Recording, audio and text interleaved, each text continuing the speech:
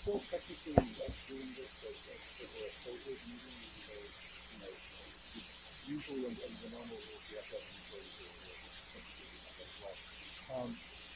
I'd say that it would be preferable if folks could be visible just so that we can monitor whether or not we need those cameras. We don't, I don't, I'm not ordering people to make themselves visible, but perhaps if they cannot make themselves visible, if they would at least let us know when they're on. Yeah, so yeah, yeah, sure.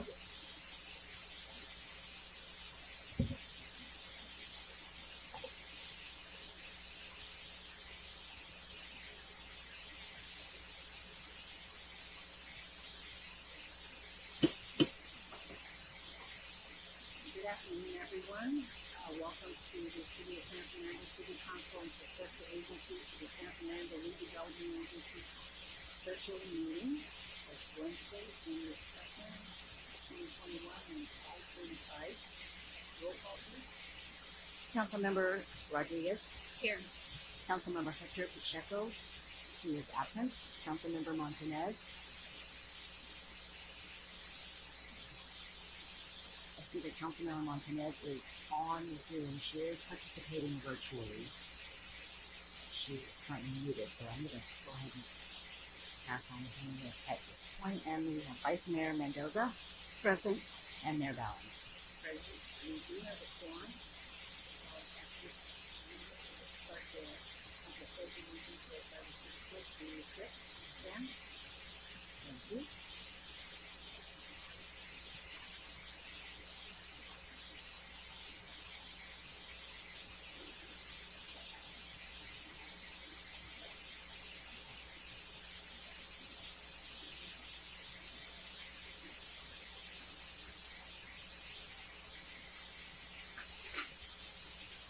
Is there a motion to approve the agenda?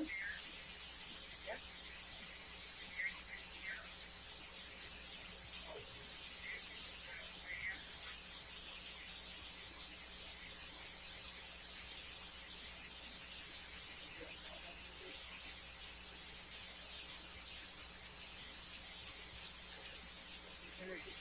Councilmember Montanez, can you hear us now?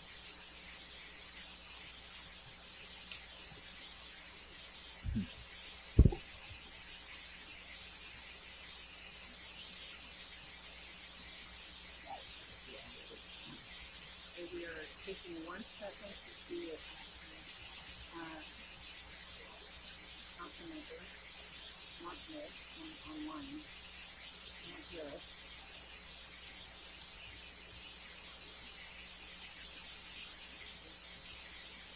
Okay.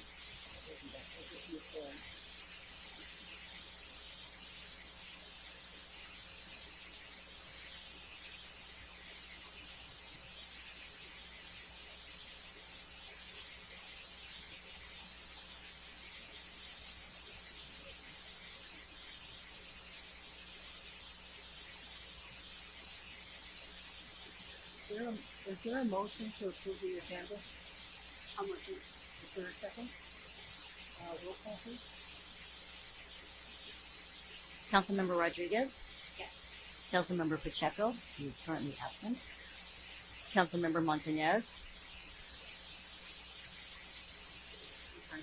There's a technical difficulty. I believe she can hear us, though. Vice Mayor Mendoza? Yes. And Mayor Ballin? Yes. Motion passes, and there's no presentations tonight. And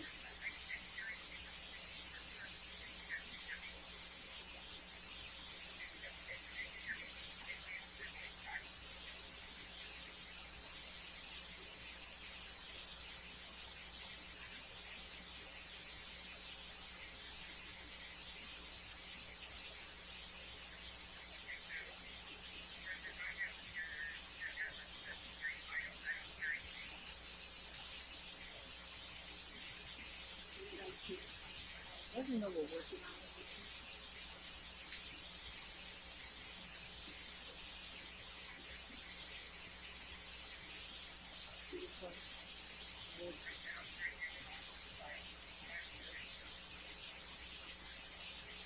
to read the quorum in order? Yes, I will. Thank you. Decorum and order. The City Council, elected by the public, must be free to discuss issues confronting the city in an orderly environment. Public members attending City Council meetings shall observe the same rules of order and decorum applicable to the City Council Procedural Manual. Any person making impertinent, derogatory, or slanderous remarks, or who becomes boisterous while addressing the City Council or while attending a City Council meeting may be removed from the room if the presiding officer so directs. The Sergeant at Arms and such person may be barred from further audience before the City Council. I will also read the public comments statement. This is the time for public comments, which is limited to 3 minutes. Callers, please note, in order to speak live, you must close your YouTube stream of the City Council meeting due to an approximate 8-second delay and will interfere with the live meeting stream to YouTube. Again, please close the YouTube stream when calling in. Callers, when it is your turn to speak, you will be identified by announcing the last 4 digits of your telephone number. Thank you. And now the decorum and order and public statements will be read in Spanish.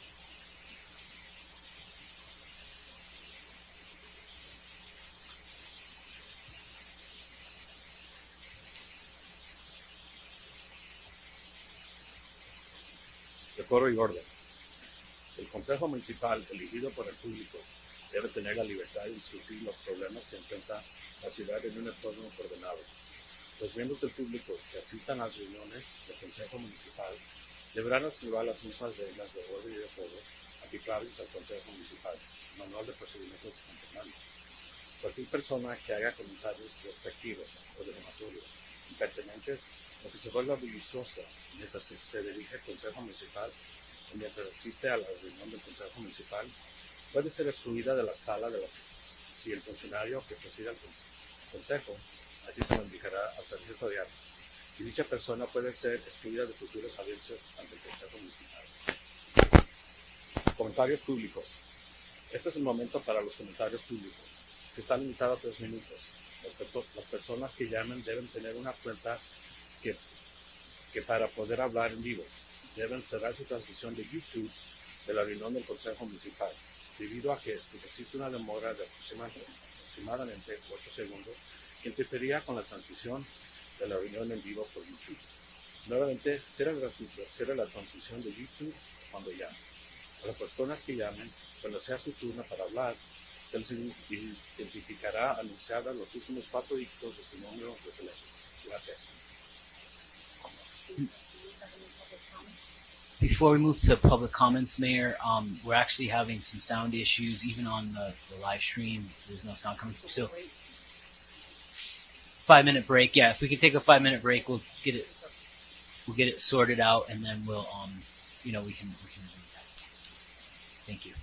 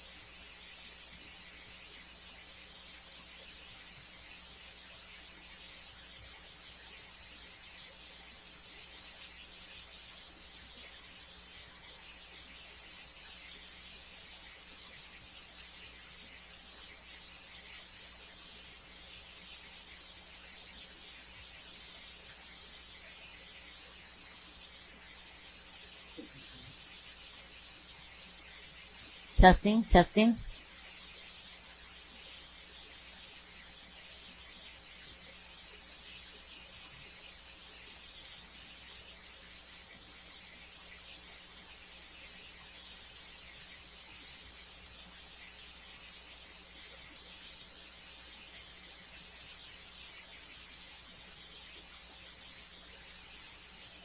Testing, 1, 2, 3, testing. Testing, 1, 2, 3, testing. Testing, testing, 1, 2, 3.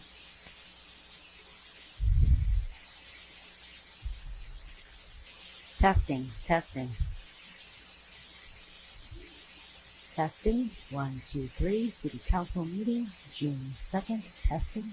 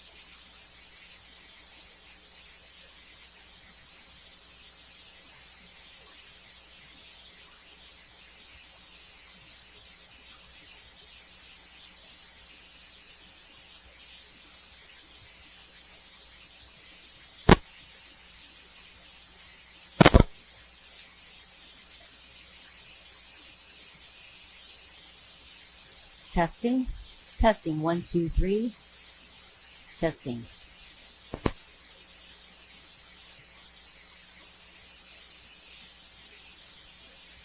Testing, testing, 1, 2, 3, testing.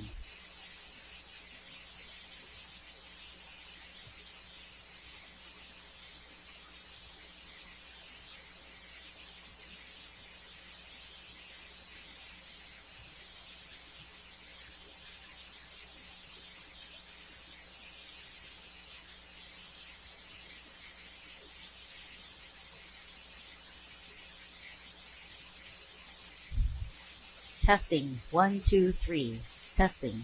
Sound check, sound check.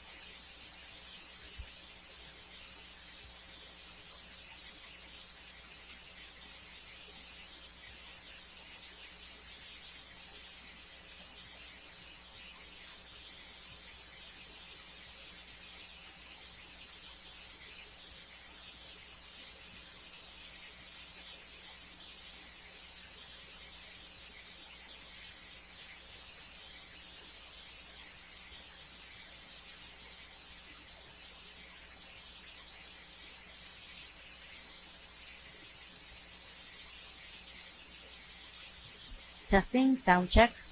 Testing, 1, 2, 3. Testing, testing, sound check, 1, 2, 3.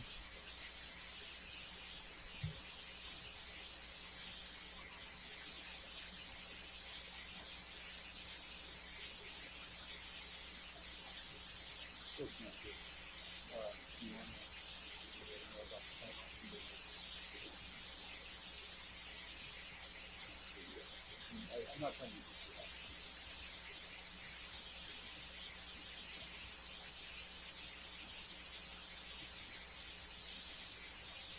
Well, I don't want to offer it.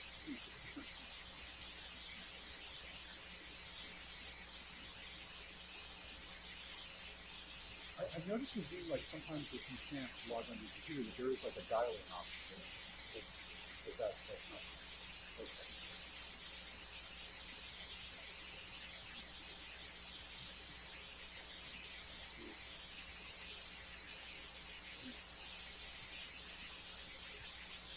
Right.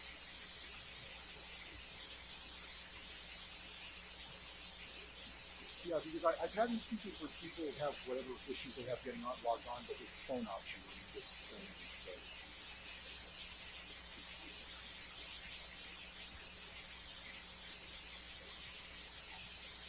I think it comes back to this. She's asking if I need help log out and log back. No, it's a sound issue, not anything. So even if you get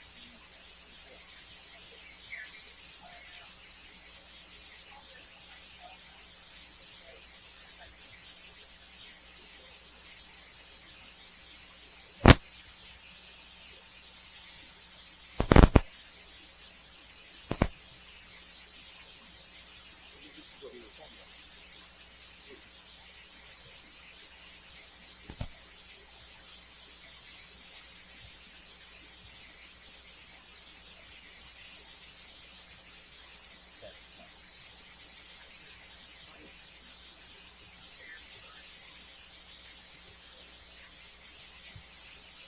Test, test, test.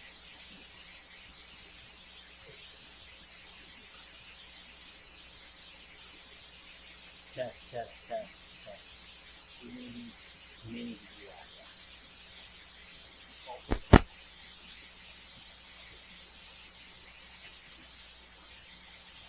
Just ask her to hang tight.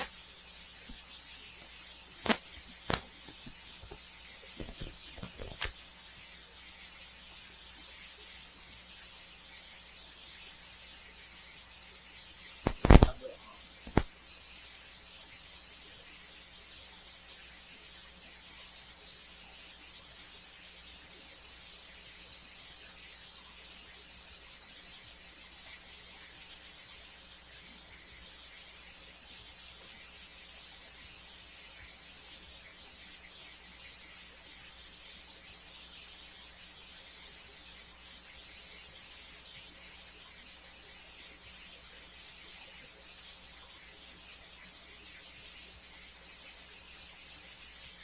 if the YouTube sound is working.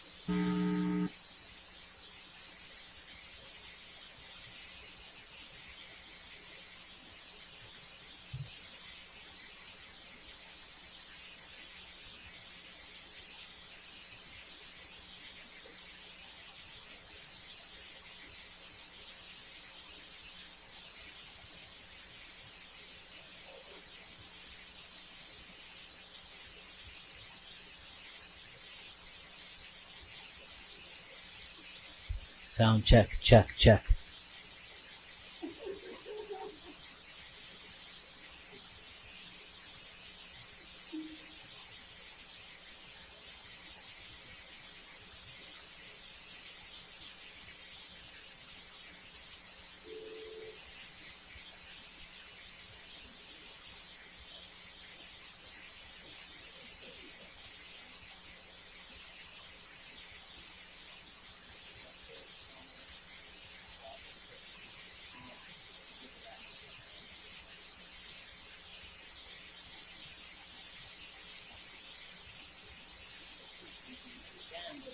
And now I'm trying through my computer.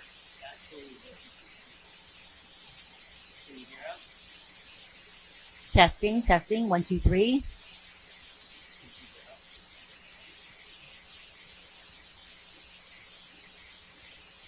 Okay, so it sounds like you could hear me through my computer, but I can't hear you. I'm going to log off and then re-log on.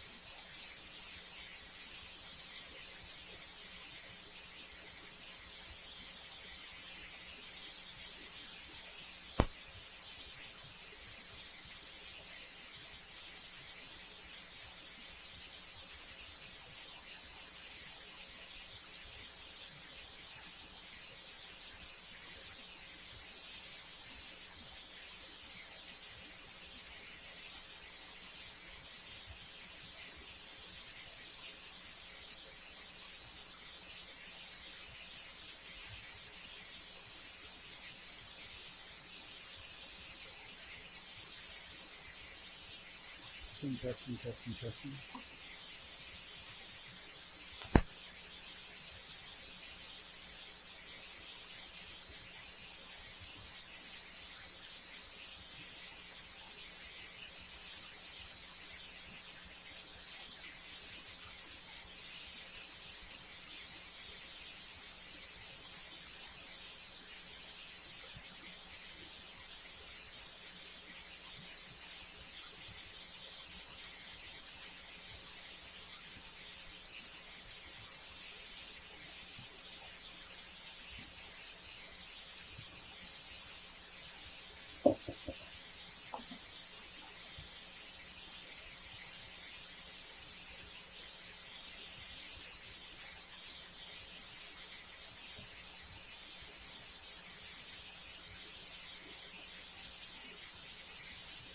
Okay, Testing, there we testing. go. Now Ivy's here.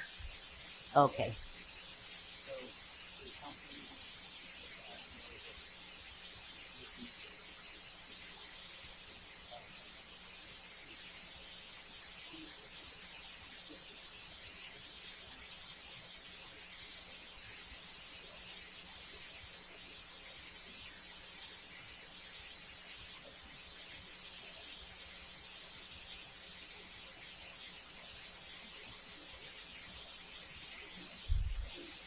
Testing, testing YouTube stream volume. Testing.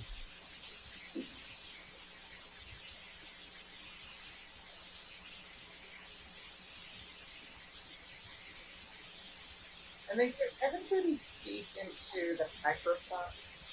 Hello, can you hear us, Councilwoman? Okay, Rich, I can hear you. Okay. I think, yeah, just to make sure it's heard clearly, folks just have to speak directly into the microphone. And just for your own FYI, we can hear you loud and clear. You're coming through very clearly. Okay, great. Yeah, so there's something on um, the sound back to the people on Zoom, and I'm assuming also folks on YouTube. Yeah, there's some Not- acknowledgement that it's a little faint on Zoom, so IT is trying to kind of troubleshoot that. But I guess in the interim, if we could just speak clearly into the microphone. Okay, great. Councilmember Montañez, can you hear me okay? Yes, I can hear Okay, you. great. Okay, so I think we can start the meeting. It's I know on the YouTube channel it's very faint. There is audio, but it's faint. I think there may be a cabling issue between the two. However, it is there. We are broadcasting, and we can and it works through Zoom. So we can restart the meeting now if you'd like, Mayor. And we're at public comments.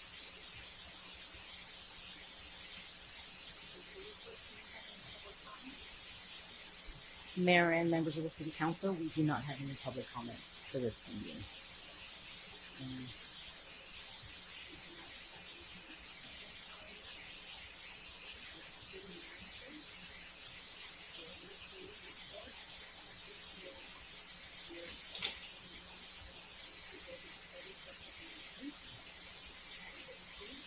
Thank you, Mayor. And just as a reminder, make sure everyone pull your microphone nice and close so that people can hear you when you do speak. Tonight we're going to go over capital improvement projects, as well as some follow up from the prior budget study sessions, so that staff can get additional direction and come back with some follow up information on June 7th. The Public Works Director going to be giving the CIP presentation, and if I can ask the city clerk to please allow screen sharing, and he will go through his presentation.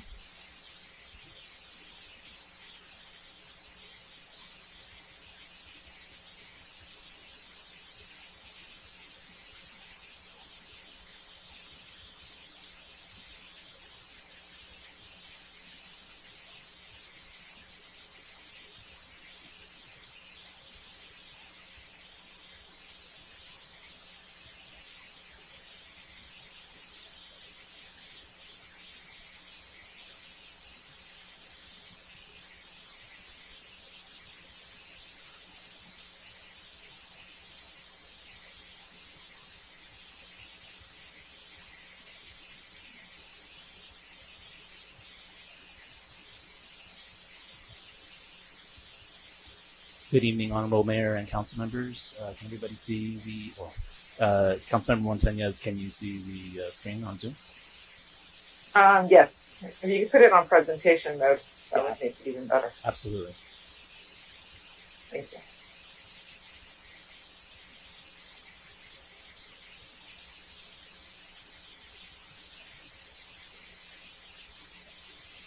Okay, as Nick was saying, tonight I'm going to go through our capital improvement projects next couple of years. And I'll walk you through the first slide, which goes over the projects of both this fiscal year and next fiscal year, the funding sources, and the total amount. I've also included a description of the kind of what the benefits are with the money we're being spent. So typically, we are breaking these up into three categories: the road infrastructure projects, the water system projects, and the sewer system projects. And for fiscal year 21-22, we have about $6.8 million allocated in grant funds, other sources for a number of projects: annual street resurfacing, Pacoima Wash Bikeway, which we're starting this year, Safe Routes to School, which we look to finish this year, some safety improvements, fencing along Glen Oaks Bridge over the Pacoima Wash, Phase 2 bus shelters, and Pico Street resurfacing. Everything that I'm showing in red there are projects that are slated to actually be completed in this fiscal year, with the other projects continuing over to the next year. In the water system, we have $9.5 million roughly set aside for the Reservoir 4 replacement project, which we plan on starting this year and finishing early next year. Water main replacements, also that's an annual project. Upgrading the electrical panels, booster pumps, the GIS system, ion exchange treatment system, and the lower reservoir fencing. These are all projects that would wrap up in this fiscal year. The infiltration project at Rec Park being one that we start this year and finish in the next year, year and a half. Total amount spent is $16.9 million roughly, and basically looking at our return on investment, we're looking at a different approach to paving this year, and our goal is to achieve about 19 miles of pavement improvements, bridge safety improvements at the Glen Oaks Bridge, 15 new bus shelters, safety improvements for routes to 3 elementary schools in the San Fernando Middle School, and those are Gridley Elementary, O'Melveny, and Morningside. 0.8 miles of new water mains, 0.75 miles of new sewer mains, the new electrical panels at the largest well 2A and the MWD pumping station, new booster pumps at the Arroyo station, a water system that has been integrated with GIS, and a new IX treatment system for well 3, as well as security fencing at the lower reservoir. Funding sources for fiscal year 22-23, about $5.3 million for road infrastructure projects, $9.2 million for water system projects, and about $500,000 for sewer system, with a total of roughly $15 million. And we hope to achieve another 10 miles of paving next fiscal year, 0.5 miles of water mains, 0.75 miles of new sewer mains. The new bike trail, Pacoima Wash, should be completed in the next fiscal year. Citywide traffic signal improvements, 2 to 3 city parking lots being repaved, the new water reservoir being completed, and the ability to divert runoff from the Pacoima Wash and recharge a local groundwater basin as part of the infiltration project. And that's infiltrating roughly 130 million gallons of storm water into the San Fernando groundwater basin. This is a breakdown of the sources. Typically for our road projects, you have money from Measure M, Measure R, Prop C, and SB1. Measure R, Measure M, and Prop C being managed by Metro, and the SB1 funds being managed by the state. We have different sources for the Pacoima Wash Bikeway, ATP Cycle, which is managed by Caltrans, and an AQMD grant. Safe Routes to School funding, which we've had for some time, so we're really looking to wrap this project up in the next year. The CDBG funding, which is the last time we'll be using for some time any funding for street resurfacing, and there's one final project to wrap up, the Pico Street resurfacing project. The FTA federal funds are remainder funds, $250,000 for the Phase 2 bus shelter project, and this will allow us to do roughly 15 bus shelters throughout the city. Measure W regional money, which what I'm showing there is money that we're going to be using this year, but as a total, we're getting about $9 million, with $2.5 million being used this year. Another $500,000 from Prop 1, also for the regional park infiltration project. $3.75 million for the reservoir replacement project, with another $1 million being used next year.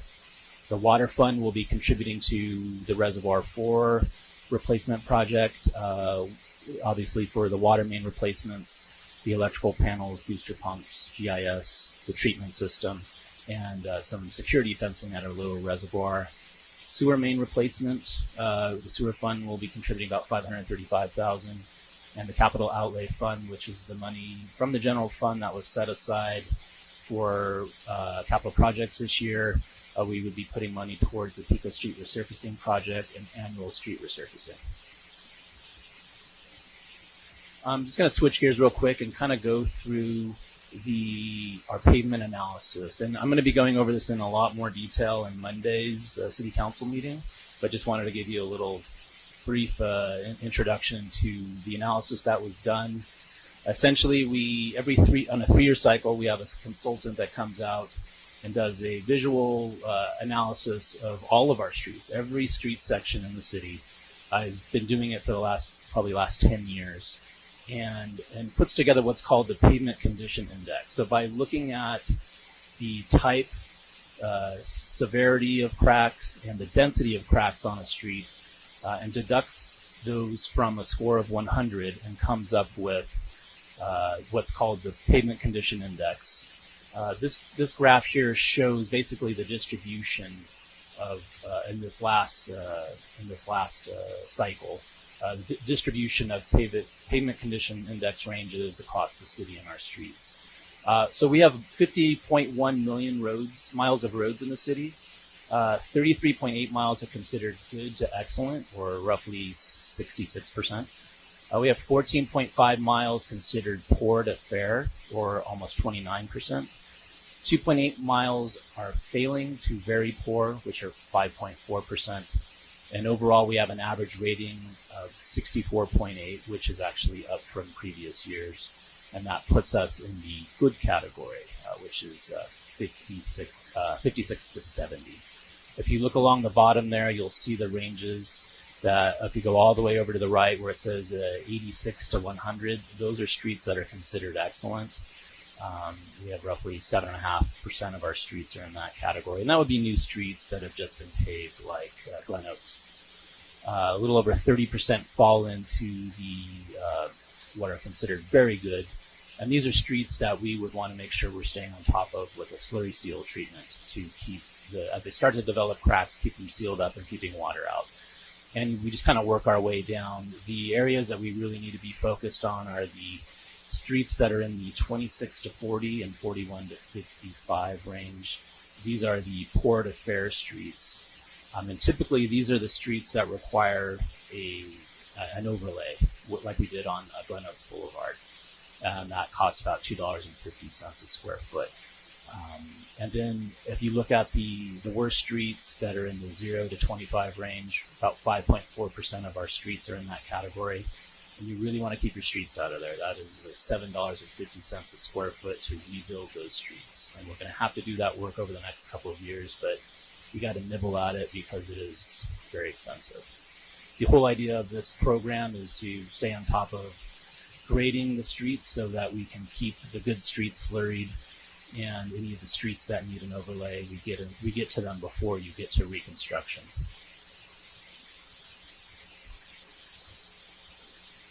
I've got some photo examples here. You can't really tell, unfortunately, with this lighting, but this represents a street that has very little cracking on South Workman, the southern part of the city. This would be a street that just needs a slurry seal. This represents an area that we would typically do an overlay on. There is, a fair amount, moderate amount of cracking, alligator cracking, that we would get in there and do some repairs, and then we would do the overlay on top of that. And the overlay essentially is grinding down the upper 1.5 to 2 inches of the pavement surface, and then paving over that, bringing that back up with the 2 inches of pavement. And the last one, and unfortunately, you really can't. This photo doesn't do justice on the wall, but this is Alexander Street, and there's a particular section of Alexander. This is one of the worst streets in the city, from about 5th to Glen Oaks. It's just you can't walk an inch without seeing severe cracking. And so this is one that we would need to rebuild. Put together a little map showing the approach that we would be taking this year. The colors represent the different types of pavement treatments. We would still be doing some sections of streets as road overlays, but the majority that you see there in pink is the approach that we're going to take next year, which is first doing dig out repairs and then doing a slurry seal on top of that. And the reason why we want to take this approach next year is that it's fairly inexpensive and it buys us some time. It's much cheaper than trying to do an actual overlay. But the reason why we need to delay on a lot of this is we really need to start looking at the condition of our water and sewer mains below the roads that we're paving. The last thing we really want to be doing is investing about $1 million to pave 1 mile with an overlay, and then 3-4 years later have to come in and trench all the way through that and put in new pipes. So we will be doing a thorough review of our water and sewer mains in the next year. But in the meantime, this is what I call a holding strategy. It would allow us to go in, repair a lot of our streets, put a slurry seal on top of that, keep it from getting worse over the next 3 to 5 years, and look for a funding strategy to address the older water pipes. And the next slide will go into that a little bit more. So we have about $3 million to spend on roads in fiscal year 21-22, as I was saying before, with this approach where we'll be doing slurry and dig outs, the holding strategy. We're looking at doing about 19 miles of paving. Typically for that $3 million, we would get about 3 miles paved with a thin overlay approach. So we'll actually see a lot more paving in the next year. Again, with the streets that are in pink, at some point in the future, we would be going back once we know the condition of the pipes. We have the money to go in and put in new water mains or new sewer mains, and then we can pave over those properly. But this buys us some time and saves us a lot of money in terms of keeping streets from getting down into that reconstruction category or needing $7.50 a square foot like Alexander.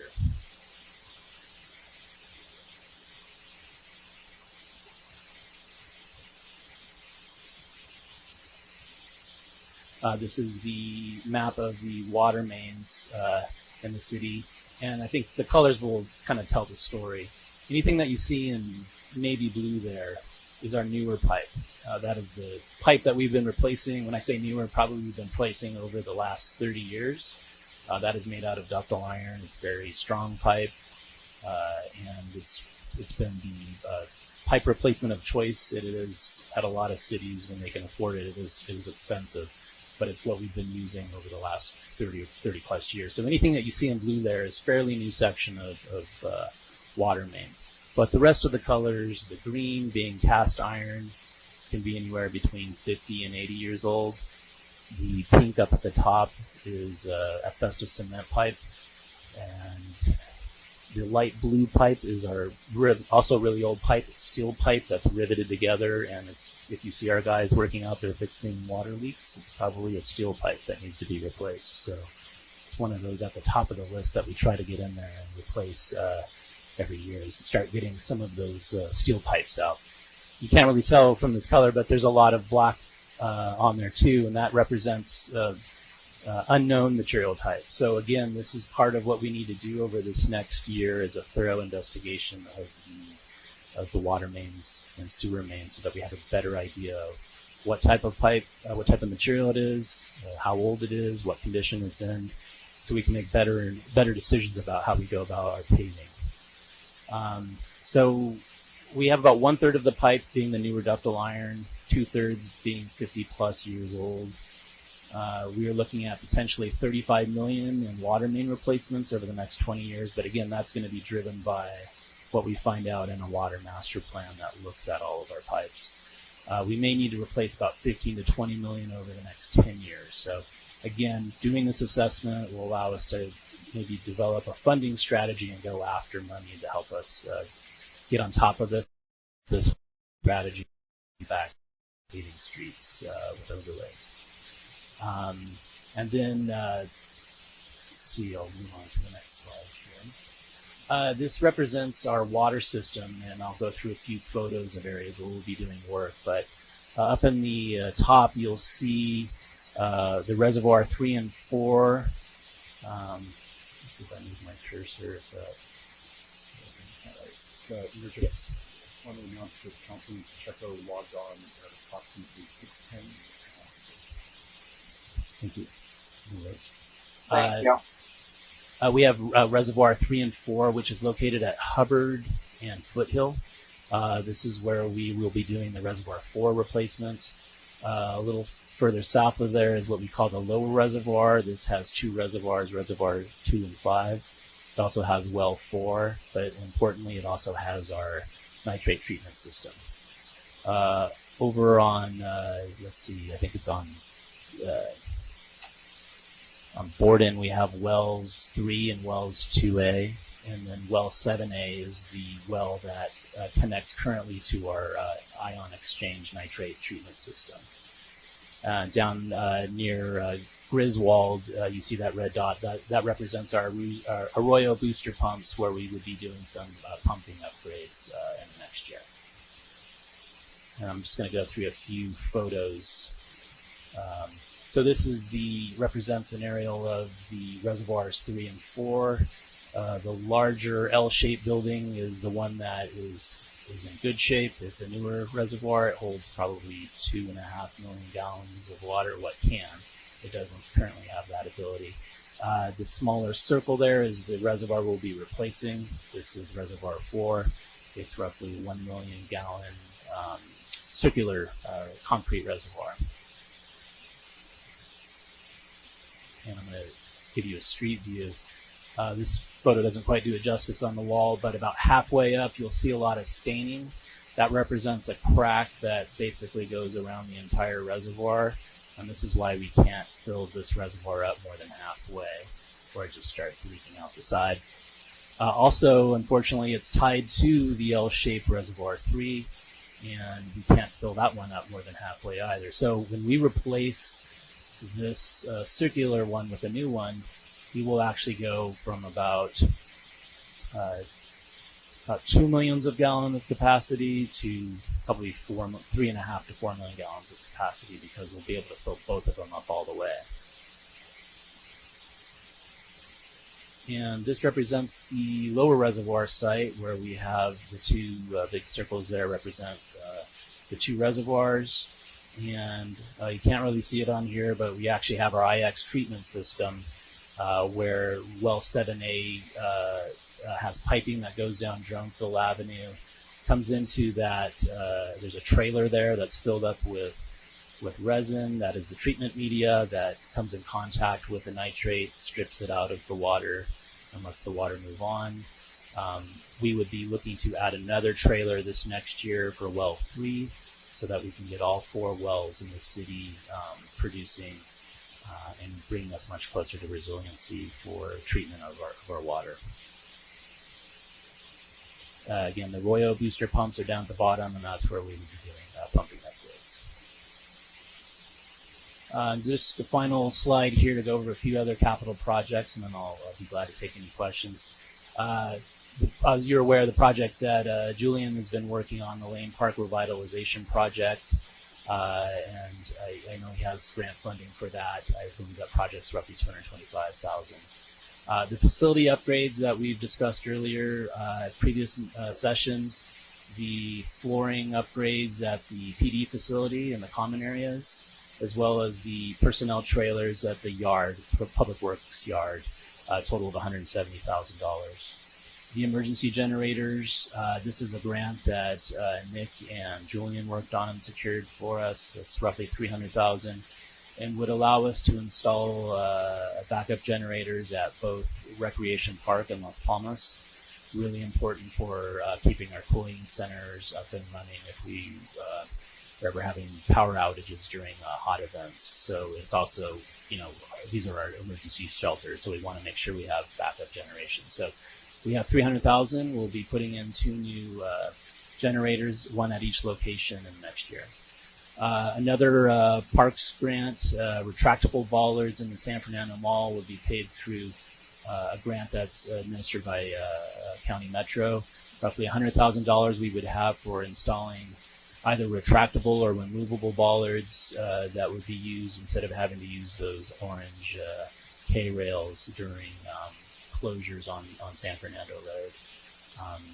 And finally, through Measure W, the municipal funds that we get each year, we have roughly $375,000 that we can put towards developing a new waste management system within the San Fernando Mall, instead of having the exposed trash enclosures that lead to a lot of illegal dumping. This is funding that we would be able to use for building a new system. We're currently working with a consultant right now, and we're actually meeting with them all next week to talk about some of those preliminary findings and going toward next steps, which would be developing plans and actually looking at a construction project to build new trash enclosures, possibly install some trash compactors to help reduce the number of bins that are required, and other possible options. So, like I said, we have about roughly $375,000 for that. And I believe that wraps up what I have. And I'm open to any questions. Thank you very much. And before I call on the council member, I'd like to say that I would like each council member to have the opportunity to ask their questions, express their thoughts, and I will look around the room and see if any council members would like to ask a question or make some presentation, and I'll call upon them. But I would like to respect one another and not interrupt the council member speaking. With that, I'll start with council member Martinez.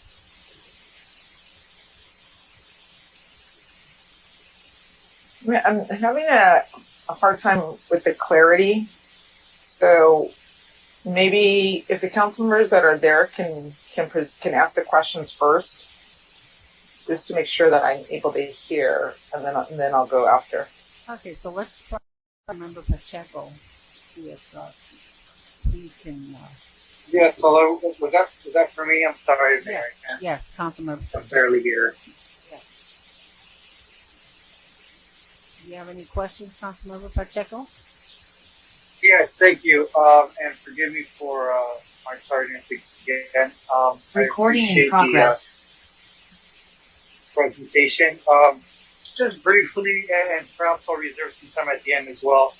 Mr. Baumgartner, is it possible, or is this something that might be too burdensome for your office to perhaps include like an annual, very simple one-page infographic type map, similar to what you presented to us here, like in the January water bill, just for residents to see, hey, these are the streets we're working on this year. These are the water mains we're replacing this year. Obviously, we don't want it to be too expensive or, too much of a workload, but I think that would be helpful for folks to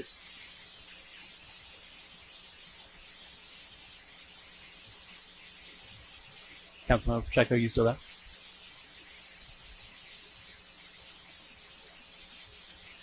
curious as to whether you think that might be a good idea.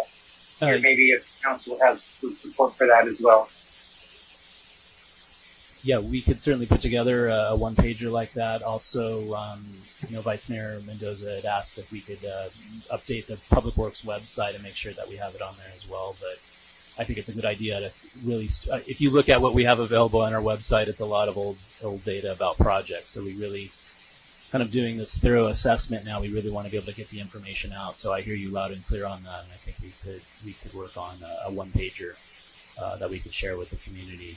We could look for other areas we could get it up, maybe at the pop-up events on the weekends. But I'm open to any ideas that the council members have on that. But certainly, I think that's a great idea. We really want to start communicating what we're trying to do.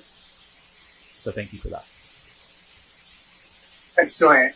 Second, could you briefly touch on exactly what goes into the rehab of a bus shelter, and how you land on the number 15, et cetera? Maybe just kind of dig into it a little bit. Sure. And basically, I know there's like shades, vents. Yeah.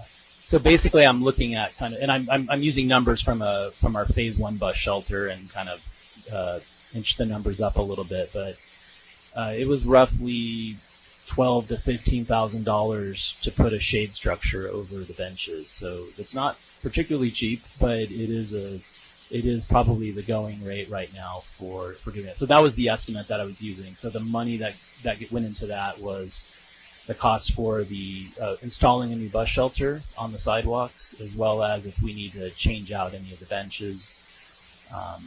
And that's essentially just the work associated with that. So procuring the materials and then the installation. So we'd have a contractor do that just as we did during phase one. And using the costs for the phase one project and increasing those slightly, we came up with roughly 15 that we thought we'd be able to do with the money that we have from FDA. Is there a trash can included? Is there a trash can? So, yeah, what I wanted to say about the trash bins is one of the things we're thinking about. If you notice right now, we have either concrete or metal trash cans that are with the bus shelters. And we also, at a lot of them, we have the black can that's provided by Republic, and Republic actually goes out there and dumps those. We handle the maintenance on the concrete or the metal ones. I've been talking this over. I think the right approach would be actually to take out the ones that we have and use the Republic ones. They're already doing that. They're providing that under contract. So we would be looking to put all of those black cans at the bus shelter locations and take out the old ones. It also saves a lot of maintenance time for our staff, that they don't have to go out there and change out the bags. And when you have two cans there, sometimes what happens is you get some of that illegal dumping that you see in other locations where we have cans just kind of sitting out there. So we would definitely have one can at each location, and I would be working with Republic to make sure that we have new cans and that they're being changed out. Are there any net new cans, or are we just replacing cans? Well, we would be using the same black cans that say City of San Fernando on them that they provide to us. No, I'm sorry. I guess let me rephrase. The shelters that we're I guess renovating under this plan. Yes. Do they already have cans, and then we're just replacing them, or are some of these shelters without any sort of can, and we're adding a black can? Sure. I'd have to look. We haven't identified which locations we would do, and the reason why is we really need to take a look and see which ones might be the best based on ADA compliance, because we do have a lot of locations where we don't have a lot of space. So we need to kind of go through, do that analysis very quickly. But to answer your question, if it doesn't have one, we would be including one. If it does have one or two, we would make sure that the one that is there is the Republic one. So there will be one at each of the locations. Okay, and part of that assessment, I'd like to look as to, you don't necessarily have to renovate all of them all at once. Obviously, it's costly, etc. But if the cost of a can, where there is no can, maybe it's half the shelters or quarter of the shelters, that could be the first step to the renovation. I believe that would be a very welcome first step. So I'll try to chat with you offline on that and see, where we can land on that. But besides that, I think I'll just go ahead and pass the mic to my colleagues. Thank you. Thank you. Thank you very much. Councilmember Montanez, did you want to try?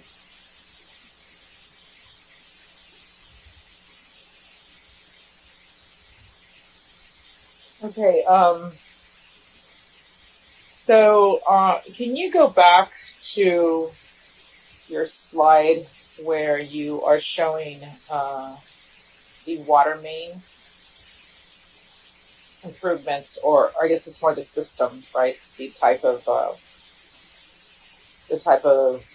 material that we're using for our water. So can you go back to that slide? Yes, I'm going to give me 1 second as I reshare this slide presentation.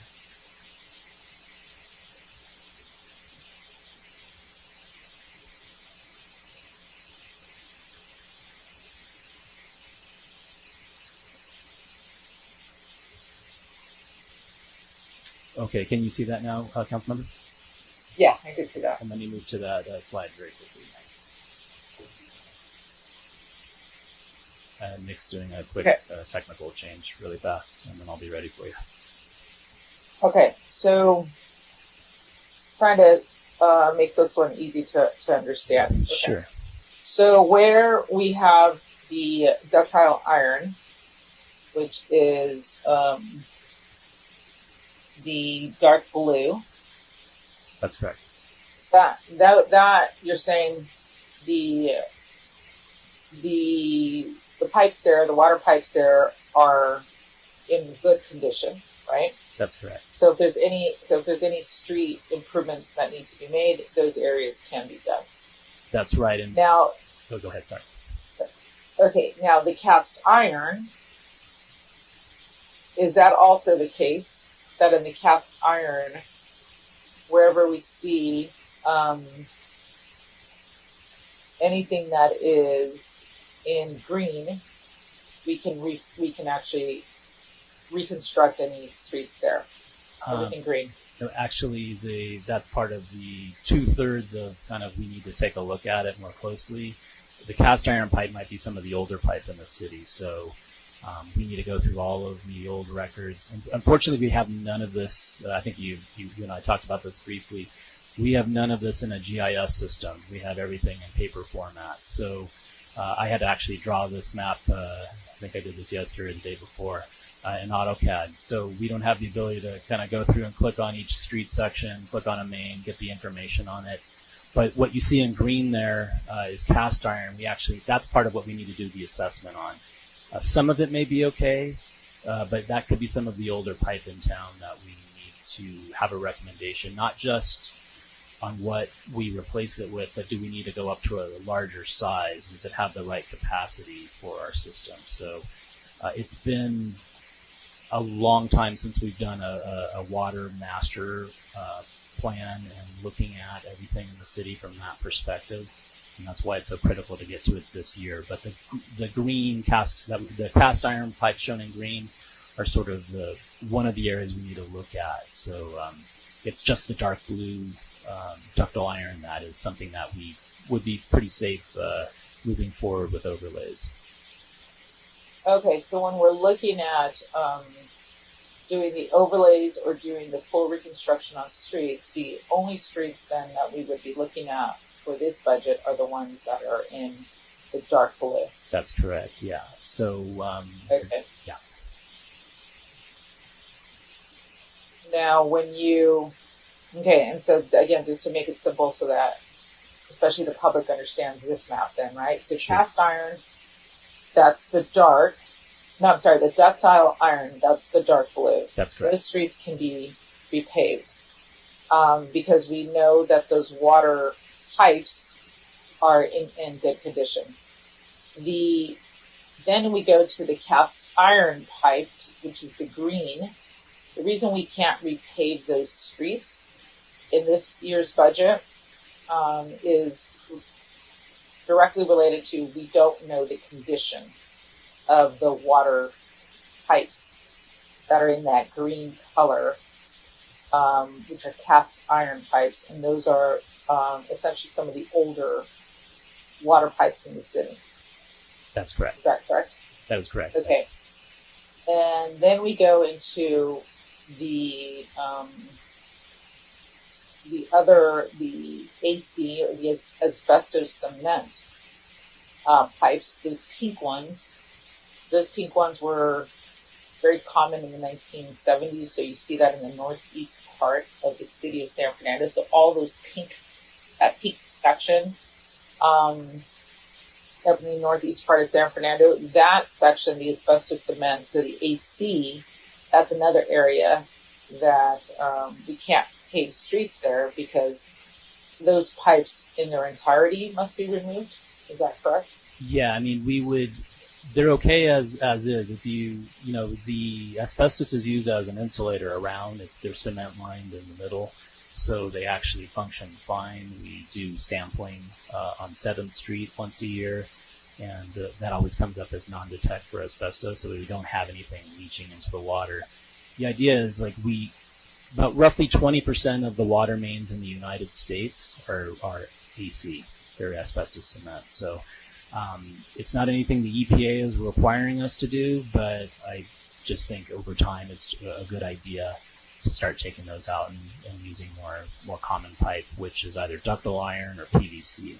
So that's something that we would be looking at, as well as we move forward with water main projects, we could potentially be looking at using PVC instead of ductile iron, because PVC is substantially cheaper right now as we do replacements. So the pink area, the AC pipe, is something that we would be taking out, but that would be part of the assessment that we would do this year as well, just sort of what is the condition of the pipe. And we haven't really had any leaks up in that area. The pipe actually holds up pretty well. It's roughly 45 to 50 years old. It's held up well. It hasn't had leaks as far as I know. But it is an area that we would be targeting for taking out the pipe. It's also an area where the roads are pretty rough. So that's why we don't have the money to go in and replace all. If you look at that pink area there, that's probably about $3 million right now to replace all of that pipe in the pink area. And so that's just one small quadrant of the city. So, but we also have really rough roads there. So we obviously don't have the $3 million to replace all of those pipes and pave right now. But at the same time, we can't let the roads degrade to the point where we're going to need to spend the $7.50 a square foot for reconstruction. So this is that holding strategy, and I think this is a good example of why we need to do that, because it would ideally we would have the money, we would replace all the pipes, and we would do the overlay now. But we need to kind of be smart about it. So this kind of is a good example of that. Okay, so we aren't having a lot of leaks on the asbestos cement pipes. That's correct. Or any leaks. Yeah, really the rough areas are the steel pipes that you see in the light blue color. Those are the areas where we have most of our leaks in town. And those are sections that we're taking out some of that next year. And probably over the next 2 years, we would like to get all of that light blue pipe out. And that represents the steel, the riveted steel pipe. That's also older pipe. It's probably 60 to 80 years old, but it's the area. Workman is a good example, or there's areas on 4th Street. You might see our water crews out there at odd hours working on emergency water main repairs. And so that's an area that we would be going after for leaks. Okay. You don't have a live map of this, because right now it's hard for me online to see the difference right now between the greens and the blues.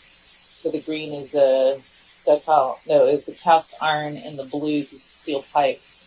It's not a live map, right, where you can change it to maybe like an orange, so that you can see where the steel pipes. This is a good example of why we need to get that GIS system up and running. So that's why I recommend it, right, doing the GIS Thank you. presentation. Yeah, no, unfortunately I don't have that. So the steel pipe, sounds to me that's the priority area, is what I'm hearing you say, right? So wherever we see the light blue, yes, that's where our maintenance crew and our public works crews spend a lot of their time. That's correct. Is going to repair these steel pipes.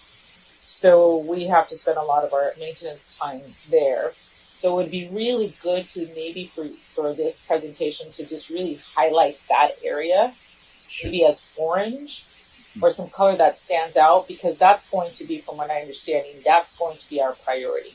That's correct. Area. Okay, so can you just lay out, because it's not clear for me right now on this map, what are those streets that have steel pipes that fall in the category of also, then when we overlay the street improvement map, which streets end up being steel pipes plus maybe reconstruction as a priority, or is it steel pipes plus overlay, or is it steel pipes and slurry? Yeah, so the critical areas along Workman and 4th Street, there's a good section of that old steel pipe that we need to take out, and we'll be addressing some of that next year as part of the $640,000 that we have set aside for water main replacements. Unfortunately, I can't even see the streets very well right now, But we do have a few sections in the southern part of the city as well. It looks like on Pico and Silas, maybe down over by Mott Street as well as you get closer to Fox Street. I think that represents the majority of the steel pipe that we have a couple of very small sections. I think there's one that's off of I think that might be Jesse. I think that's Jesse Street at the very end of Jesse, getting close to Rec Park. So that represents the steel pipe that needs to come out first. Okay, or maybe whatever we do, since steel pipe is a priority, That's correct. Let's just choose the color. Clearly the northeast corner with that pink, Right. that stands out, right? So the AC pipe stands out. So let's just do that if you can. Or, I'd like to have a discussion with you on that, but I think the whole council should also, and the public should just see that moving forward. Sure. If we could do that red Yeah. or orange, a color like that, let's do that so it's very clear to people, because I know we as council members get requests, as does the city, frequently about streets that need to be repaired, and I go walk them, and the residents are absolutely correct that their streets need to be reconstructed or resurfaced, but then we don't know what's going on underground. And so when you give us this information, it makes it now, understandable why you can't go in and, repave the street right away if there is plans to remove some of the steel pipe as a priority that's leaking. And then we could then put together a plan for how the steel pipe gets removed, then the street gets fixed. So this map, I think, is really important to help us as residents understand what's impacting us underground that doesn't allow our streets to be repaved and resurfaced immediately. So let's make this map clearer in that way. Absolutely. I'll work on choosing probably a reddish color might be good. I think I shied away from orange because it was essentially the same color as some of the major roads there. But I think a red might make it pop a lot better. So thank you for that suggestion, and I'll work on that. Okay, so let's do that red, because I think now when you look at that red, and do we have an estimate of how much it would cost us to keep it simple again? The red streets, which again are the steel pipes, which again are the pipes, the steel pipes are the ones that are leaking the most and need the most maintenance. So when you look at just the red, what will be the red, the steel pipe, the ones that are leaking the most, how much of an investment do you think we will need to replace those steel pipes over the next 4 or 5 years?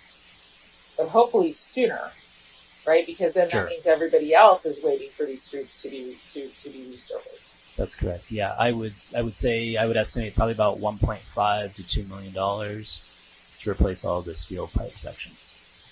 And so, like I was saying, we have 643,000 set aside for this coming year, so we can do a couple of the critical ones that are leaking the most. We're on Workman. Okay, what was the number again? 1.5. 1.5 to 2 million. That's an estimate off the top of my head here. But that's, I would say we're in that ballpark. Okay, and then we're setting aside about 650,000 of the 2 million that we need. Yeah, that's what I have this year. I have another 500,000 set aside, or that I would be putting aside next year. And like I said, we would be looking for these potential funding sources like state revolving fund, as we've talked about, either grants or low interest loans that we can put towards getting a lot more pipe in the ground. And that would be the approach that we would take. Okay, yes, I'd like to work with you on that, like figuring out how we get to that 2 million. That doesn't sound like a lot of money. But again, I can't tell exactly where all the reds are going to be yet on this map. So put together a plan for us to get those pipes replaced as soon as possible. Sure. And then begin the process then of repaving the streets. So now when we go over to the map on our street conditions, can you tell me then, just looking at again high priority areas, remembering the steel pipe neighborhoods, which of these streets in this area overlap with the steel pipe?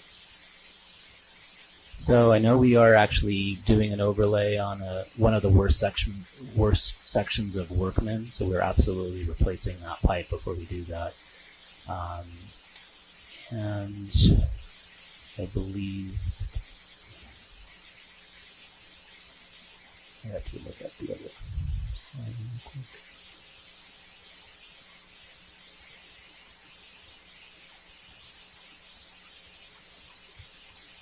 And Matt, if it's easier to try to spend some time GISing this. Well, yeah. that Unfortunately, we might don't be have then- the GIS, so it would just be kind of making a clearer map for us to use right now. But yeah, we would. There's a few other factors that are involved in sort of some of it is the steel pipe, but a lot of it is also the condition of the pavement and trying to keep Right. certain sections getting to reconstruction, regardless of the type of pipe that's there. It's some of it's a rush to keep some of the worst bottom side overlays from becoming reconstruction streets. So there's a couple of reasons that are driving the decisions here on this map. Right. So that's why it would be helpful to understand that. So here, when we're looking at priority areas, I can't tell which ones are the areas. It's not clear which streets are the streets that Sure, and I are think now being prioritized Yeah. to be have the overlay, have the slurry seal, or be reconstructed based on where the water pipes have to be replaced or will be Right. replaced. And I think I know on Monday's council meeting we'll be presenting the pavement management report and our plan, so we can also go through that. I can work on making this map a little clearer, and so you can understand sort of the kind of the rationale behind. But I'm taking these notes, and I'll make sure that we can kind of show that thinking a little more clearly. Which ones are driven by steel pipe replacement? Which ones are driven by condition of the roads? A lot of it is the conditions of the roads and trying to keep the good streets from becoming ones that need overlays and trying to keep the ones that are at the bottom of the overlay territory and keeping those from becoming reconstruction streets. But on Monday I can kind of clear up this map and bring that forward as part of that discussion as well. Okay, that sounds good. Okay, so if I'm looking at this as a resident, if I see if my street has any color, whether it's blue, pink, green or light blue, that means something is going to happen on my block in 2021, 2022. That is the plan right now. I mean, I think the only thing that might change that would be if when we go out and reassess some of the worst streets, if they've actually gotten to the point where we couldn't do this slurry seal repair approach first and have to wait, because some of them might actually the numbering grading of the streets is somewhat it's if something's a 25, it's it could actually be better than it could be an overlay or it could be a reconstruction. So just because it's the number 25, we still have to physically assess it and see if it's something much worse than that, like Alexander Street or something that is we could easily do an overlay on. So but yes, you can assume that that's the plan right now, is everything you see in color here. Again, this will be a lot more clear as we talk on Monday night. But yes, if you see something, you can assume that this is an area. And just as a reminder, this represents 19 miles of paving. And with this $3 million, we would typically just be doing about 3 miles of paving. So we're going to get 6 times more paving done this year. So we're going to do and then with next year, we will pretty much touch everybody's street that has that in substandard condition, except some of the worst streets that are at $750 a square foot. It's going to take a little bit longer to do some of those streets, but I hope to have those wrapped up within a couple of fiscal years. Okay, that's helpful. Now, is the street in front of Vallartas or next to going towards Pavarello? Is that street on this map? I think that is that Workman that we're talking about? That Veterans and Rinaldi. Oh, Huntington. Woodworth and Huntington. I think believe Huntington. Right, it, like literally, right. You know, when you're Right. driving into Vallartas, you have to go through this pretty big hole to Right. get up to the grocery store. And I see people trip there or cars, you know, always kind of going into that hole. Is that street on this map? I can't tell again because it's a little. I don't believe it is right now, and that I believe that might actually be some. Yeah, I believe that might be some of the streets that are in the reconstruction territory. So, you know, we have to kind of think about how we balance the dollars out. If we try to go over some of those streets, too many of those streets right now, we won't have much money left over to do any of the other street resurfacing. So again, a lot of this is about trying to keep a lot of our inventory from getting into either needing an overlay or needing a reconstruction. So if we do too much reconstruction work, we won't have the dollars to, you know, spare a lot of the streets that might be transitioning into a more expensive treatment. So if I remember correctly, that area might be in the reconstruction zone. That's exactly that's what I want to try to figure out, right? In these maps, I'm not seeing which ones are reconstruction. So, is there another map? Like, if you can tell me, you know, if that street is going to be reconstructed or if it's due for some type of overlay.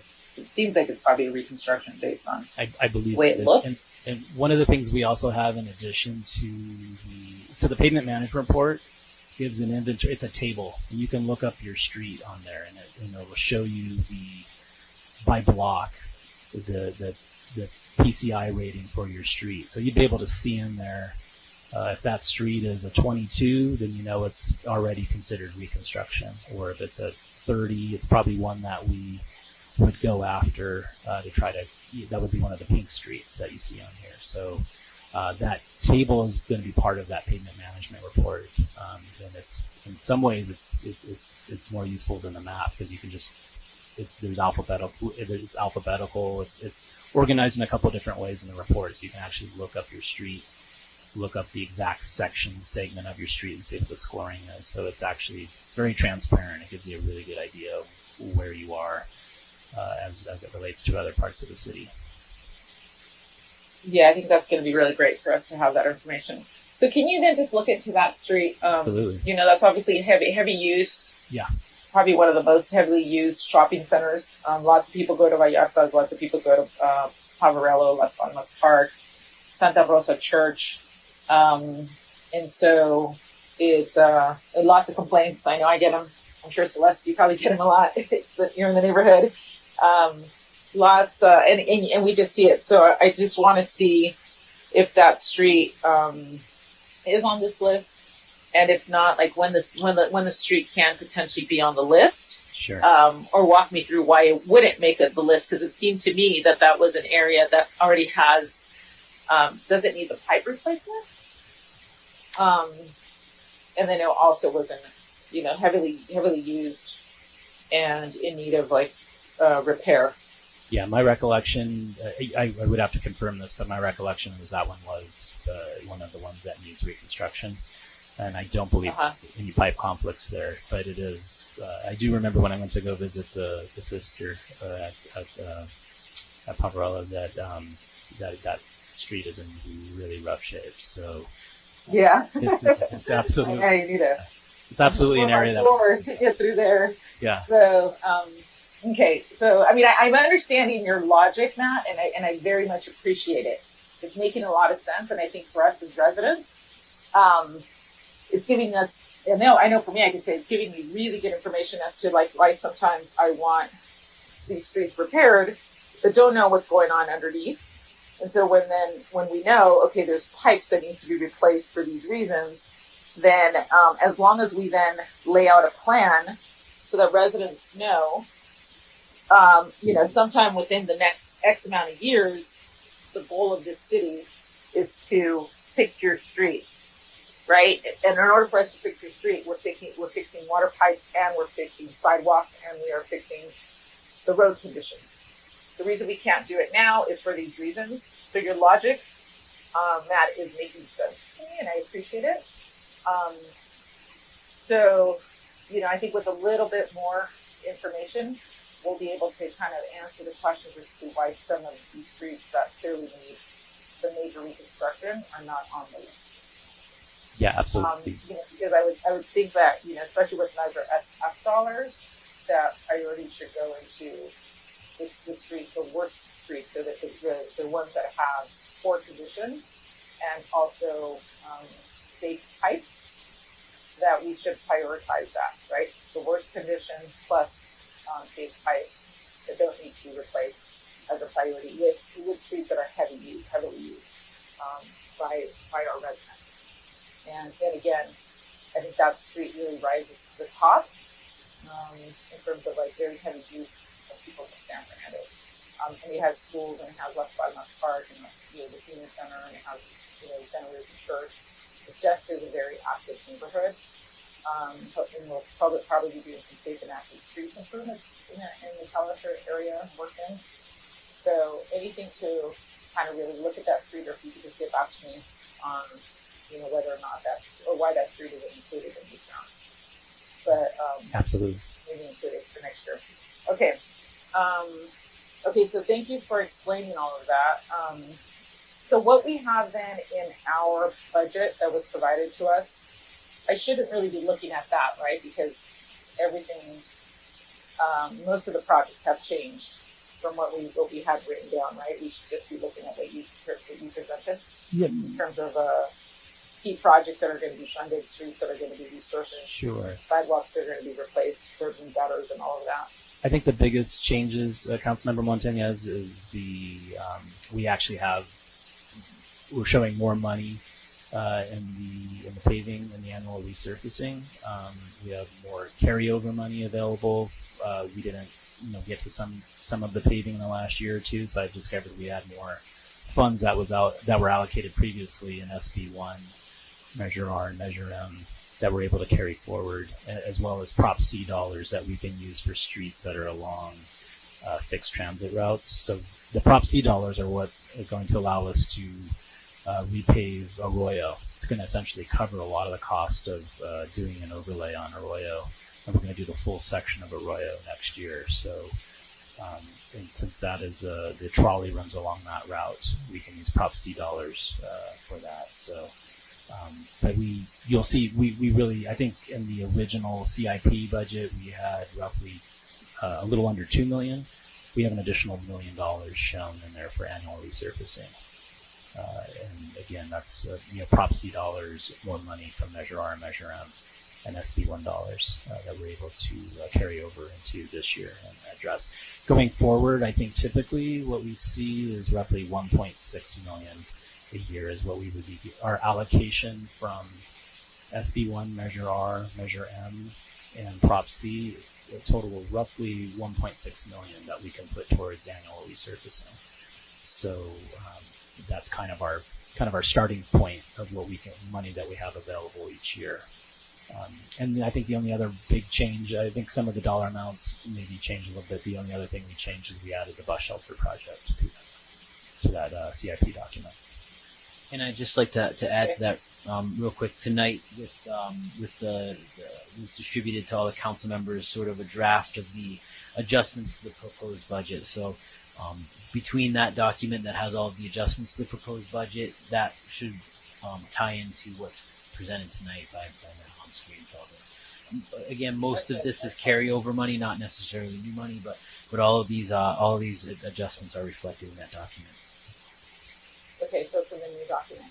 Okay, I didn't see the Prop C in the original document. That's correct. Right? Where was that? The Prop C was enlisted. Okay. I didn't even know it was available. As I looked deeper into it, I remember Diego surprising me when I sat down with him last week, and I got really excited. So that's where that addition. Yeah, it makes me excited too. That's another $615,000 in the budget that wasn't originally in the budget, right? These are the types of things I get excited about. So. Yeah. Okay. Let's find more of that. Okay. Yeah, because I didn't see that, so that's why I was asking. Yes. If it's different from what we have in our budget, so it is. Okay. Now, let's go through the Pacoima Wash, if you can, a little bit, right? Yeah. So I see that you have on the Pacoima Wash you have the ATP dollars, AQMD, Potomac Wash dollars, and I think there might have been Measure R, Potomac Wash bike-weight dollars, right? That's So correct. there's at least 3 funding sources. So where does that get us? And thank you. I know Kathy did send me an update on where we are with MRCA and U.S. Army Corps. So I'm happy to help, with any outreach to the Army Corps or MRCA. So if we are successful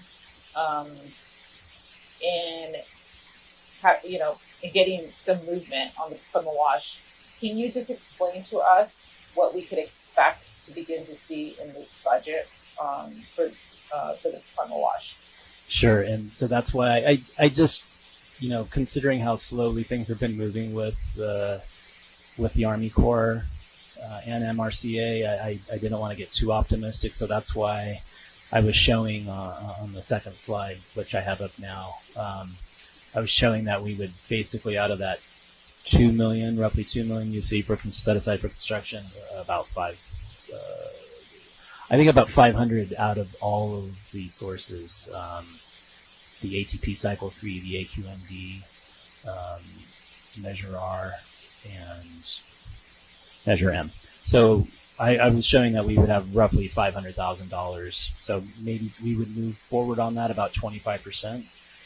That's a lot of that's going to depend on, are we going to be able to do construction near the wash during the rainy season? I'm not sure LA County Flood Control is going to allow us to do that. And so by the time we really get forward, maybe we can award and start construction in April or May. So a lot of that's going to depend on how things move forward with Army Corps. They've been holding up this whole process. I think we're at about a year now. And I've talked to you, but I'll just explain to the council.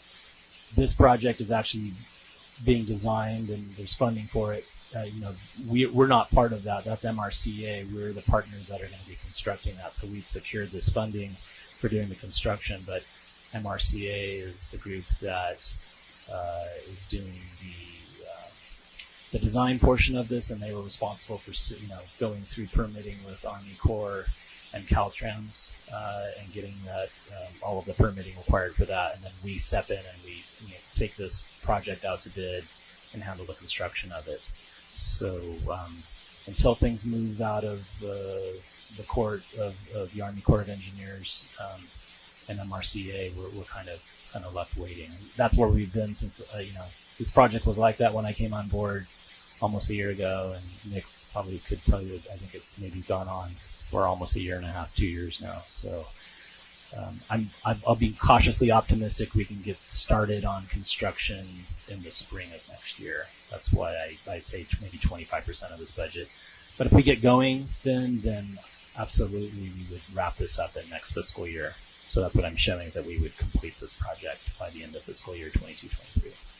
And I just wanted to add that staff has been proactively poking MRCA and Army Corps to try and get this moving. We actually there were a few pieces. They needed landowner easement agreements that again would have been in this realm of MRCA, but we took that on ourselves to get those to try to continue to move this on. The Army Corps required, and so we haven't been passively sitting there. We've been trying to very actively push this along. And unfortunately, COVID is Army Corps of Engineers basically stopped working for a year. So, but I know we're picking it up again, and I do know staff in engineering has done a good job of really sort of pinging to make sure that it doesn't fall off of anyone's radar in that design phase. Yeah, thank you for that, Nick, and for everybody, the team, our employees that are pushing the Mountains Conservation and Recreation Authority on that. On a side note, the Santa Monica Mountains Conservancy appointee, who is that for us? I'd have to check on that. If somebody hasn't been assigned, I'd love to be assigned to that to work Santa Monica Mountains Conservancy, and then Mountains Recreation Conservation Authority, as people know, are, connected. And so it'd be great, to really work with the Santa Monica Mountains Conservancy. Okay, so then with this, so you have 1.9 million, right? It's almost 2 million from ATP, AQMD, Measure R, and Measure M dollars. And the assumptions on the expenses would be the construction, engineering, construction, and then there's a 10% contingency. Yeah. So if we don't get approval from the Army Corps to actually begin construction by the end of the fiscal year, so that would be by June, prior to June, so we could actually spend some of these dollars, then this 1.9 would just roll over in its entirety to the following year. That's correct. And if so, and if so if this rolls over to the following fiscal year, so after June 30th of 2022, are we at risk of losing any of these funds, or are there no sunsets to the funds allocated for this project? Staff has had to work really hard to get extensions on this funding. We're still working very hard. So we work with Metro and Caltrans to, I think as long as we try to keep explaining to them, we're waiting for our partner to secure permitting from Army Corps before we can move forward. I think if they know that we're working on it, they'll keep granting us extensions. But it's, I think we've been testing the patience of the system. So I'm hopeful that we can continue to do that. And Patsy, our civil engineering assistant, has done a tremendous job of, keeping that relationship going with Caltrans and Metro on the funding side, and making sure that they keep giving us another year. So that's all we can keep doing, is keep telling them this is an important project for our community and the region, and please don't let the funding expire, because it's essentially what's paying for a good portion of this project. Okay, that sounds good. Now, another question is, can the Pacoima Wash Bikeway project and the bridge over on Glen Oaks, over the Pacoima Wash, those safety improvements, can those all be packaged together as one project? And you talked about the infiltration potentially on this. I think you had 140 million gallons or something listed in the presentation. Can all these be packaged together, and can we apply for W dollars? We can certainly look. We already have Measure W dollars for the infiltration project at Rec Park. Is that from the regional program or the allocation to the city? That's from the regional program. The allocations paid for are going to go toward the trash project. Okay. But yes, we have roughly $9 million in regional Measure W dollars for Recreation Park. To answer your question, I'd be hesitant to start the ball with. I think if we try to make any changes, I can only imagine if we had to go back to Army Corps of Engineers. They haven't even finished review on the last one. So I think if we were to try to make any adjustments now, it would just, I wouldn't say kill the project, but certainly put it out a couple more years. So that is my only hesitation on saying, while it makes sense in a lot of ways, I think it will hurt that project. Yeah. The reason I bring that up is because if we were to get W dollars, and it would free up R dollars, so the 400 for Measure R and the Pacoima Wash, and then the 228 on Measure M for the Pacoima Wash, 228,000, and then the Measure R dollars for the Glen Oaks Bridge of 60,000. It's not, that one actually isn't that much, but then free up those Measure R and Measure M dollars for additional street improvements. Yeah, sure. No, I think we could, if a project qualifies for Measure W regional money, we can certainly separately, take the plans forward and try to get funding, because, they don't mind if we're using other sources as Measure R, Measure M, or if we had Measure W dollars. I think that doesn't matter to Caltrans or Metro.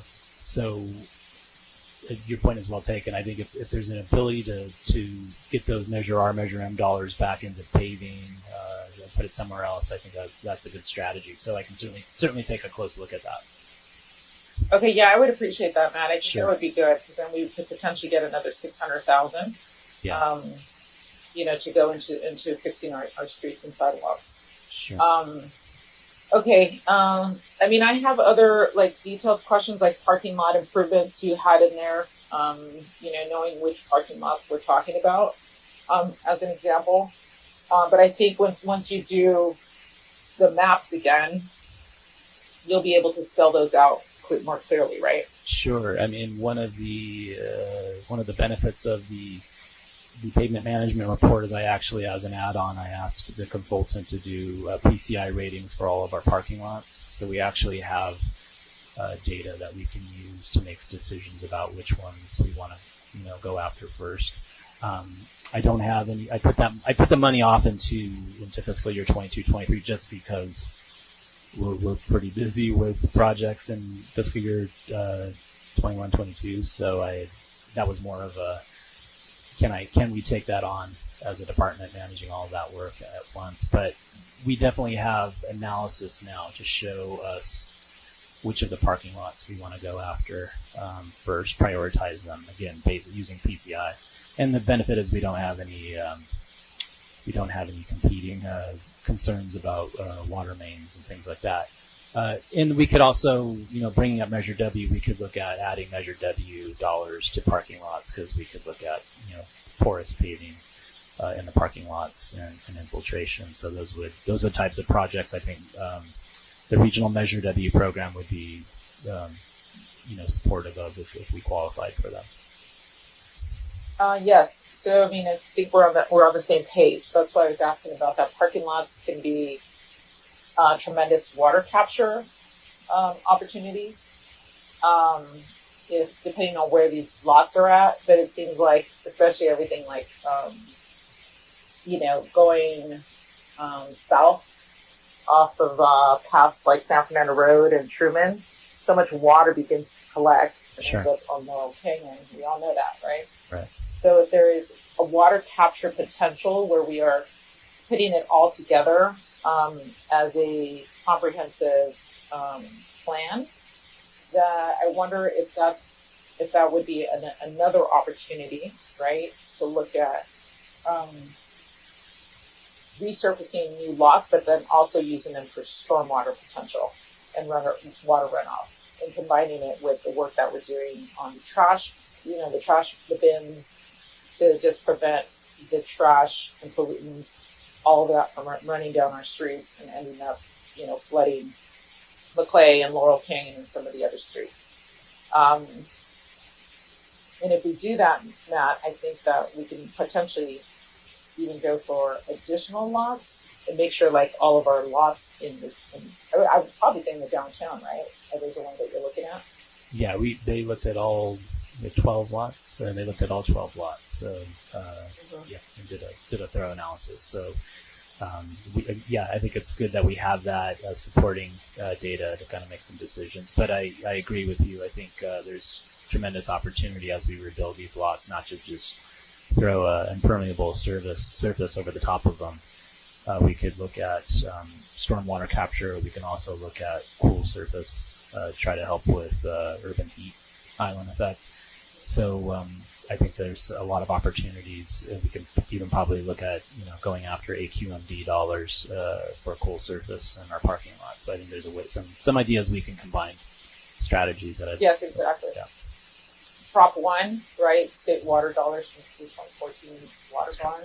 I think that if it's a multi-benefit project like what you're describing, full streets, additional trees, water capture, that is something that we could build off the work that we're doing on Lot 4, right? Try to get additional dollars for that. But okay, so being able to see that pavement condition index will be helpful.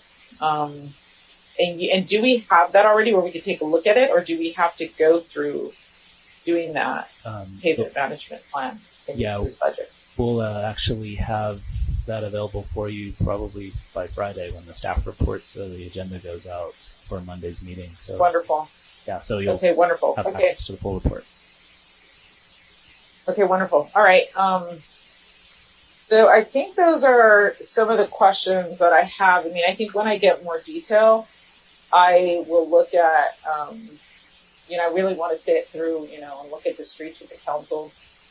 We all know the streets, right, really well, and just making sure that the priorities, in terms of what streets ultimately do end up on the list, are the streets that are in, poorest condition, but also, have heavy use, and then have pipes that don't need to be replaced, and that really, that the dollars go into fixing those streets, especially like SF dollars.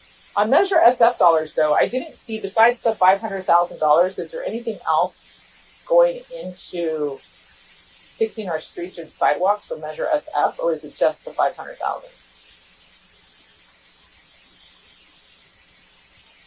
It's just 500,000.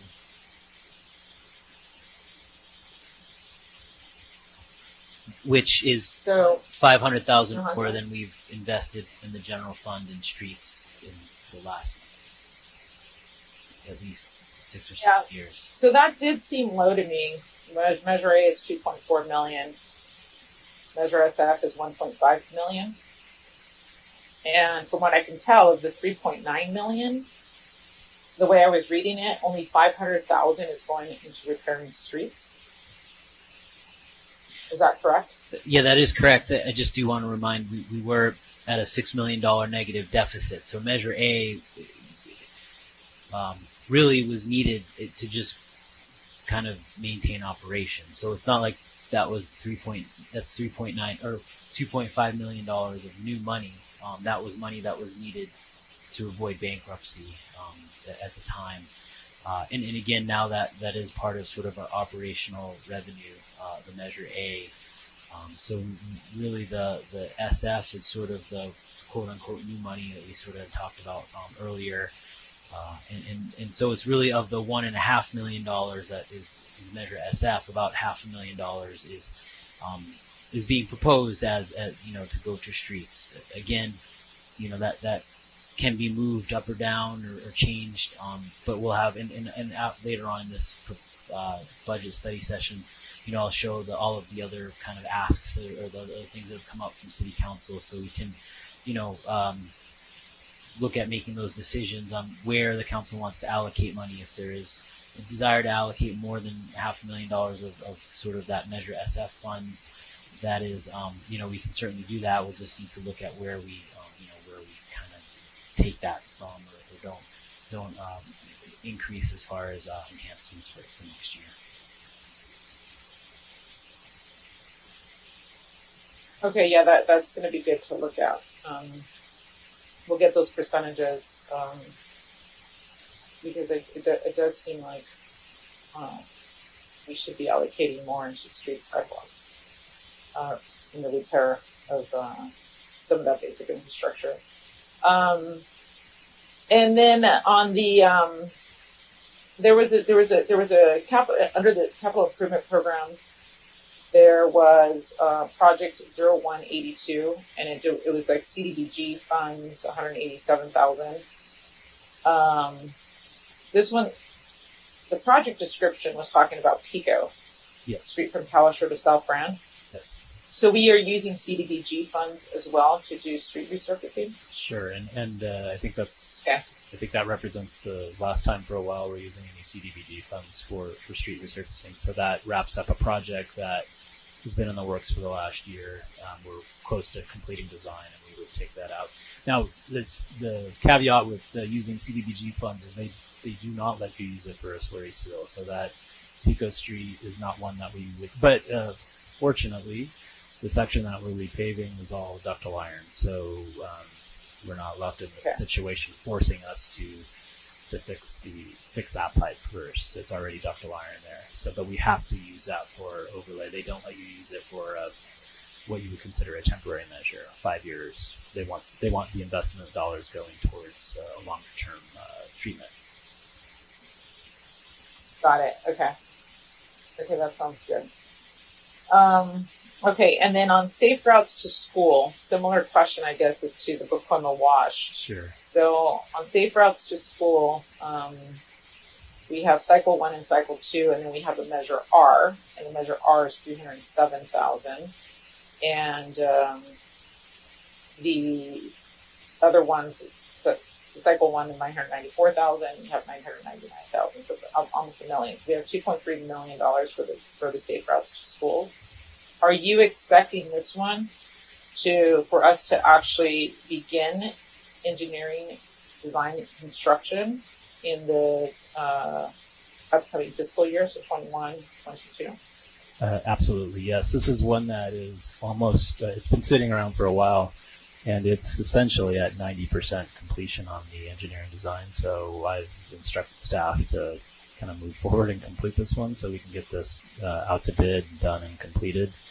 We actually have a little bit more money than you saw in the original plan. We have roughly $2.75 million, and we've spent $311,000 in Measure R dollars on the design portion of that. So most of the design has been done, but there's additional Measure R money that would supplement the Cycle 1, Cycle 2 funding from Caltrans to complete this project. So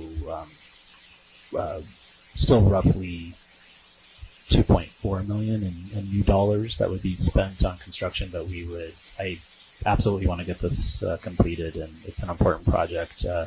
The 3 elementary schools are in Melviny, Morningside, and Gridley, and the San Fernando Middle School. And Patsy told me, I believe it might even include some improvements on the way to some of the private schools in town as well. I think that may be part of this Cycle 2 dollars, but most of it's focused on those 4 schools that I mentioned. Okay, wonderful. So Melviny, Morningside, San Fernando Middle, and Gridley. And Gridley. Yes. Okay, great. Okay, so if we can add this also to the map, right? Because I think looking at safe routes to school combined with safe and active streets, right? And then also street resurfacing here. Yeah, exactly. So the map that you now have up here, these are the streets that are going to be fixed. Right. We do see, potential in Old Melviny Elementary, right? So down on the south side of town. So this is great. So if these are going to be safe routes to school, then I'd like for us then to look at, it doesn't look like there's anything going to San Fernando Middle. Maybe. It doesn't look like it, right? Gridley, potentially. Yes, lots of activity around Gridley. And then not much around Morningside. Yeah, the condition in Maclay is in relatively decent shape right now, and there's actually not a lot of pipes under Maclay. So, if anything, we would be doing a slurry seal there in the next year. Okay. Yeah. Okay, so this is great. So let's think about this, as kind of a complete approach to making sure that the schools, or that safe route to school where kids walk and the parents take their kids, have the streets resurfaced or at least the slurry seal, the overlay, or the reconstruction, whatever is necessary. So the street improvements, plus I would assume all these have healthy water pipes, and then looking at street trees, so you can direct us like where we could be planting street trees, and then looking at the safe and active streets and what we're going to be doing with safe and active streets, and combining it with the safe routes to school project, because we know, as you said, this is 90% design, so we can actually get this safe routes to school project done in the fiscal year 21-22. That's correct. I would. And it might be possible then for us to add some of the other dollars, right, just as matching or whatever, to be able to do something, really well designed in a model of how safe routes to school projects can be done. Because some of this money is about to expire, right? Isn't there like a grant that we received a long time ago? Yeah, actually both of these were received some time ago, and we have until 2025 to complete the project. But I just, we have a lot of projects that I want to get off of our plate so that we can really focus on kind of a fresh start. So this is one that we really need to complete. We have until 25, but in my mind we have until 2022 to get this done. Okay, yeah, let's get it done. I mean, I remember this way back my first time around when I was in the assembly. The city council was coming to ask for assistance in getting funding for this. I don't know if we got it way back in that time period, but this is probably about 15, 20 years in the making. So I'd like for us to prioritize getting this one done for sure. And it sounds like we can. Okay, I think that's it. We've talked obviously a lot about the approach on our reservoir replacements, the nitrate system, and some of the pumps and all of that Matt. So I'll work with you to set up a conversation with the LA Department of Water and Power to see if there are opportunities for us to try to work together. So I appreciate this.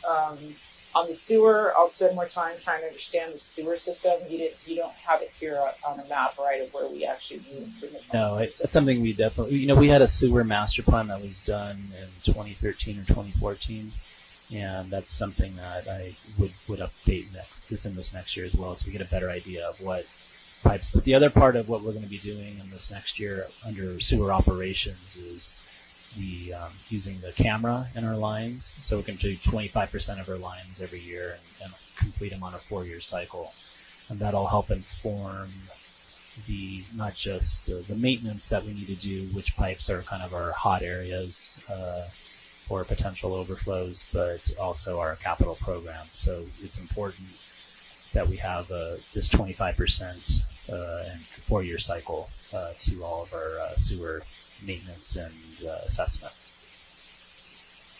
Okay, so I know I, as a council member, need to spend more time understanding the sewer system, because right now in the original budget that we got, there was $500,000, I think, for rehabilitation. Yeah, that's roughly sewer rehabilitation. Yeah, we have we have a little bit of carryover money. We have $535,000 that we're putting toward it in this fiscal year, and another $500,000 next year. So that's, at least as a base, we want to put at least $500,000 in there each year in addressing lines. So again, the assessment will sort of give us an idea of where we are with that, and do we need to step it up? So that the sewer system is the one part that I get the fewest questions about. So, but we spend a lot of time taking care of it, and it's a lot of work. So it's important. Yeah. So maybe you can explain that to us at the next council meeting, so we understand where there are going to be these sewer main replacement projects. Where's that $535,000 going to be used? Again, looking at the same streets, the streets that are going to receive the slurry or the overlay of the reconstruction, any safe and active streets or safe route to school, any of those streets that are being prioritized, is there sewer main replacements on those streets, or are these sewer main replacements elsewhere? So if you can just list where those are, where you think this is going to happen, and then also the timeline for when we actually do the study, and then at one point will we as a city know when we expect, what are the needs in sewer main replacements, and then when we expect additional improvements to be made, similar to what you're doing with the pavement strategy you've laid out. Yeah, absolutely. My goal is to get the engineers helping us with both the water and sewer master plans start of the fiscal year, and having reports to share with council by the late fall, so we can start making some good decisions about how we go forward. I don't sense we're going to have a lot of the critical issues with all of our sewer mains that we do with our water mains. I don't think we're looking at replacing all of those pipes, but that will be something that we'll especially as we start to collect some of that camera data in the lines. We'll start in our areas that we know are our worst areas, where we have to go and do a lot of maintenance. So we'll have a good idea of where to start at least, and I can share that information in the next few months. Okay, that sounds great. And then what did you say the cost would be for us as a city to actually start using the GIS more consistently for all of this? Yeah, I mean, just on the water side, we've set aside $80,000 to put together the GIS system. So this is actually useful. I mean, the benefit of a GIS system is it's really a database, right? So you're not just seeing it up on the screen, but you're clicking on the item and it's pulling up maintenance information. It's telling you not just the type of material, but it's telling you the last time Danny, my distribution supervisor, had to go out and exercise the valves on it. And it's really powerful information that's useful as a planning tool, but also for maintenance out in the field. And our guys will have tablets that have this GIS information. When they get to an area that needs repair, they simply pull it up, click on the section of pipe, and it should have all of the historical information on that pipe, not just what it's made out of, but how many times have they visited this section of line in the last 3 or 4 months or a year. So that starts helping us prioritize the capital program. So it helps maintenance, it helps capital. It's just like the camera system for sewer lines. It's the GIS system for the water map is really important. Yeah. Okay. So that would be a healthy investment to make. So, all right. So I'll have additional questions, but not right now. Thank you again, Matt, to you and the Public Works team for actually coming to us with what I think is a really comprehensive approach and a much needed approach to how cities, especially San Fernando, should move forward, so that we aren't replacing or that we're not fixing streets and then having to go back, 3, 5, or 10 years later to, destroy that street in order for us to fix what's underground, our water pipes or our sewer system. So having all of this information is going to make this wiser investment, right, and a more sustainable investment, and something that will keep San Fernando or make San Fernando again that city that when you rolled into San Fernando, you knew you were in the city of San Fernando. And I think we still have that feel, but things have kind of, our streets have kind of gone in a little bit of disrepair. So this approach, Matt, I think will put us on a path where we can clearly see how we can get back, right, to having these beautiful streets and sidewalks and a healthy water infrastructure in the next 5 to 10 years. So I very much appreciate you doing this. This is very thoughtful. And this is exactly, I think, the kind of approach that we need in San Fernando, so that it doesn't matter what council comes in or out, the city has a plan. And the city will prioritize, as we said, in our strategic goals, right? It's about community first, and it's about having a reliable infrastructure. And I absolutely see that how you're thinking about this is getting this going in that direction. So thank you for the work on this.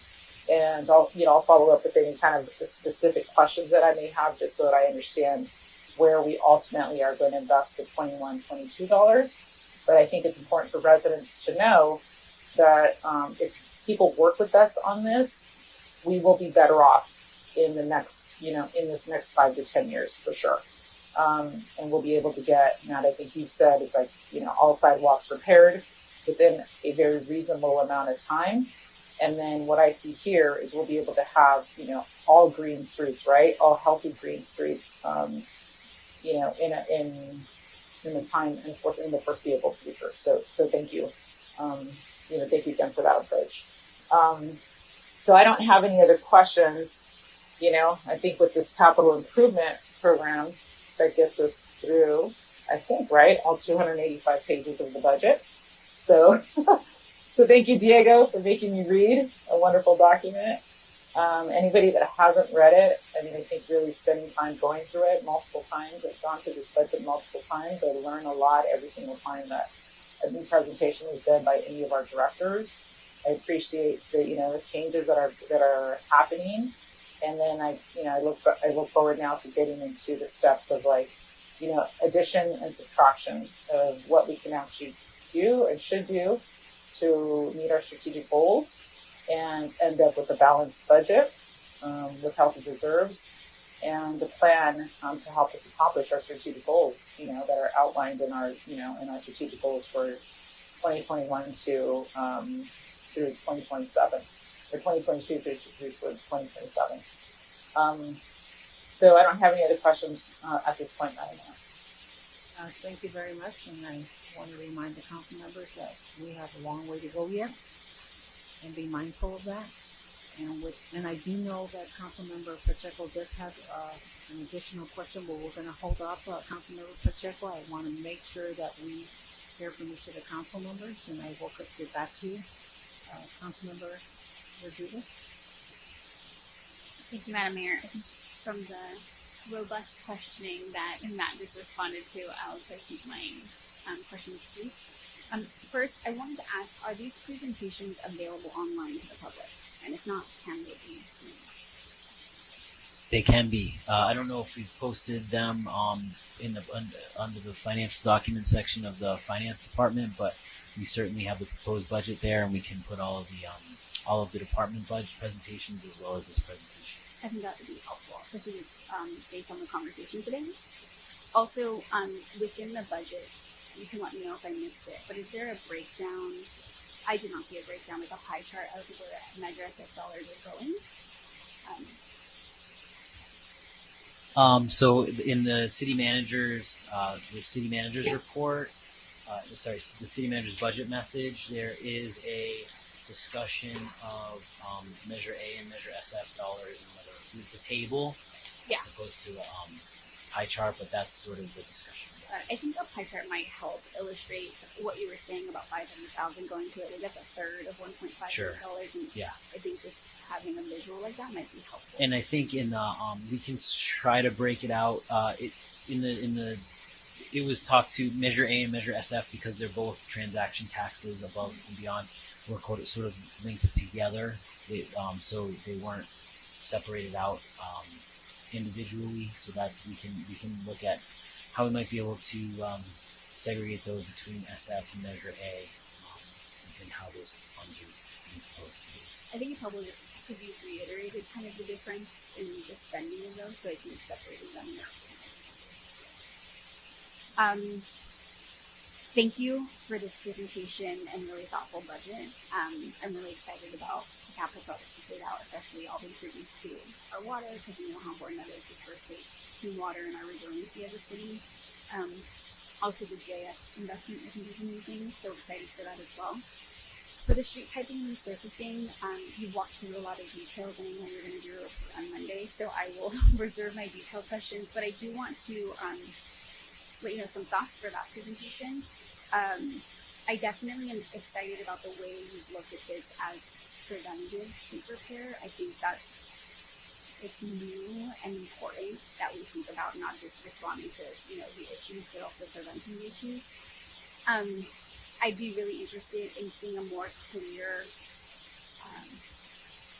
explanation of the approach to selecting the streets, because I kind of went back and forth between the two slides, and I think understanding the grade of each of the streets city-wide, and then understanding what the pipes are underneath, and then how you do a selection based on data, but also, I think through the Safe and Active Streets effort, we've learned that we could be data-driven and find the best opportunities, but it might not be the most practical for our residents, like the Vallarta example, right? You want to think about them in addition to everything else you're looking at, and I really appreciate that, but I also would love if we could see the existing projects that are going on, right? Like what's happening around Lane Park, what's the condition, if we're investing in and doing everything, through the other department, how are we complementing that with our other investments next year? So I think those different elements would be good to see.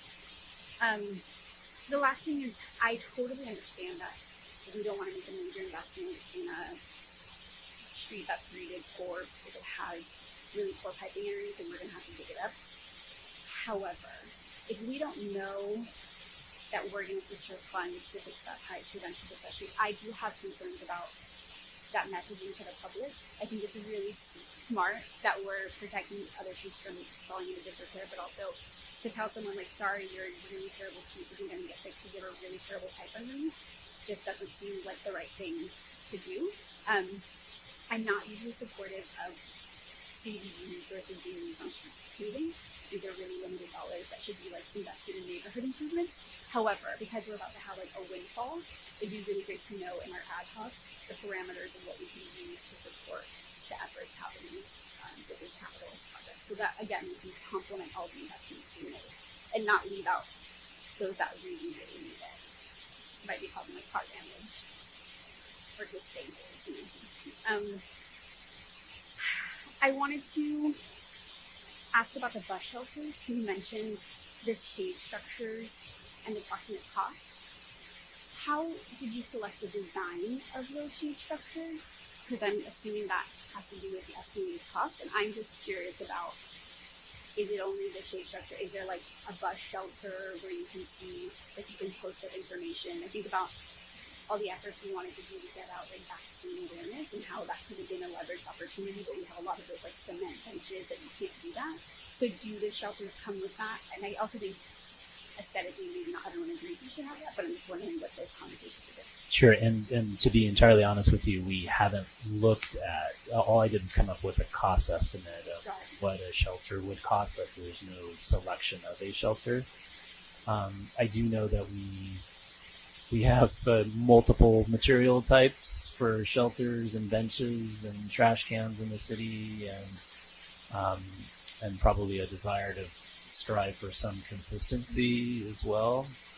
But I haven't looked at. In fact, I would certainly want direction from the council as to the type of shelter, type of benches that we would look at, and then if there's a new approach we want to go for, maybe we have several phases of bus shelter projects that we do over the next several years, and this represents kind of our first attempt at it, and then we go and we change some of the other ones out to be more consistent with the goals of the council. So I have nothing I've selected. I strictly just went off of old dollars.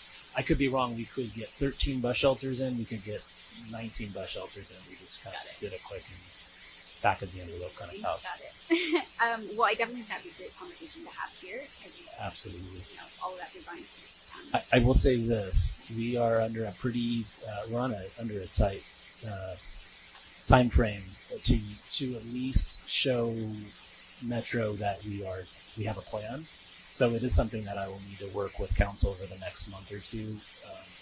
They're willing to give us, just like with Pacoima Wash and other projects, they're willing to extend the funds longer as long as we have a plan, but I don't think we can wait too long. So I think these are just, I'll need to come back to council with some ideas, discuss ideas and go over that. Yeah, I think council can hear and would appreciate it. You bet, absolutely. I think the idea of promoting all the work being done is excellent. It's a good idea of convenience into the water bill and then Vice Mayor updating the website. I think any and all opportunities to promote that, which mainly I'm constantly just asked about the bus shelters, where else we're displaying our work, would be amazing. My last comment was just actually about the Army Corps of Engineers. Is there anything we could do to help, or? Since we're not actually the designers of record right now, we're kind of waiting on that. I think, perhaps, a discussion with MRCA. I think right now, Patsy, our civil engineering system, has been kind of bird dogging this project for quite a while and trying to get extension on funding. Reached out to, because Tree People had offered to see if they can make some connections with MRCA and see if they can speed the process along. Yeah. So any assistance we can get with kind of lighting a fire there could be helpful. But unfortunately, we're not going to Army Corps ourselves and saying we need to speed this up because it's MRCA's project until they turn it over to us for construction. Understood. We'll do all things of anything that we could do in the background. Let us know. Absolutely. That concludes my questions for now. Thank you, Melanie. Vice Mayor? Thank you, Matt, for your thought-out presentation. It was very clear, and I'm sure the community residents that were listening in to this meeting will have understood many things you stated. I really don't have any questions. I think a lot of them have already been asked. So that's all I have. Thank you. Councilmember Pacheco, you had a follow-up question? Yeah, thank you, Mayor. I was wondering if maybe Mr. Bumgarner and Mr. Kimball can chime in. Um, while we're talking streets, I'm sure my other colleagues have received these questions from the community as well. But what is our process for when residents request? Um, I'm sorry, when residents are requesting speed bumps or stop signs, traffic related, or speed related improvements. How do we go about addressing those concerns? And are there budget allocation needs in order to make it a more streamlined process? Maybe if you can just give me a high level explanation, and for whoever's watching in San Fernando who's curious as to, hey, there's people flying down my street all the time. We really want speed bumps, or we would really like a stop sign, etc. Perhaps you can kind of add some color onto how we go about that process. Yes, absolutely. Thank you for the question, Councilmember Pacheco. So, essentially, the process is all of those types of comments come forward through the Transportation and Safety Commission.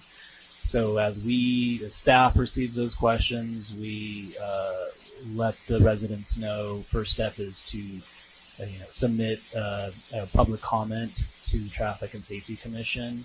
The commission can hear that, and then usually we'll agendize that for the next meeting and get direction on, because one of the roles of the Traffic and Safety Commission, as codified in our code, municipal code, is their role is to provide direction on traffic studies. So they'll essentially give us the okay to move forward on working with our traffic engineer to look at that. And I'll give you an example. We were getting several comments from residents over the last couple of months for looking at stop signs on Furmore and 4th and 5th and Furmore.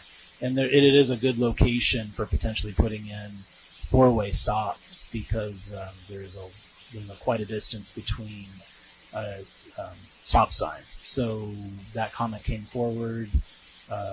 We are having our traffic engineer take a look at that and make recommendations, and then we bring that back to the Transportation Safety Commission to discuss. And we have some dollars set aside for doing some of those improvements, and so that's a good example of if you want traffic calming measures, you can bring that forward.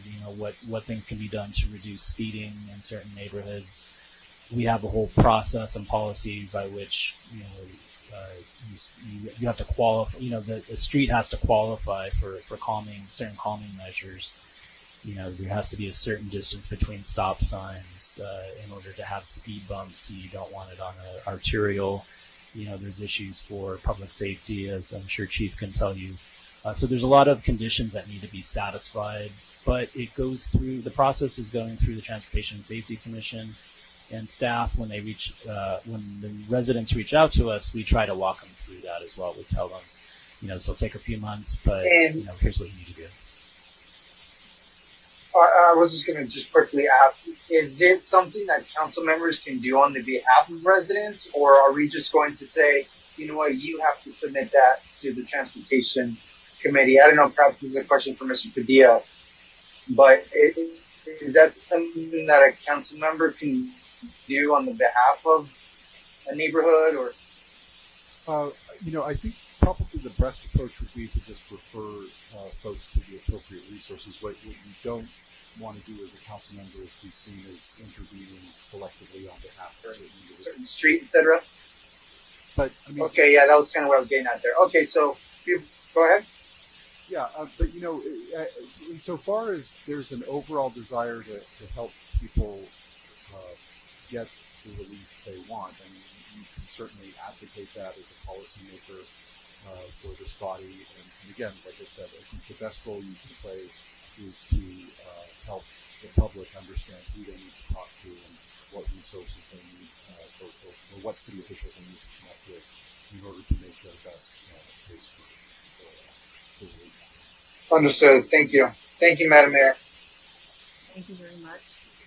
And Matt, I'm just curious. We hear so much about asbestos, especially as old as this is.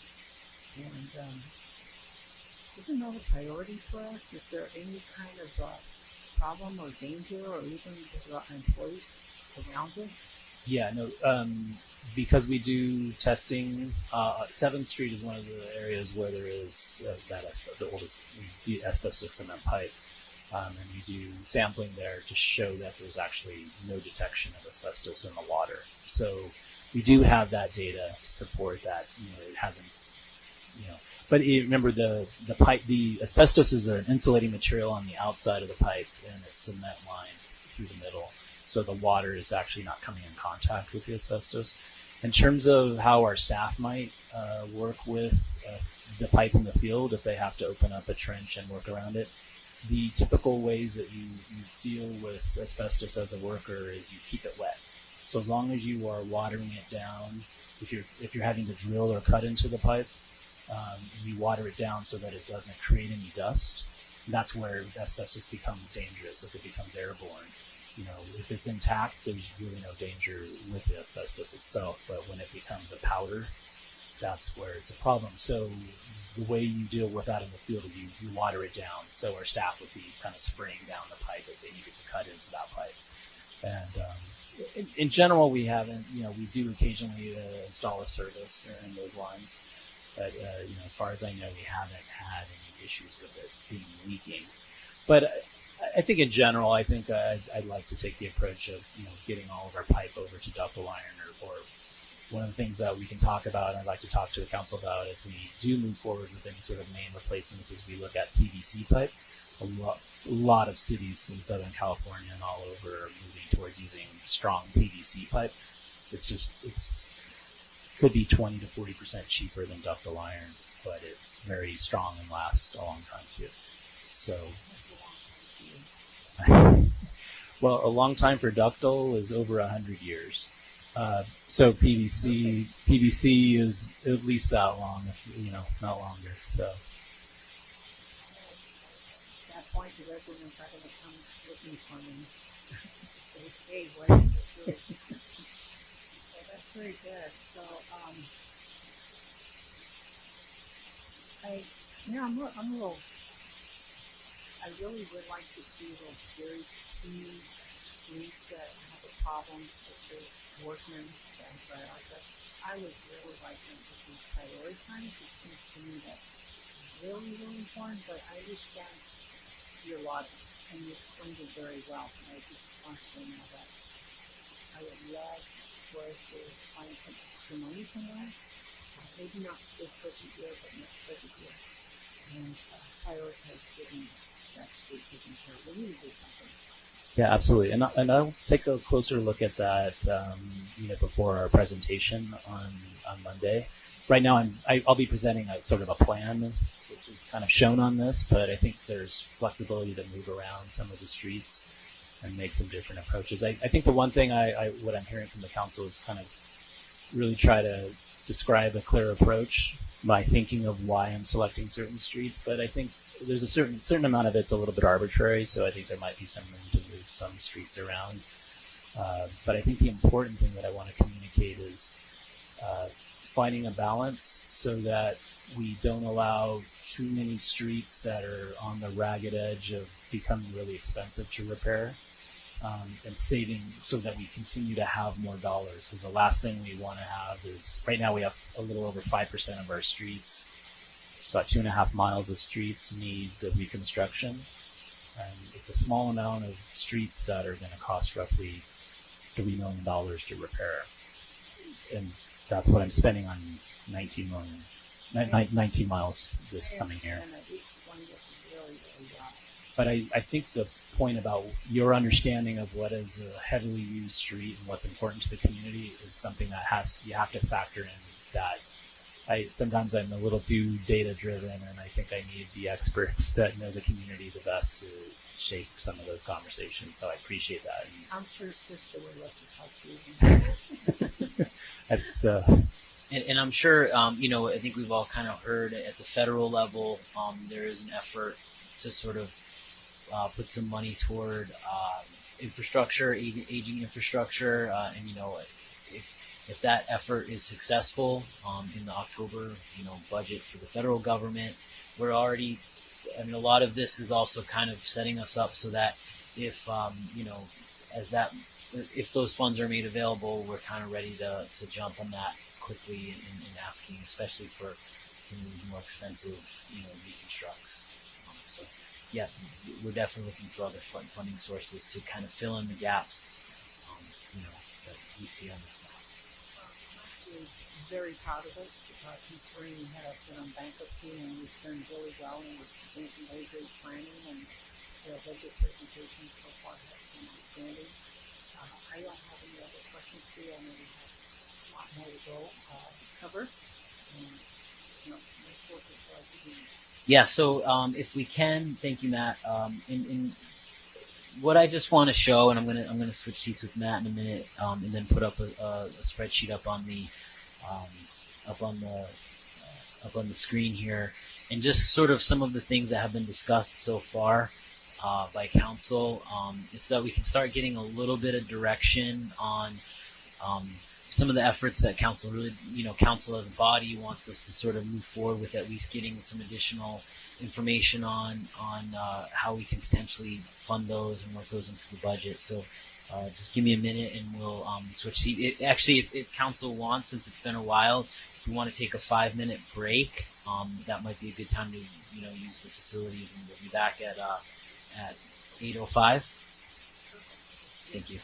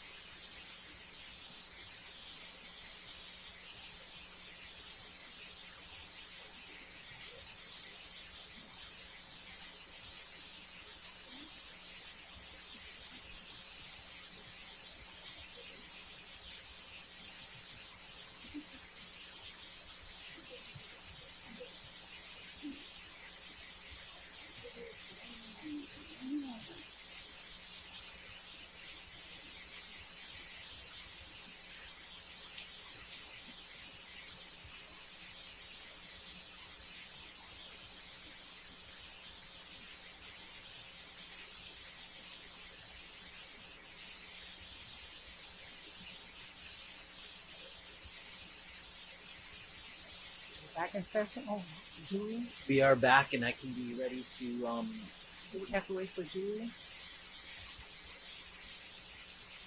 Oh, Julia, yeah. Let's give her. Her name. Yeah, Cindy's still on.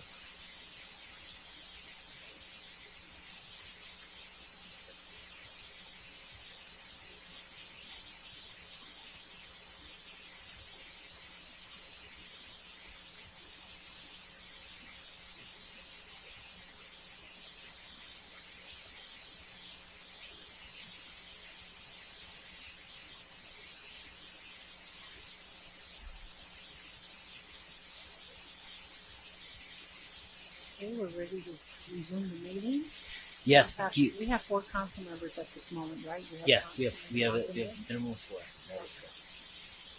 Thank you, Mayor. So what I have up on the screen right now, and let me I can zoom it in a little bit more.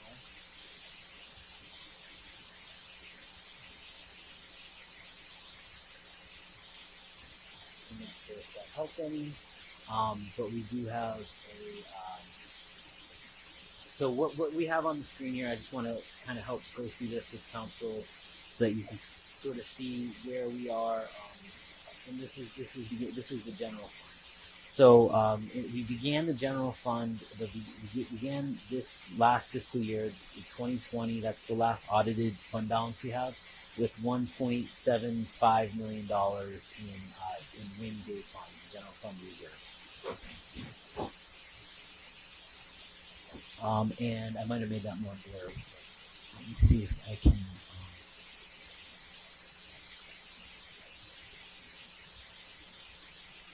Probably. Anyway, so then the projected revenue for fiscal year 2020 is $22,351,000. So that's your revenue number that we will be are projecting that we bring in this year. We don't have any revenue adjustments from what is in the printed budget, so that's what you would see in your printed budget. The proposed expenditures is $20,286,392.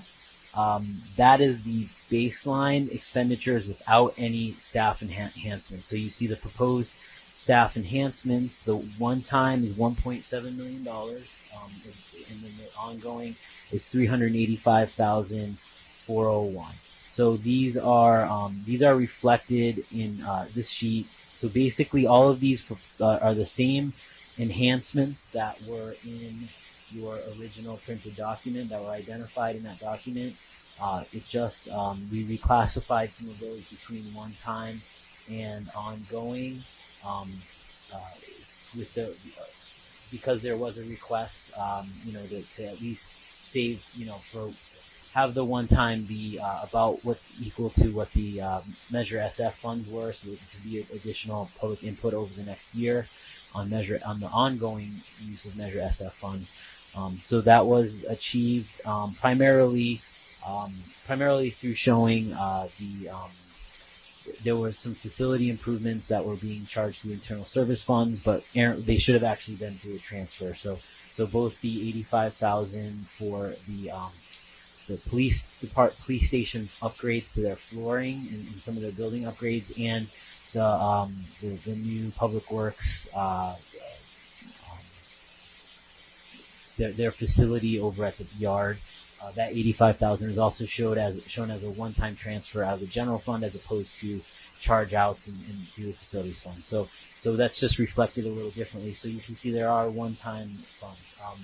The proposed cleanup for the general fund, and those are basically just things that, between when the budget was printed and over the last few weeks, if there were some positions that it looked like there was not correctly budgeted, and there were some other minor changes, and those are included in your packet. So that's 33,112. So there's been a net increase of expenditures of 33,112, and that again is adjusting some of the some of the personnel costs and other costs that weren't correctly captured in what was originally provided to council. So if you look at what this spreadsheet shows are yes. I apologize. Do we have this in this? You don't have it. No, I don't have this in your packet because this is a little bit of a dynamic, and I just wanted to go through and show, this may be a little bit of a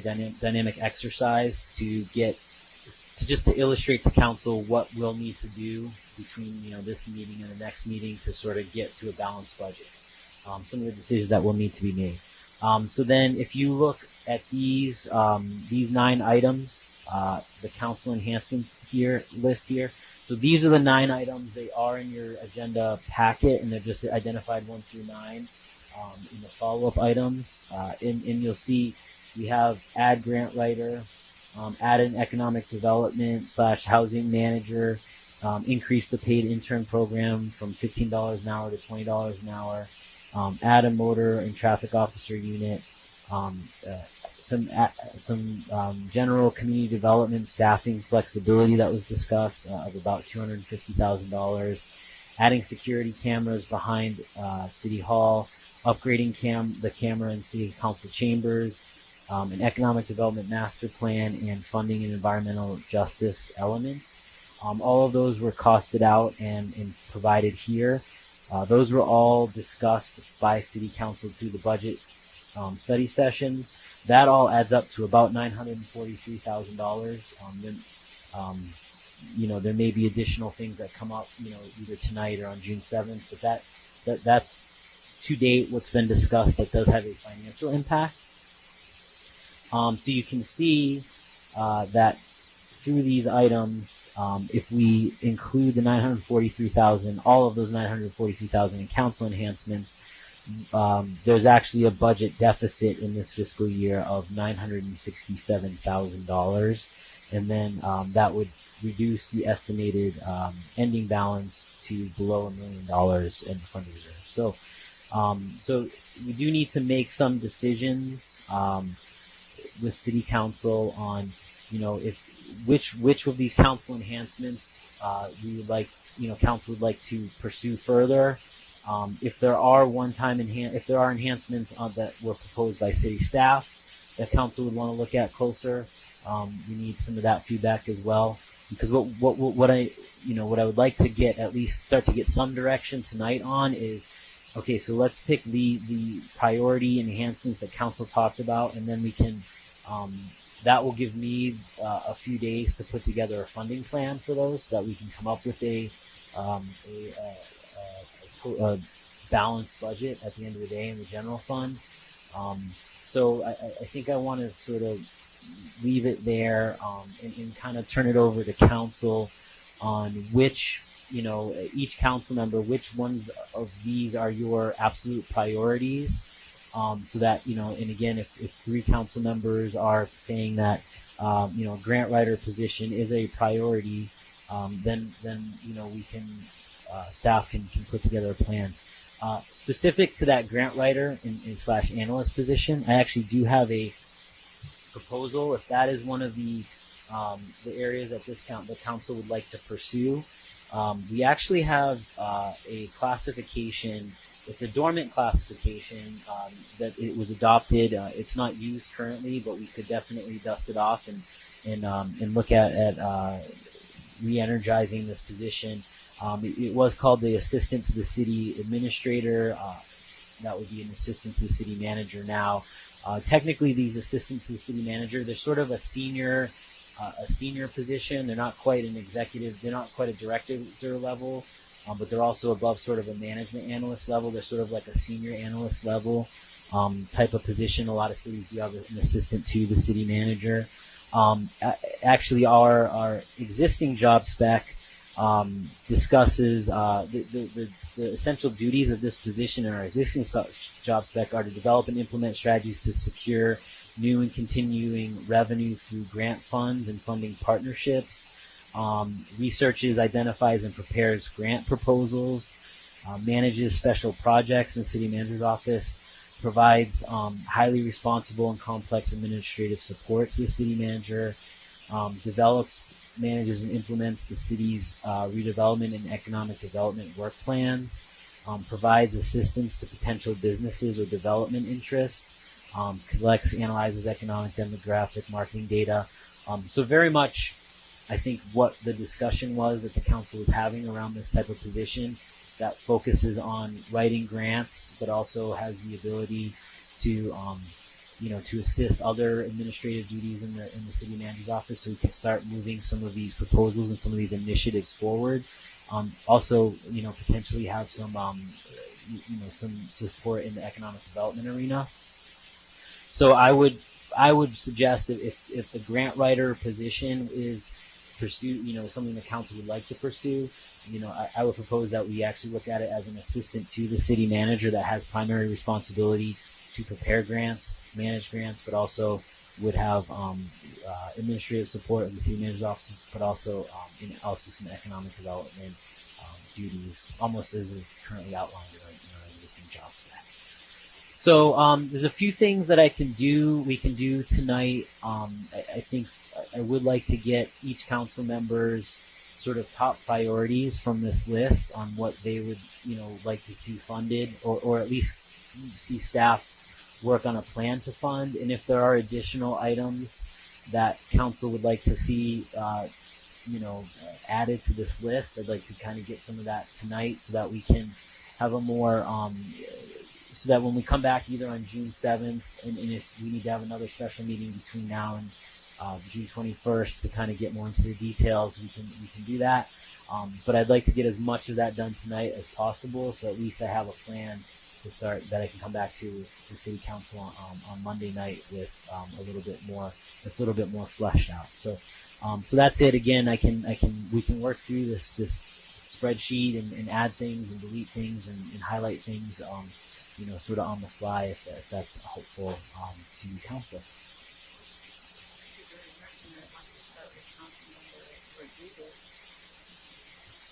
I was actually going to ask, can you, for my own I appreciate this exercise, but can you either print a copy or can you email it so I can actually see it?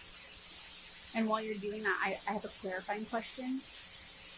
It seems like the proposed enhancements by City Council is actually less than what the deficit is that you're showing, which means that the budget itself is in a deficit, and then, or am I misunderstanding? Even prior to the council enhancement. So if I take, let me just, I can share this real quick. Oh yeah, and DJ, I appreciate it.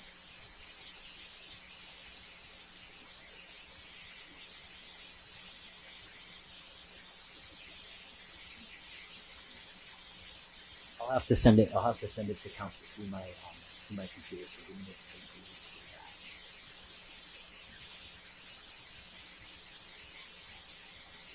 So if I zero these out, I'm just gonna delete this. Well, even if you leave it, like there is a Yeah. So if there aren't any council, yes, with the changes, the expenditure adjustments, there would be a deficit of just about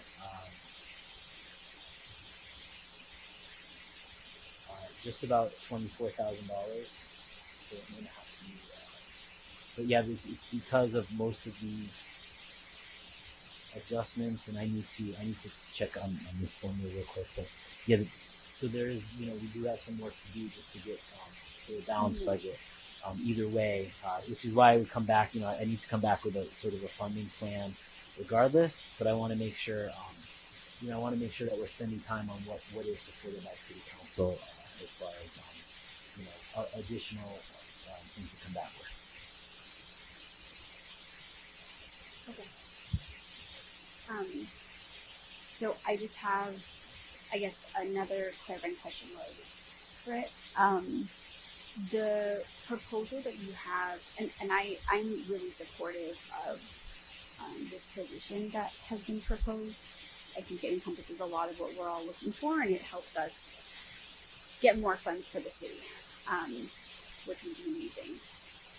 it looks like you have included elements that kind of respond to the request for an economic development manager. I'm assuming that was intentional. Yeah, I think there are a few different options. In the yes, I mean I think that this one position could start that could take on some duties that an economic development manager may take on. Obviously, if there's a standalone economic development manager, that would be an even more robust effort. So there could be, two separate. That's why I would almost kind of say, and that's why I have a slash here on the economic development manager. Maybe if there were both positions, then maybe that economic development manager also has some overlap in sort of the housing and the housing policy arena. There's a lot of some overlap between economic development and housing policy. So, personally, I think the assistant to the city manager would probably be the most bang for the buck immediately, and could take some economic development duties. But if we had both positions, it would probably have less economic development duties. More of those would go on the manager position. Okay.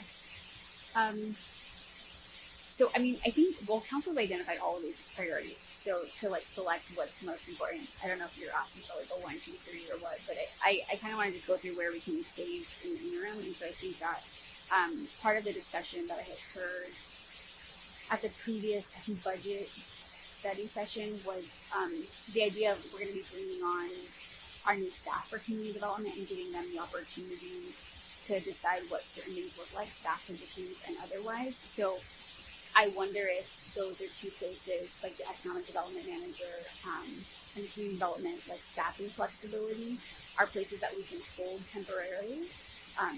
But with that, because they are definitely important. Traditionally, is there a reprogramming that happens like mid-year, and what's the normal amount that's reprogrammed? Like, is that an opportunity? Yeah. So for staff to get their feet wet and then come back with it? Yeah. So our mid-year budget, we do have a mid-year budget review typically done around March, so it's a little after mid-year, at the end of February, March. That is typically not necessarily a reprogramming time. It's more of an adjustment time if things have happened, throughout the year. Some revenues aren't coming in as expected, or there was some other shocks to the system. So that's typically just an adjustment, not necessarily reprogramming. Mostly because if we already programmed the funds, or the funds were appropriated, we already started doing something, right? Mm-hmm. So, would there be an opportunity for, quite frankly, if there were I think putting some of those efforts on hold would be prudent. Quite frankly, by February or March, we're already in the next year's budget cycle, right? So by then it would be probably worth adding those positions and adding that as part of next year's budget cycle, because then the new staff member would have hopefully, if things go well, about a year to have kind of analyzed what they need and really kind of get to know the community, get to know what services we offer, really get to know the needs. And kind of inject there, okay, so maybe we don't need this as a full-time position, we could use it as, contracted consultants. So I think if that were the desire to kind of just sort of earmark some funds for this new director, it probably is the most prudent to let them get their feet wet for 7 or 8 months, and then, they can request all of that for next year's budget. Otherwise, we would just have to leave $250,000, I guess, unbudgeted, to be able to come back at mid-year and make that adjustment. If that makes sense. Yeah, recognizing how far we have to go, almost $1 million, I would recommend that and support that. My next question is about, and I haven't sent it yet, I'm going to squint my hardest. Okay. For the motor and traffic officer unit, I know is really important to my colleagues, and I had thought that in the discussion about PD's budget, the proposed enhancements included these. That some of the additional officers would be the motor and traffic officer unit. Are these on top of that? So part of what we had kind of discussed is operationally a few different ways to address traffic. I can let the chief come up and talk about it. This is more of a if you have a motor officer, when you see a motor officer, in LAPD, all they're doing is traffic enforcement. They're not doing much else. So there was a discussion about adding a motor officer. So this would be just an officer that's dedicated only to do 40 plus hours a week of traffic enforcement on a motorcycle. So we'd have to buy a whole motor unit, outfit that person, train that person. There's a number of different factors. I'll let the chief address the traffic unit that I think has been talked about. Just trying not to put my face in the lights, a little blinding. But traffic, having a motor unit it gives you a lot of flexibility, as we discussed last time. But I think we need to get to that staffing level first before we really look at it having a special detail like that. Right now, all our officers are trained in traffic enforcement. We have grant money from OTS for doing details throughout the year, and we do special selected enforcement throughout the year as well. As we get toward the staffing level, if it's finally approved where we get our staffing level up to 35, that gives us a lot more flexibility to do special details for traffic enforcement. Of course, the goal would be nice to have a traffic unit dedicated just for that purpose. But I think we need to get to that staffing level first before we can get to that special unit. Okay, so in our previous discussion, I feel like it was described that the additional staffing was going to give us that opportunity to create specialized units. And I know part of that follow-up was details about what this investment returns, and the specialized units were mentioned. So my recommendation would be to look at the existing allocation for enhanced PD and building this in since it's a priority of the council in that sense. I think that's, until I get the list, I've strained myself a little too much, Madam Mayor. So those are my comments. Oh, actually, one last question, because I think it'll help facilitate our conversation as well. Nick, what number are you trying to get to? Since no matter what, if we end up deciding that all of them are priorities or $500,000 is a priority, do you feel confident in your ability to build it in? And like, what's the range? Yeah. So I think there are a few different variables here, and there are a couple policy discussions that I think we need to have. So, in the past, we've, and when I say in the past, I mean since sort of bottoming out fiscally, a few years ago, we've wanted to have a budget surplus, meaning that we had revenues that exceeded expenditures, because that was going toward that deficit fund balance. That was building a reserve. We now have a positive reserve. We do have some indications that we have strong revenues coming in this year, that we should be adding to that reserve this year. It's not necessarily reflected in the spreadsheet because we're just going off of audited numbers from 2020. But preliminary indications are that we should have a surplus this year that should continue to bolster our reserve. So the question is, do we need to have another reserve sort of built in this year, or can we appropriate basically 100% of our revenues? Personally, I think this is the first year that I'm comfortable sort of saying if council wants to appropriate 100% of the revenues, I think I would be comfortable with that as being a good, still a fiscally prudent thing.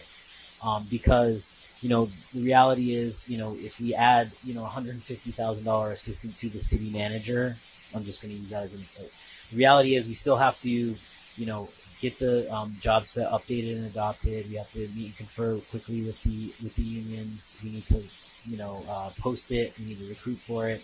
You're looking at probably 6 months from now before we have, hopefully before that. 4 to 6 months before we have someone in place.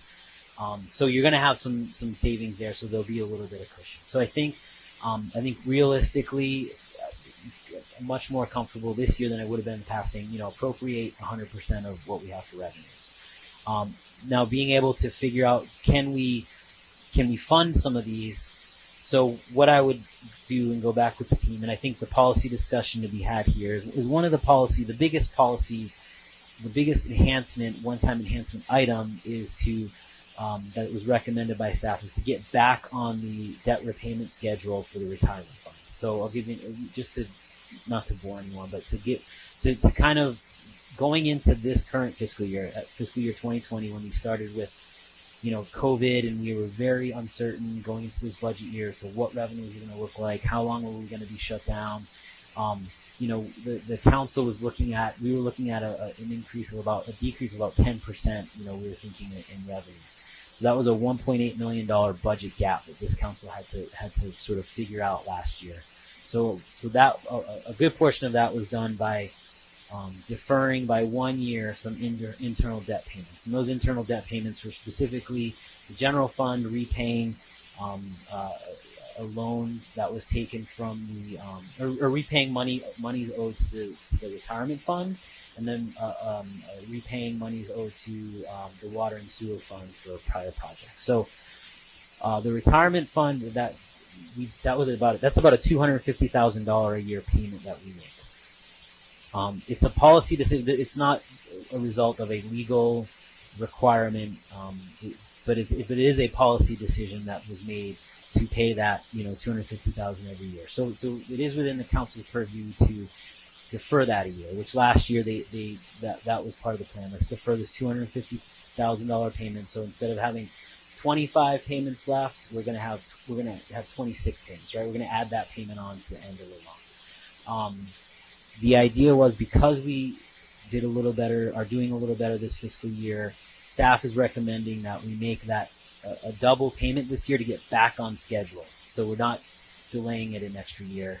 But that's $250,000. If council wants to remain on that delay schedule and add a year onto the repayment at the end, then that's $250,000 that we could, free up, that council may not want to do. We could free up to put towards one of these other efforts. So that's the amount you would feel comfortable saying we could come down to for this? I think that's the only place, not to pay our bills. No. So we always want to pay our bills. Yeah. So that's one place. Another place is we do have some vehicle replacements that we could actually replace out of the equipment replacement fund rather than from the general fund. We do have a good balance in the equipment replacement fund, so that's sort of probably another $100,000. So I think if we have about $350,000 to $400,000 of sort of what council wants to look at funding, I think that's something that I can do without cutting anything else. Beyond that, we'd have to look at, okay, so do we really want to add 3 officers? Do we really want to add the extra resource in some of these other departments? That's where we start to look at, okay, so I guess that's the low hanging fruit, right? Yeah. If you want to go even deeper, we can certainly look at that, and I would have to just come back to council with some options. Okay, so what do you not want to do on this list? Do you not want to? We're looking at a pothole trailer for $125,000 that would really kind of increase the efficiency of filling potholes for some of Matt's guys. Do we want to look at not purchasing that and then funding one of those other efforts? So that's just sort of the things, the calculus that I'll have to go through. But I need to know what are the top things that council is really supportive of.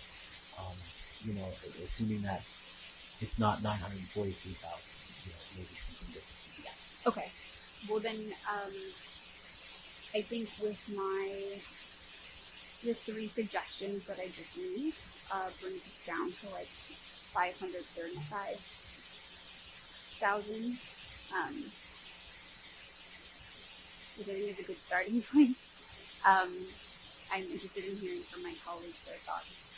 But the one other thing I want to mention before I complete my comments is that I think in the exercise for where we can save some, or if we go to $500,000 or however much, is having Diego maybe help us identify what costs might be able to go to the American Rescue Plan Fund, so that our ad hoc can consider that, so that we can get to $500,000 or whatever we're trying to get to here. Yeah, and thank you for bringing that up, because actually that's another piece. I think in one of the prior sessions, the idea of VoIP is like a $50,000 enhancement.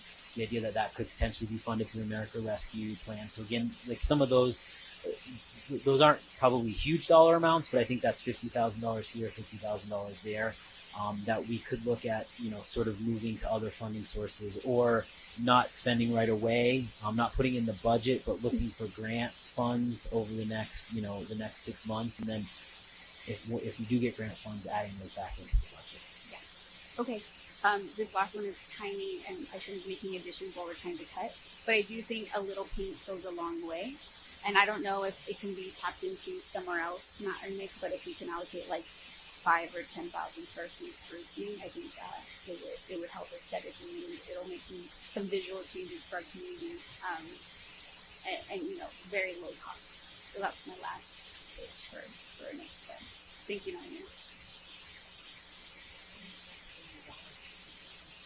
Pardon?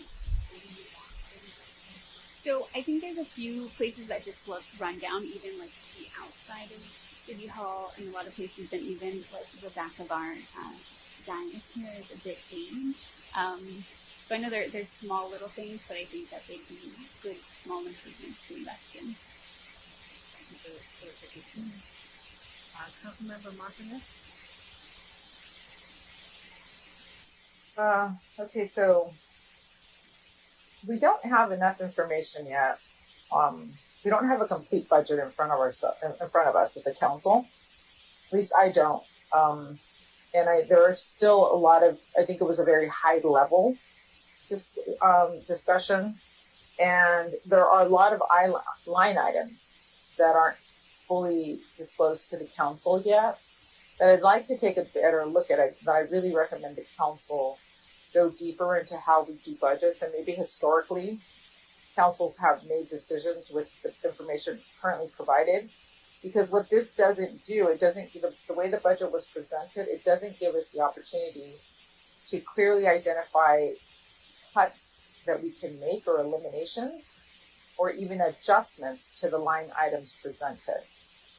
So right now, what we're being told is like there's 948,000 new, but there is no list here of what we should cut. So I guess my first question to the council is, can we go through the items? Does anybody on the council have anything that they've seen in the budget that they would like to see eliminated? Or do you all need additional time to make that decision? We want your input, and right, I know, but that's the question, right? Because right now we're trying to just make a decision on these items that we've discussed adding in, but before we make a decision on what you add in, you actually have to get to a place where we subtract, where we're looking at both. Because again, you're comparing one to the other. So if we don't have a list of what we could potentially eliminate, then how are we making decisions? So if I may, Mayor, that I think the list of what we can eliminate is what. So I want to make sure that I understand and what I'm looking for tonight is some direction from council.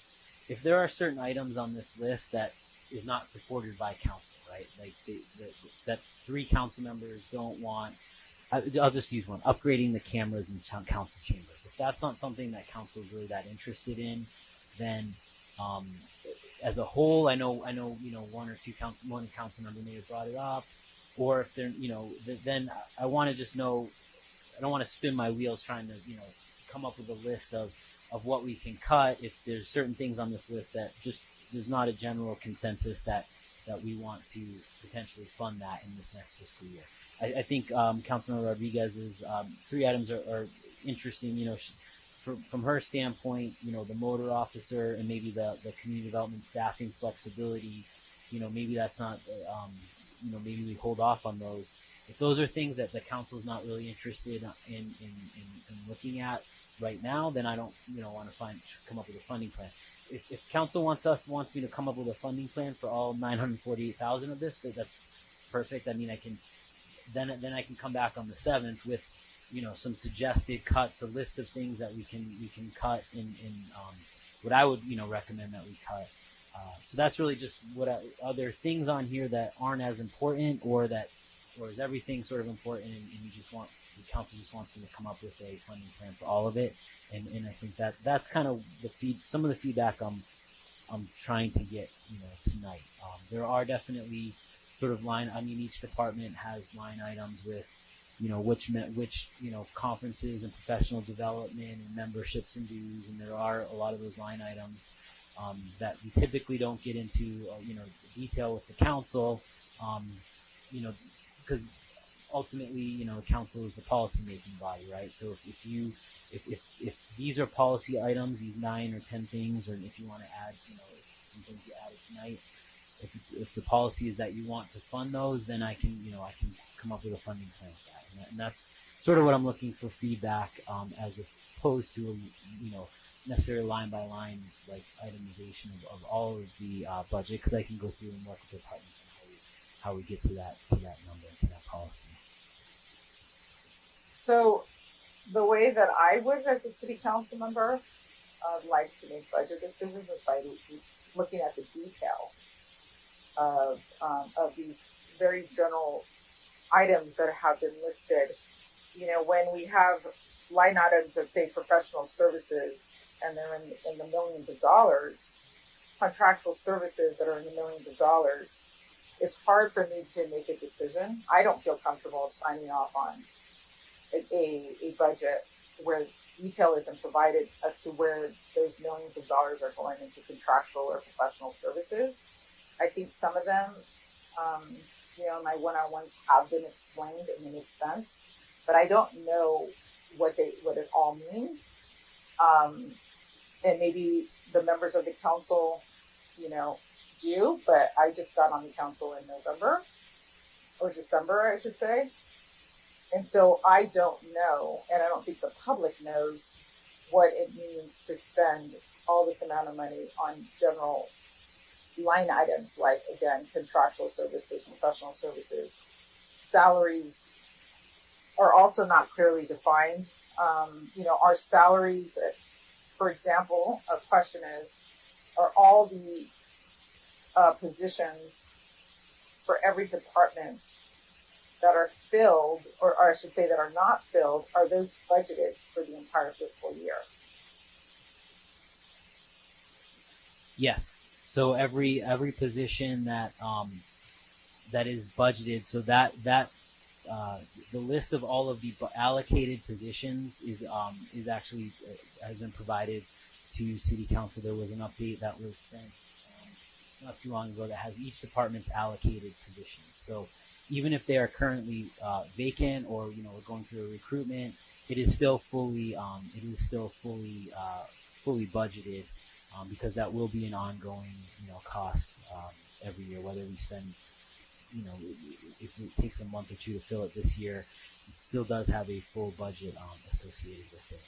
And with professional services and all those, we did provide, and we can give council, obviously more time to look at it, but each council was provided with all of the sheets, the worksheets for each department that does detail out the professional services, contract services, the professional development, memberships and dues, that type of thing. So those worksheets have been provided, and I think they were provided last week. Okay, so we have not discussed all those details as a council, and I think it's important for public transparency and full public disclosure for us to go through this budget with a lot more detail. I also think that even the budgeting of positions for the entire year makes an assumption that over allocates money on salaries and some of the personnel costs, because there are several positions, especially a lot of these new positions, manager positions that are higher cost, that will not require the amount. So I don't know, for example, when we hire an operations manager for public works, how much is budgeted for that position? And I'm not sure if does anybody else on the council know? I don't think so, right? Because that hasn't, the public doesn't know, because it hasn't been disclosed to the public. What I think is, like, if we were to go through that, and if we know we won't get an operations manager hired by June 30th or July 1st, then I do think that appropriate budgeting would say, we expect this person to come in at the end of quarter one or by quarter one.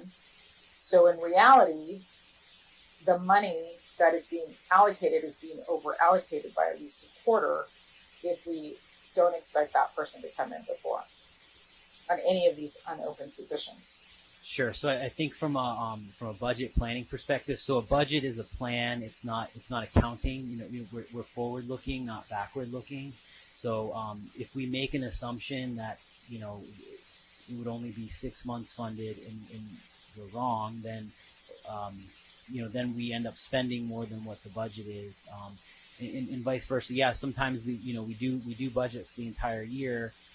But then next year, we will need that position for an entire year. So, from a best budgeting practices, doing an accounting level budgeting would be very difficult, and it greatly increases the likelihood that you're going to budget incorrectly because you're trying to predict when someone will or won't be hired.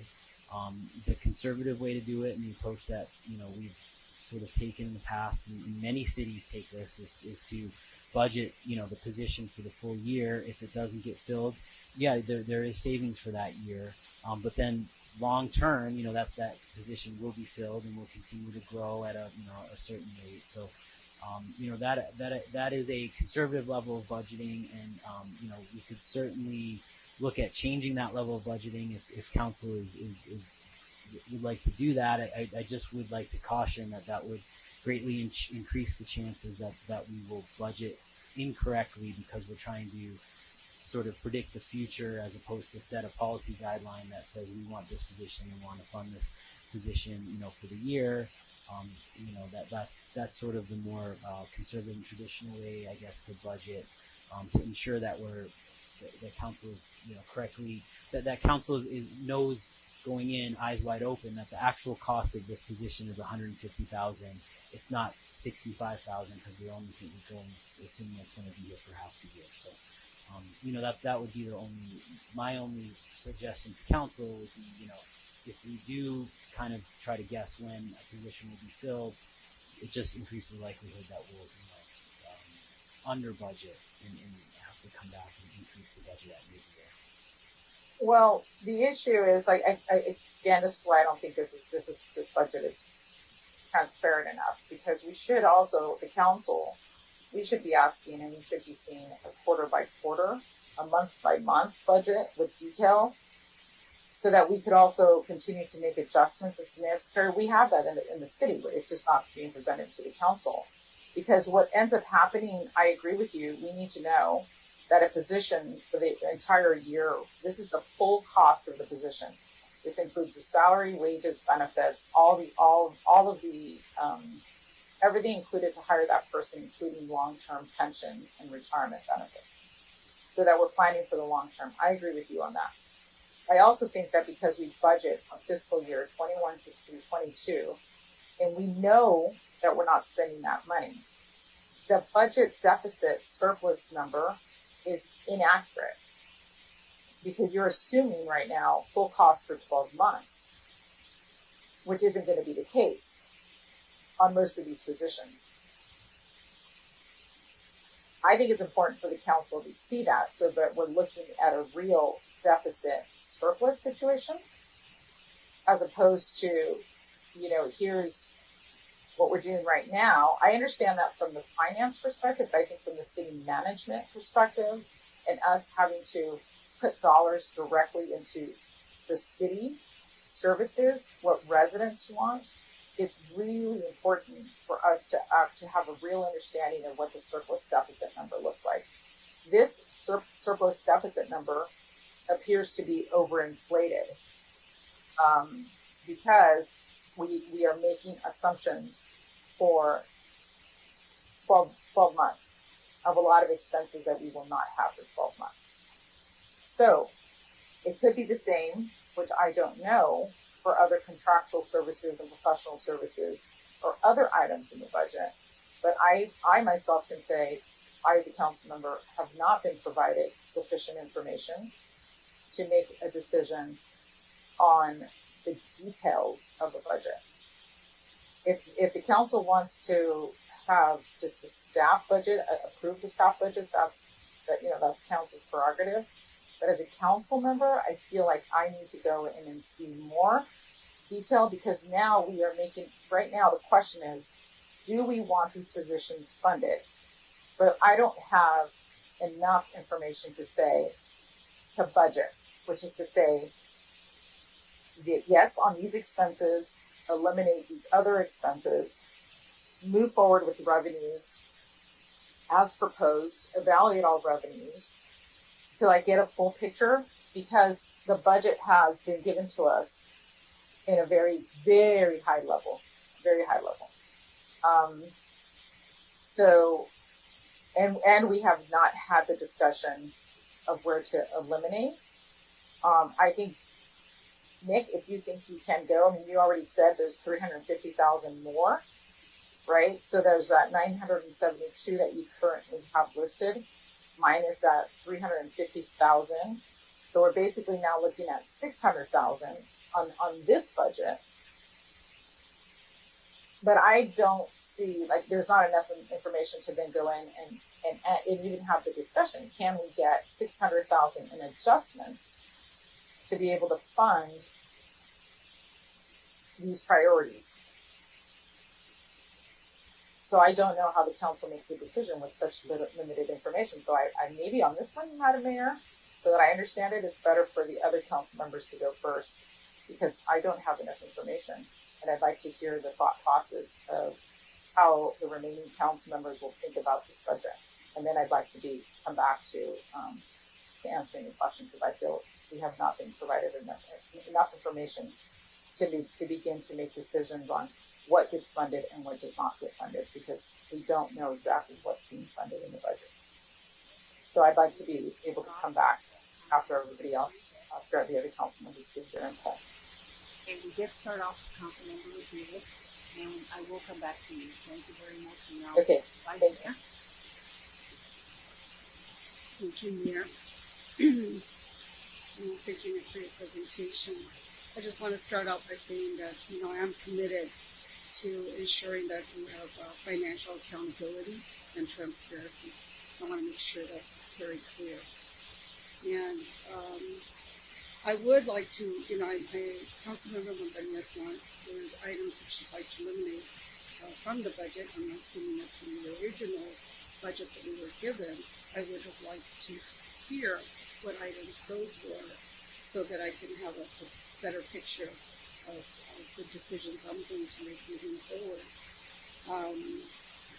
I understand how budgets are made. I do have experience in working in a public institution, Los Angeles Christian College, and with my manager in developing our department budget and seeing the whole and budget meetings for the entire campus. So I do have experience in how positions are budgeted for the entire year. And, and we also have the mid-year budget presentation, which you provide, and we go over those items once again for any remaining or needed expenses that might arise. I did go over all the items presented to us. Just so you'll have an idea of what I'm looking at. I would like to have see us have a cushion at the end, cushion of surplus of about $250,000 in case we have an emergency. We have some funds that we can, possibly use. We don't know what's to come. We didn't know COVID was coming, and we had some form of reserve. So I would like to have that cushion.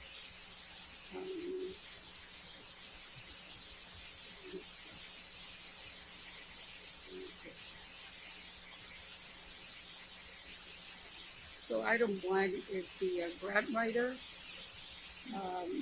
I support the grant writer analyst position. I think that, we do a great job in applying for grants, and I think that the help of a grant writer analyst that the city manager has been using to assist with some of the writing, and possibly economic development as well. But that's one of the items that I do support. Increasing the hourly rate for the paid intern program from $15 to $20 I support. The motorcycle officer, I thought that over as well. And, I appreciate Chief Byro's explanation. And I certainly don't want to add any other expenses when, this function can be done by a patrol officer. But, and I don't want any officers to be in any danger because of the riding on motorcycles and what all that entails. I certainly don't want to put anyone at risk. But if we could have maybe of those positions requested in the police department, if there could be some sort of commitment to doing some traffic patrol weekly on various days, various hours of the day. I would like to go that route. I prefer that route. So, I'm fine in eliminating that particular item for myself, since I was the one that brought it up. Additional security cameras. I don't think that may be necessary. I think if we just more diligent, more signage, and advising those that are here in the back, right, in the Sally, that advising those that are going in the wrong way, then that would alleviate the problem. Or even speaking with the business owners if their particular trucks or vehicles are coming in the wrong way, letting them know that that's not legal. The economic development manager position, which would handle business support and housing programs. This is a position I do support.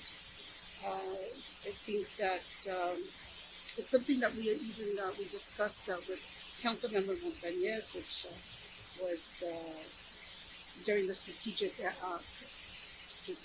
goals ad hoc committee, and it's something that we are very supportive of. So I do support that particular position.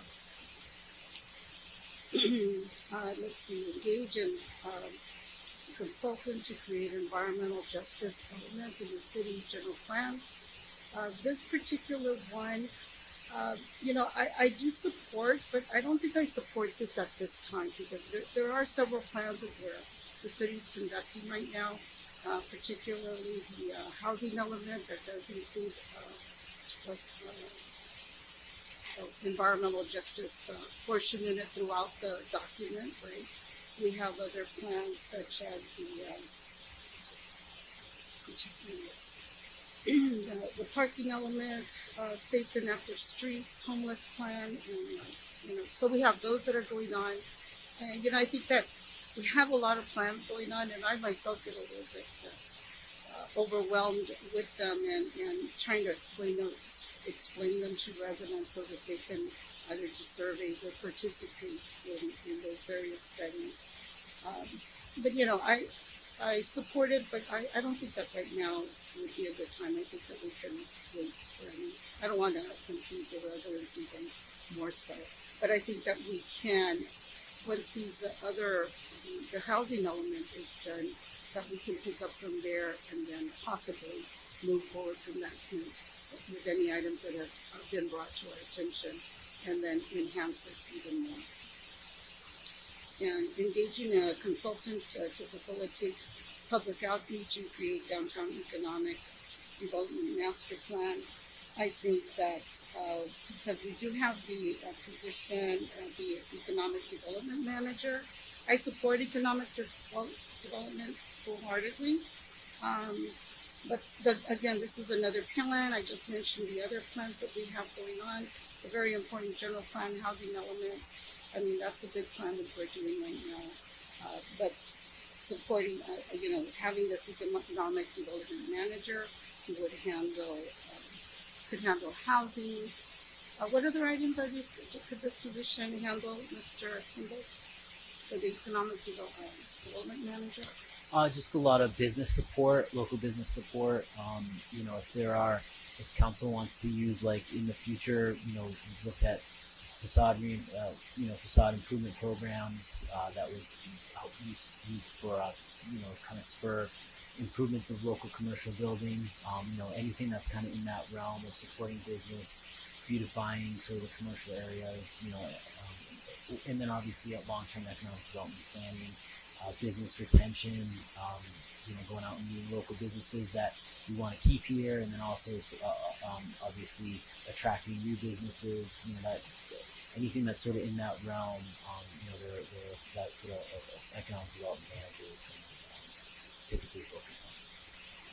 And I think that's exactly what we've been needing. And that the merchants, they need some sort of guidance. I don't, and if they would be supportive also of the mall association.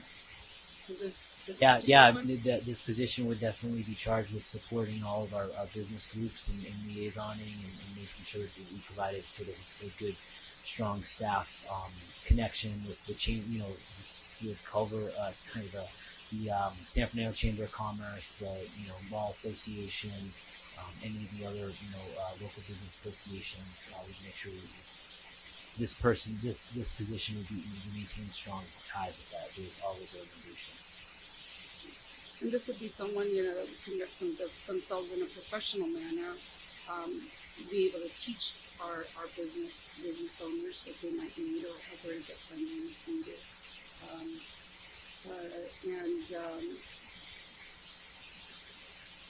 Because some of the business owners have come to us separately. They're part of the mall association, but they have come to us separately with their requests, and have not used the mall association.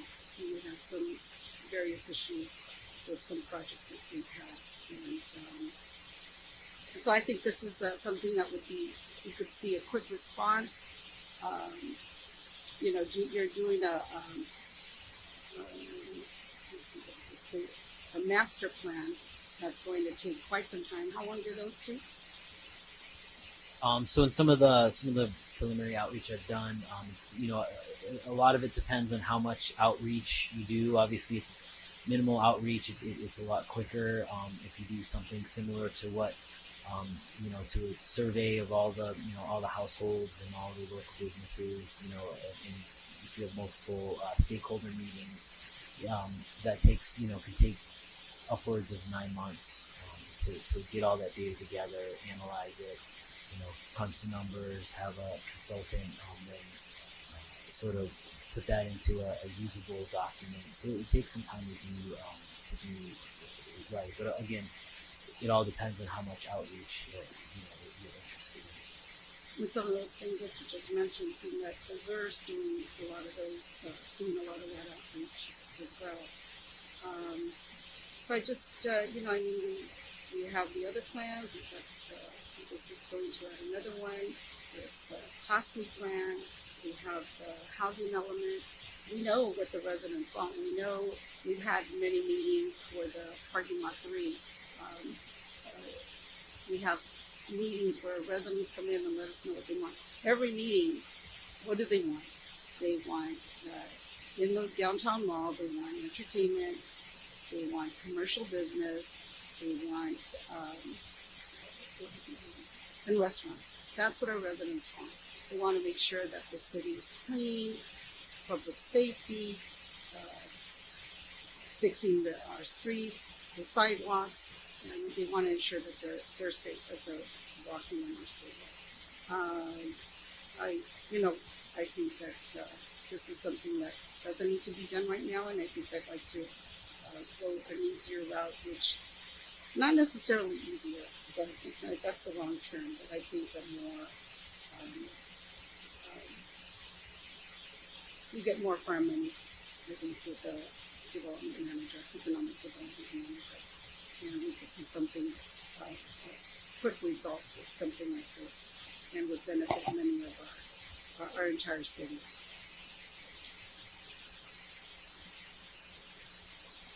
Appropriate a reserve amount of community development to explore additional resources, for code enforcement, housing, neighborhood beautification efforts, business improvement programs, etc. $250,000. I mean, I'm not sure even why this is year. I don't recollect how this one got on here, but I mean, we know what our residents want, and I think we're here. We can make decisions for our residents. You have your Measure A and Measure SF town hall meetings, and we're having 4 budget sessions.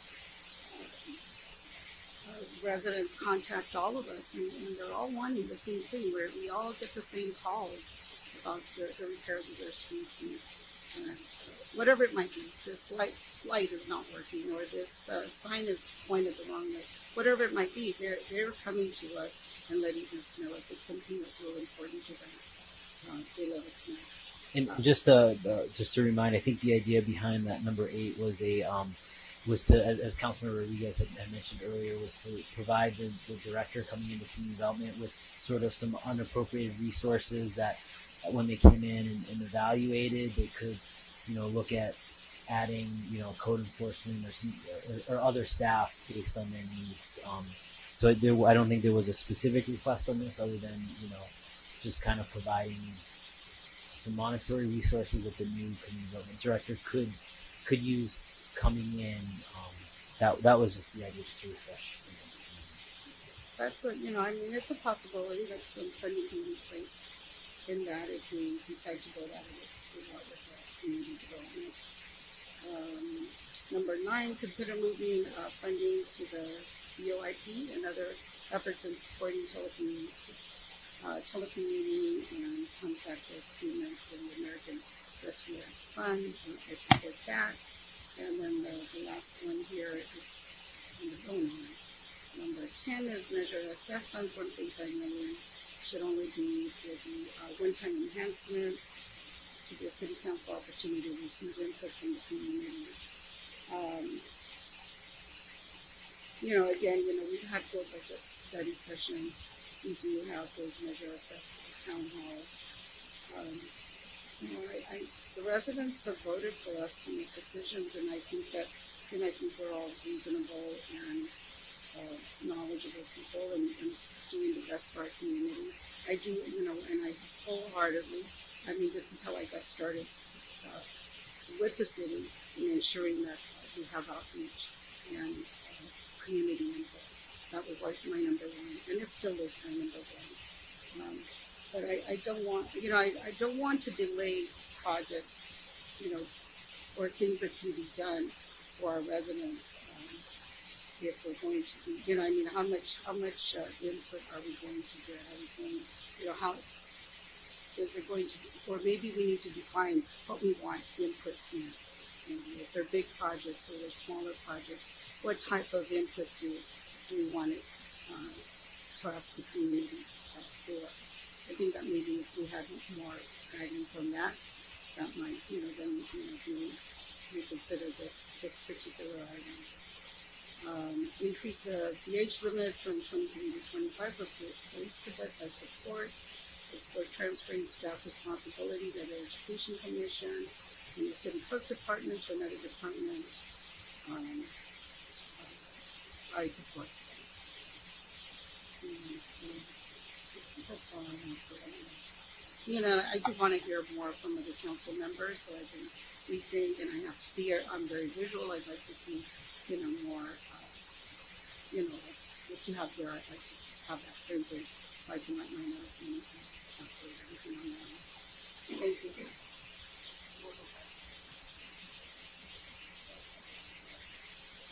Yes, I don't want to disturb the opinion of anything that's scheduled.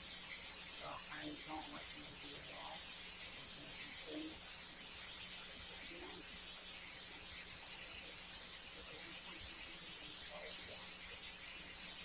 That was the gap that the council last year needed to address, which it did through a number of actions. So there isn't that gap anymore. But one of those actions was deferring that payment to the retirement fund in this current fiscal year. So that was the recommendation from staff, was to make a double payment next year to get back on schedule. So that's.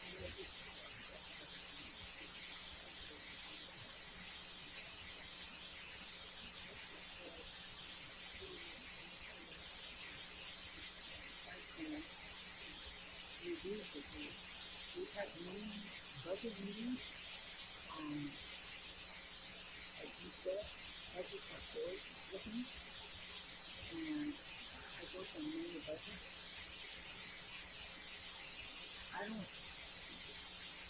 I'm very comfortable with what you present. You're an expert in this area. I'm very comfortable with that. Any questions that you have about the budget that you presented with me this year will have to change. I have no problem giving that my answer to directly and you are one on one. And you've been very forthcoming and I very appreciate that. I don't need,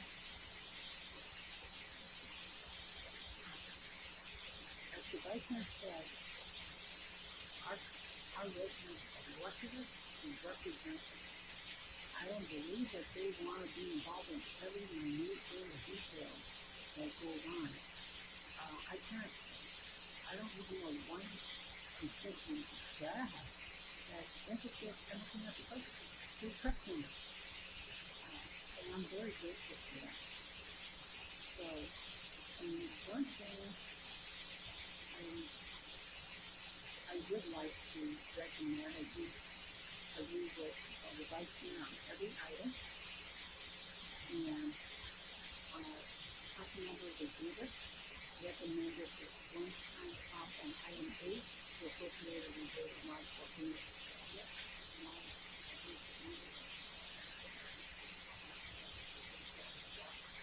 I would recommend that for 100,000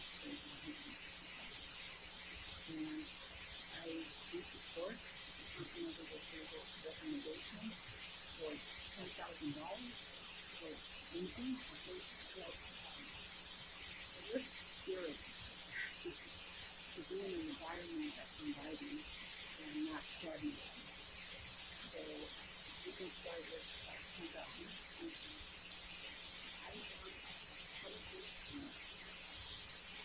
I hear you. And I let you know I'm your trust and I support moving forward with that as a vice president. We need to have that input for our public works. So I will go back to Councilmember Rodriguez. Do you have any follow-up questions?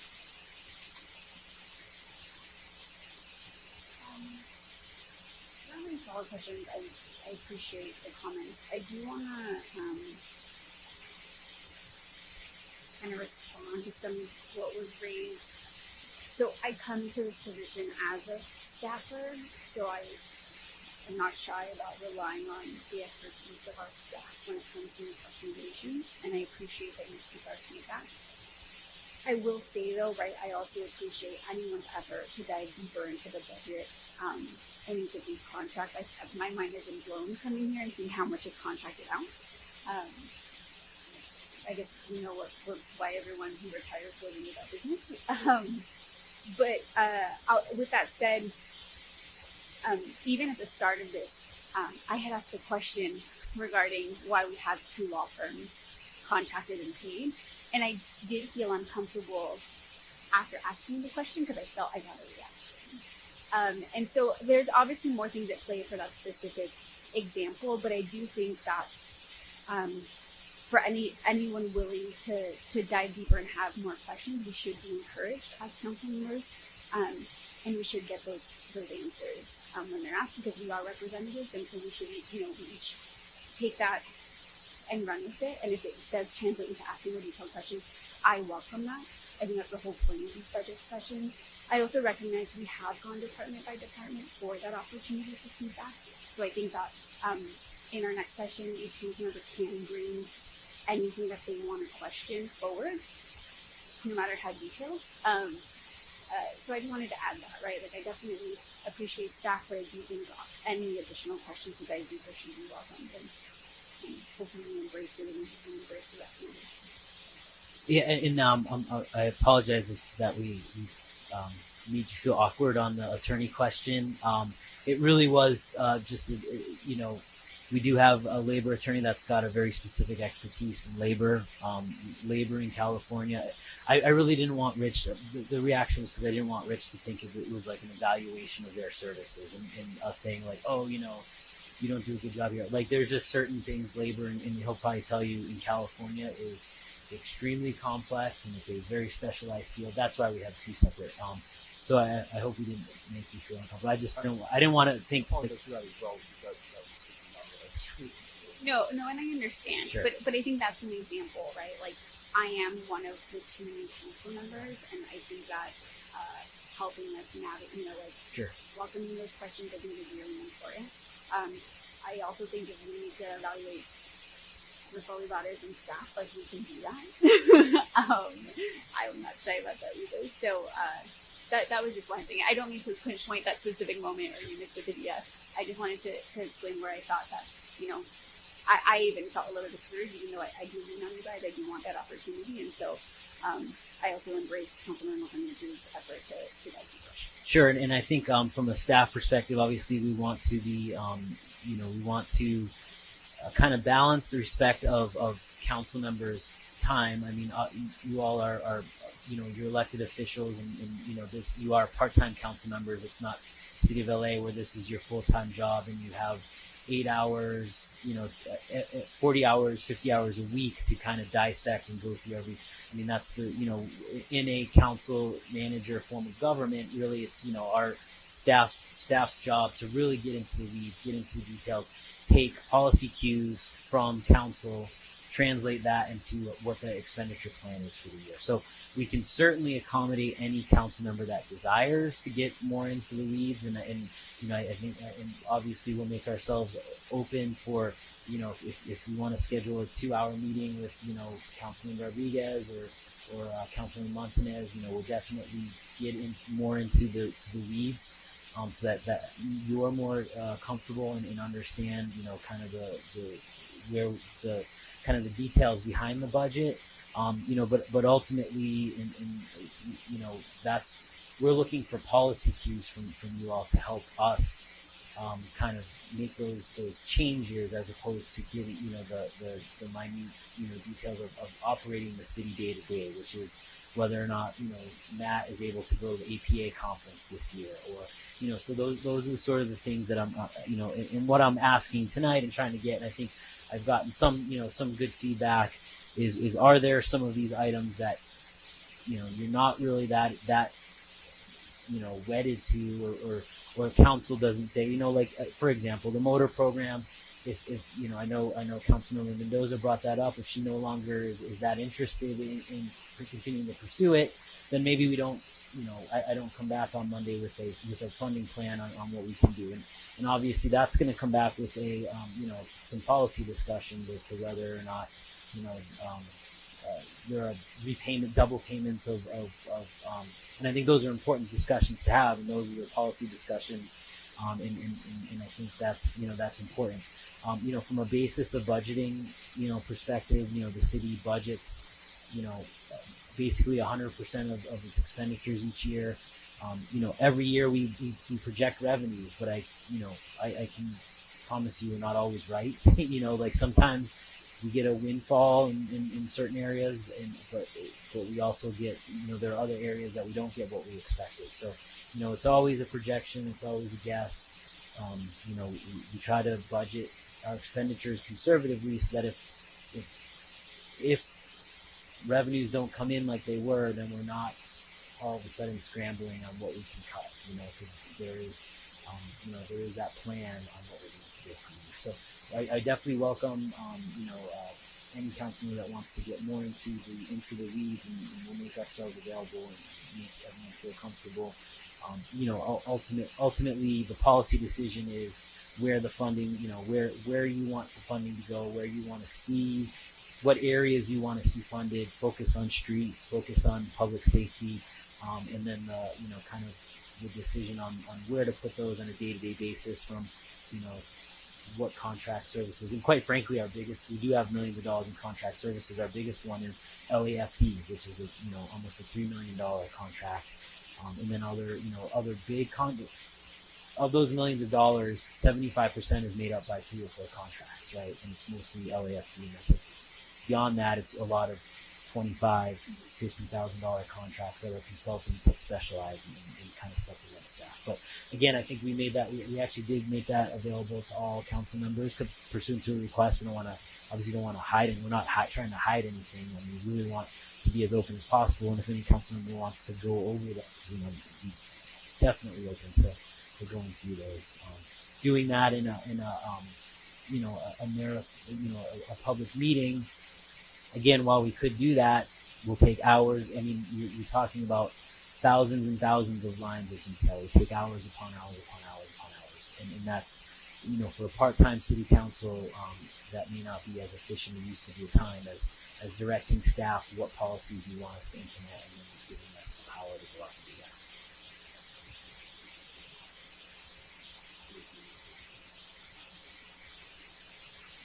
Councilmember Martinez? Okay, so I want to get into some specifics on the budget. So, and maybe some possible recommendations. So, can you do, Nick, some like on this Excel sheet? So far we're looking at this deficit of 972. So let's start there, and let's go and subtract out some of the things that have occurred right now. We take the 972 and then subtract out that 63 for the office, or 65, I can't tell, 65 for the traffic officer unit, 907, okay. Now take out the, I actually want to discuss this community development staffing flexibility. So in Measure A and Measure SF, we have $30,000 for professional planning services. So we already have 30K in there. That's just a line item, but not specific. So can you take that down? So take out 330. Or no, I'm not sorry. Take out 30. Okay. And then we also have an economic development professional services for 50K for Measure A and Measure SF. So we take out 50 from the economic development manager probably, or is the decision to keep economic development in community development, or do you want to move it over to city manager? I think, regardless of where it goes, the city manager's office will be working closely with community development. There's obviously a lot of overlap there. So, if it's approved, there would be very close ties with sort of my office and community development. So can we then eliminate economic development professional services from Measure SF and A and move that then so that we open up another 50K? So I think for now, I guess it doesn't matter where it goes, but take out the 50K so that we don't have economic development professional services. That's 50,000, and professional planning services. That's 30,000 coming out of A and SF at this point. So take out another 50K. You can take it out of. I mean, if you want, take it out of that 220 because that's the one, the 220,000. That's probably the one that's the most flexible. So take out another 50,000.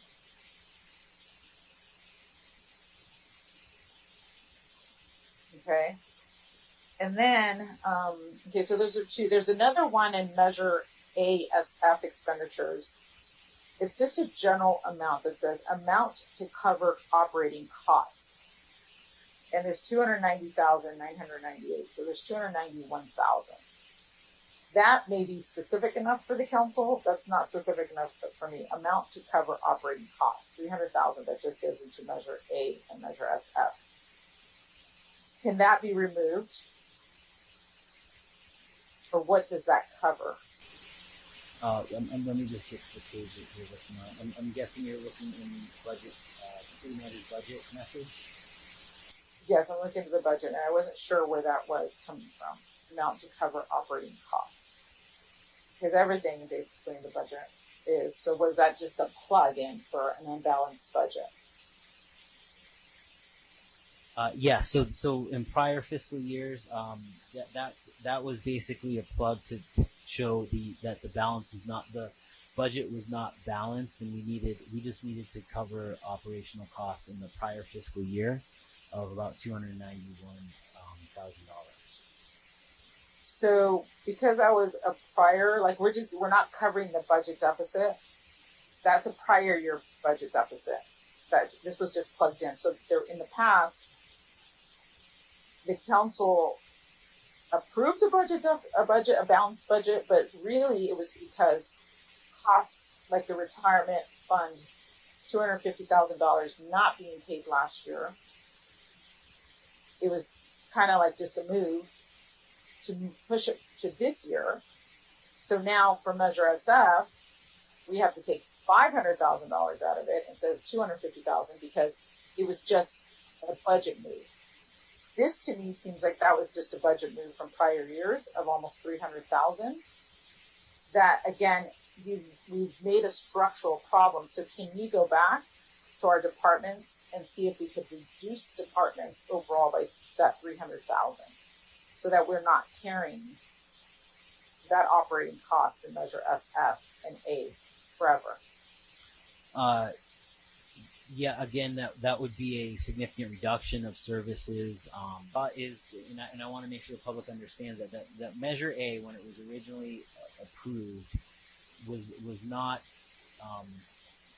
We needed that to just cover operating costs. So that's what this shows, is that Measure A was needed to cover operating costs to keep the same level of service as the prior year. Without Measure A, we would have had to cut even further than we had already cut. So this $300,000 is looking at the most of last fiscal year. We didn't use 2021 because it was very anomalous year. So that was the prior fiscal year where we were showing that there is a portion of Measure A that was there to cover an operating deficit that we had, each and every year. So that's what that number represents. Is that operating deficit to keep the same level of service that we had in prior years. So if we reduce out that $300,000, then we're further reducing the level of service that we had, in prior years, as opposed to what I gathered from council this year, that they wanted to increase services, invest in services in this fiscal year. So that would just run counter to what was in the strategic goals. Okay, so can you detail for us how you came up to where the $290,000 and $998,000, like what that covers? No, because it's not. There isn't a dollar to dollar. Our general fund. The way the general fund works is that we have 100 different revenue sources, right? Some of it's sales tax, some of it's property tax, some of it is rental income, some of it is motor vehicle license tax, payments from the state. That goes into one pot of money. It goes into one bank account. So like your paycheck, all that goes into one bank account, and then all of the funds are spent out of that same bank account. So it's not like it's not like all of our 100 different revenue sources go into 100 different bank accounts, and then we write checks individually off of each bank account. It goes into one account, and then any year when we show a Measure A and a Measure SF expenditure plan, it really is sort of an estimation of what we are able to do because we have Measure A and Measure SF. It's not a dollar to dollar. We get $1 from Measure SF, and it is taken and given to a police officer as salary. It goes into one account. It's the general fund, right? It goes into the general fund, and then everything that's general fund funded comes out of the general fund. So the level of detail, there isn't a level of detail that shows it goes into a Measure A, specific Measure A bank account, and it goes out into to pay 1/25 of the police chief's salary. This is an expenditure plan which shows what we're able to do because we have Measure A and Measure SF. If we didn't have Measure A and Measure SF, then these are the things that we wouldn't have the ability to fund. So that's what it is. That's why it's a plan as opposed to, again, a specific accounting that shows $1 into this account, $1 out. It's all comes in general fund and goes out of general. I understand what you're saying. I just think that should be relabeled as a deficit. It looks like what has been happening is we've been plugging in and not counting. Like if we're having to pull from Measure A and Measure SF, that means we're carrying a structural deficit. So we should outline that as a structural deficit. Because then I think this will help us in our economic development plans. We need to really increase our sales tax base primarily on our redevelopment efforts in the downtown and other major corridors, because that's a structural deficit. And you're listing it as amount to cover operating costs. I think what we should do is restate that as a deficit. So the deficit amount isn't, in my perspective, right now, what we originally started with, which is positive, I think you had said, it's under at least 300,000 because it was 290 that we're carrying as a structural deficit. So we have not had a balanced budget in the past. We deferred payments and we carry this, and I want to see if we can try to move forward to truly understanding what our structural deficit and our total debt is, so that we're not overspending. Because right now, it looks to me that we have been overspending. So a structural deficit would mean that you don't have revenues that are available to cover your baselines or your cost of service for that year, right? So as we increase our cost of service, that becomes the new baseline. So this is showing that in the past, the prior years, yes, I agree. There was definitely a structural deficit. That's the reason we needed Measure A in the first place. Because if there weren't a structural deficit, we wouldn't have needed a Measure A. We needed that just to meet, again, just to kind of stay at that same level of service. So yes, that was definitely a structural deficit. But I think as we've moved on through the years, we've been able to have the financial wherewithal to be able to increase the level of service. So, for example, next year, say we add 4 or 5 positions, our new baseline, that doesn't mean that our structural deficit is now 300,000 plus the cost of 5 new positions. Your structural deficit is, do your ongoing revenues meet your ongoing expenditures? So now Measure A is an ongoing revenue. It wasn't an ongoing revenue when it was first passed because it was a 7-year sunset. When that got extended by voters to be indefinite, then it became an ongoing revenue. So it was no longer a one-time revenue. Measure SF is approved as an ongoing revenue. So all of our revenues now are ongoing. So everything that the council approves as far as new ongoing expenditures wouldn't be a structural deficit anymore because we now have ongoing revenues to meet those ongoing expenditures. This is just reflecting that in prior years we did not have those ongoing revenues to meet ongoing expenditures. Next year, there will be no structural deficit, so to speak, and because in the Measure A and Measure SF plan, because these are all now ongoing revenues, and they wouldn't do that. But I do agree that amount to cover operating costs is exactly, and that's what makes me concerned about this budget, is that I think this is under by at least that 291,000, over, I should say, in a deficit situation. By the way I read that amount to cover operating costs, 291,000, that should be listed in the red as a deficit, because we don't have revenues identified, and we're taking from ASF and we're just adding it in to ongoing enhancement. So we basically don't have that 300,000 anymore to spend into streets, sidewalks, cities, the services that people really wanted A and SF for, because we just basically, it's a plug. And I understand why you're trying to plug it. I don't feel comfortable though not listing it as what it is, and I don't feel comfortable it becoming year after year. So if there's something that we can do internally, Nick, you know the city finances, if there's something we can really do here to address that 291,000, I really think that would be something very responsible for us to do. And I would hope that the council would agree with that, so that we're not carrying that year after year.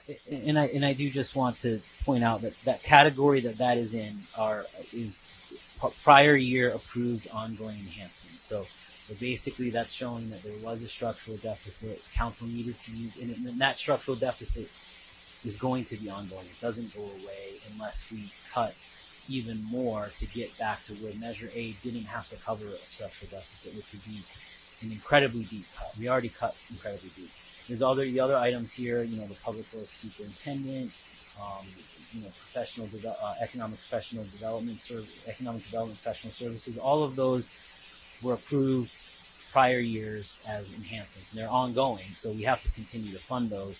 So that's about, I'm just rounding up a little, but that's about $500,000 of prior year ongoing enhancements that were approved. So those will be forever unless council wants to, defund or cut these, and then that would then be available to appropriate to some other, enhancement. So that really is just showing what are prior ongoing approved expenditures that will continue to be ongoing because they're approved in prior years. Right, they were approved. I agree, they were approved without a revenue source. So this was a deficit that was approved. It wasn't a balanced budget, but it was covered. It was stated as a balanced budget because we plugged it in. What I want us to do is identify ways to get rid of that deficit that we're carrying. What I'd like for us to do, this is why I keep pushing economic development, right? Helping our businesses. The only way we all looked at where we get our revenue sources from. If our business community is healthy and it's doing well, that's more revenues for our budget and city services. In addition to us going after grants to help us fund. Sometimes it's these projects, and so we know grants are one-time funds, but they do help offset the general fund in many instances. So that's why I keep pushing on this, the economic development piece and the grant writing piece as big priorities, and really having a plan for the areas that can give us the greatest opportunity, like the downtown, because the council, we all need to be aware that what we're carrying there is a deficit. We don't have a balanced budget right now. Even without these council enhancements, we don't have a balanced budget. The other thing, so that's one thing. I'm not comfortable yet, Nick, with the response. I'd like to really look at details there and really work with you and our directors to see how we get rid of that moving forward. I know it's a lot of money, $300,000.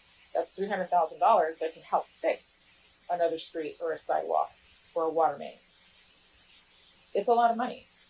And so us continuing to just cover it up like that without investing in the positions that could bring us in new revenues, we're going to be stuck in this situation for a very, very long time. And that isn't healthy for the city. Okay, so if you can, that's why I think going through budgets, I know not every council member is going to want to do it. I said before, I like going through these budgets because this is in the detail is where we can actually make decisions to invest in the areas that are going to help us increase revenues. We don't have enough of a revenue discussion. So we are just basically we tax people, we tax us as residents, which is what the city had to do. We taxed through Measure A, we taxed through, Measure SF, and then we cut significantly, yes. And so now we don't want to keep having to do that. We want to bring new revenues into the city, and we want to eliminate these pretty significant deficits that exist. So that 300,000 plus from last year, because there was a deferral on the 250,000 repayment to the retirement fund, and a deferral on the 60,000 to the sewer fund, and a deferral on 60,000 to the water fund. That's another, over $300,000 that was deferred from last year to this year. So with that 300,000 and this 300,000, that's $600,000 that we can't put in to city services. And so we have to work on, how do we, as you said, is there a way to extend the terms of the borrowing or repayment to not take so much money right now when our focus is to recover stronger than ever? Can we extend, not defer, right? Not defer. We have to repay what we have to repay. Extend the repayment and, get us to a place where we can take some of these dollars here. I mean, right there's 600,000, right? Well, right now we're looking at 827,000 on a deficit situation. But I kind of feel like, this 300,000 is part of the deficit, and some of the repayment of the debt, that was now a $300,000 problem that was carried over from last year. So that hurts us as well this year. So I think you were saying that, right? I would agree with, can you look at what you were talking about, repayment terms, to see if there's something that could be, adjustments that could be made. Right now it's 740,000 of, it's 1.5 million again for Measure SF, and it's 2.4 million for Measure A. 740,000 is going to repayment. 300,000 of that, or 320,000 of that, was from last year. So is there something that could be done there? The other question too, okay, so right now we don't change the number. I'm not going to ask you to add the 300,000 or 291,000 to this deficit, but I kind of feel we should seriously consider that as a deficit. That's $291,000. So that's just a note that I want us to keep it in mind. Okay, so keep that 291 in the back of our minds. The other one is you have, and this is another one, there's 15,000 on professional development.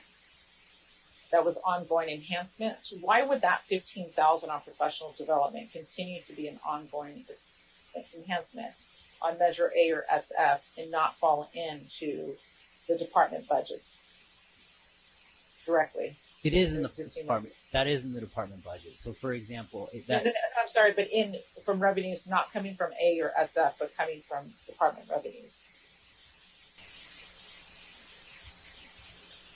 So again, any department that generates revenues, police department, those are all general funds, right? It's all citations from the police department goes into general funds. So this professional development was mostly an increase actually to the police department's training budget. It had gotten cut pretty significantly in the past to reduce the structural deficit.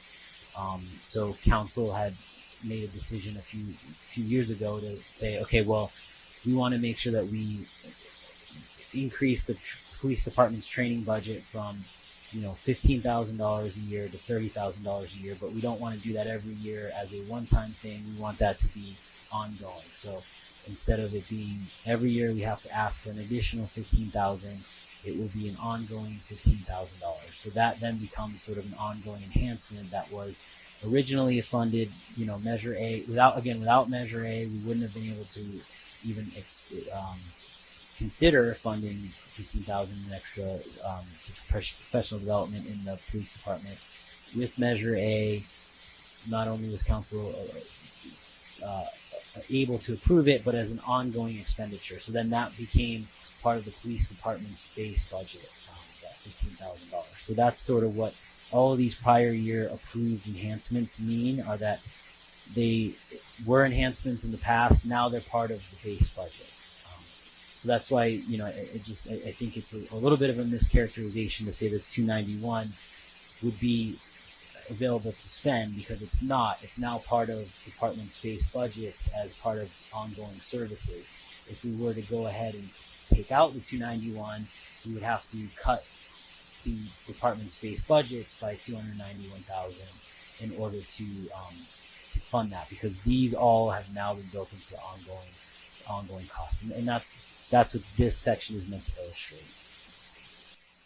Yeah, and that's what I'm saying. I think that 291, there is not a 291 to spend. That's a deficit. That's what I keep saying. We don't have identified funds. What we did is, and I understand Measure A, there's 2.4 million, and Measure SF, the 1.5 million. This is where I think public input is really important, right? To figure out, what does all this mean, and what are the priorities? Are there things, and this should be identified again. The 291 should be identified as what it is. We don't have identified revenues for it without going to what was a safety, a safety measure, and at the same time it was, Measure A and Measure SF was always about investing in the future of our town. So we do need to really look at that differently and not just have a plug, because these plugs are I don't think it's the best way to budget. I think that things should be budgeted directly into city revenues. And then from there, any enhancements, this is what I'm saying, what should be funded, what should not be funded. If you were to ask me amount to cover operating costs, I don't know what the details are on that. If you ask me, hey, can we, as compared to fixing another street, I would say fix another street. But then I don't know. No one knows except you, what's in the cover operating costs. That's why these details are important, because it's a lot of money. Okay. Then I go to another one. So additional facility cleaning due to COVID-19. There's $28,260. Can that $28,260, we know we have $2 million coming in from the rescue plan, right? The federal government.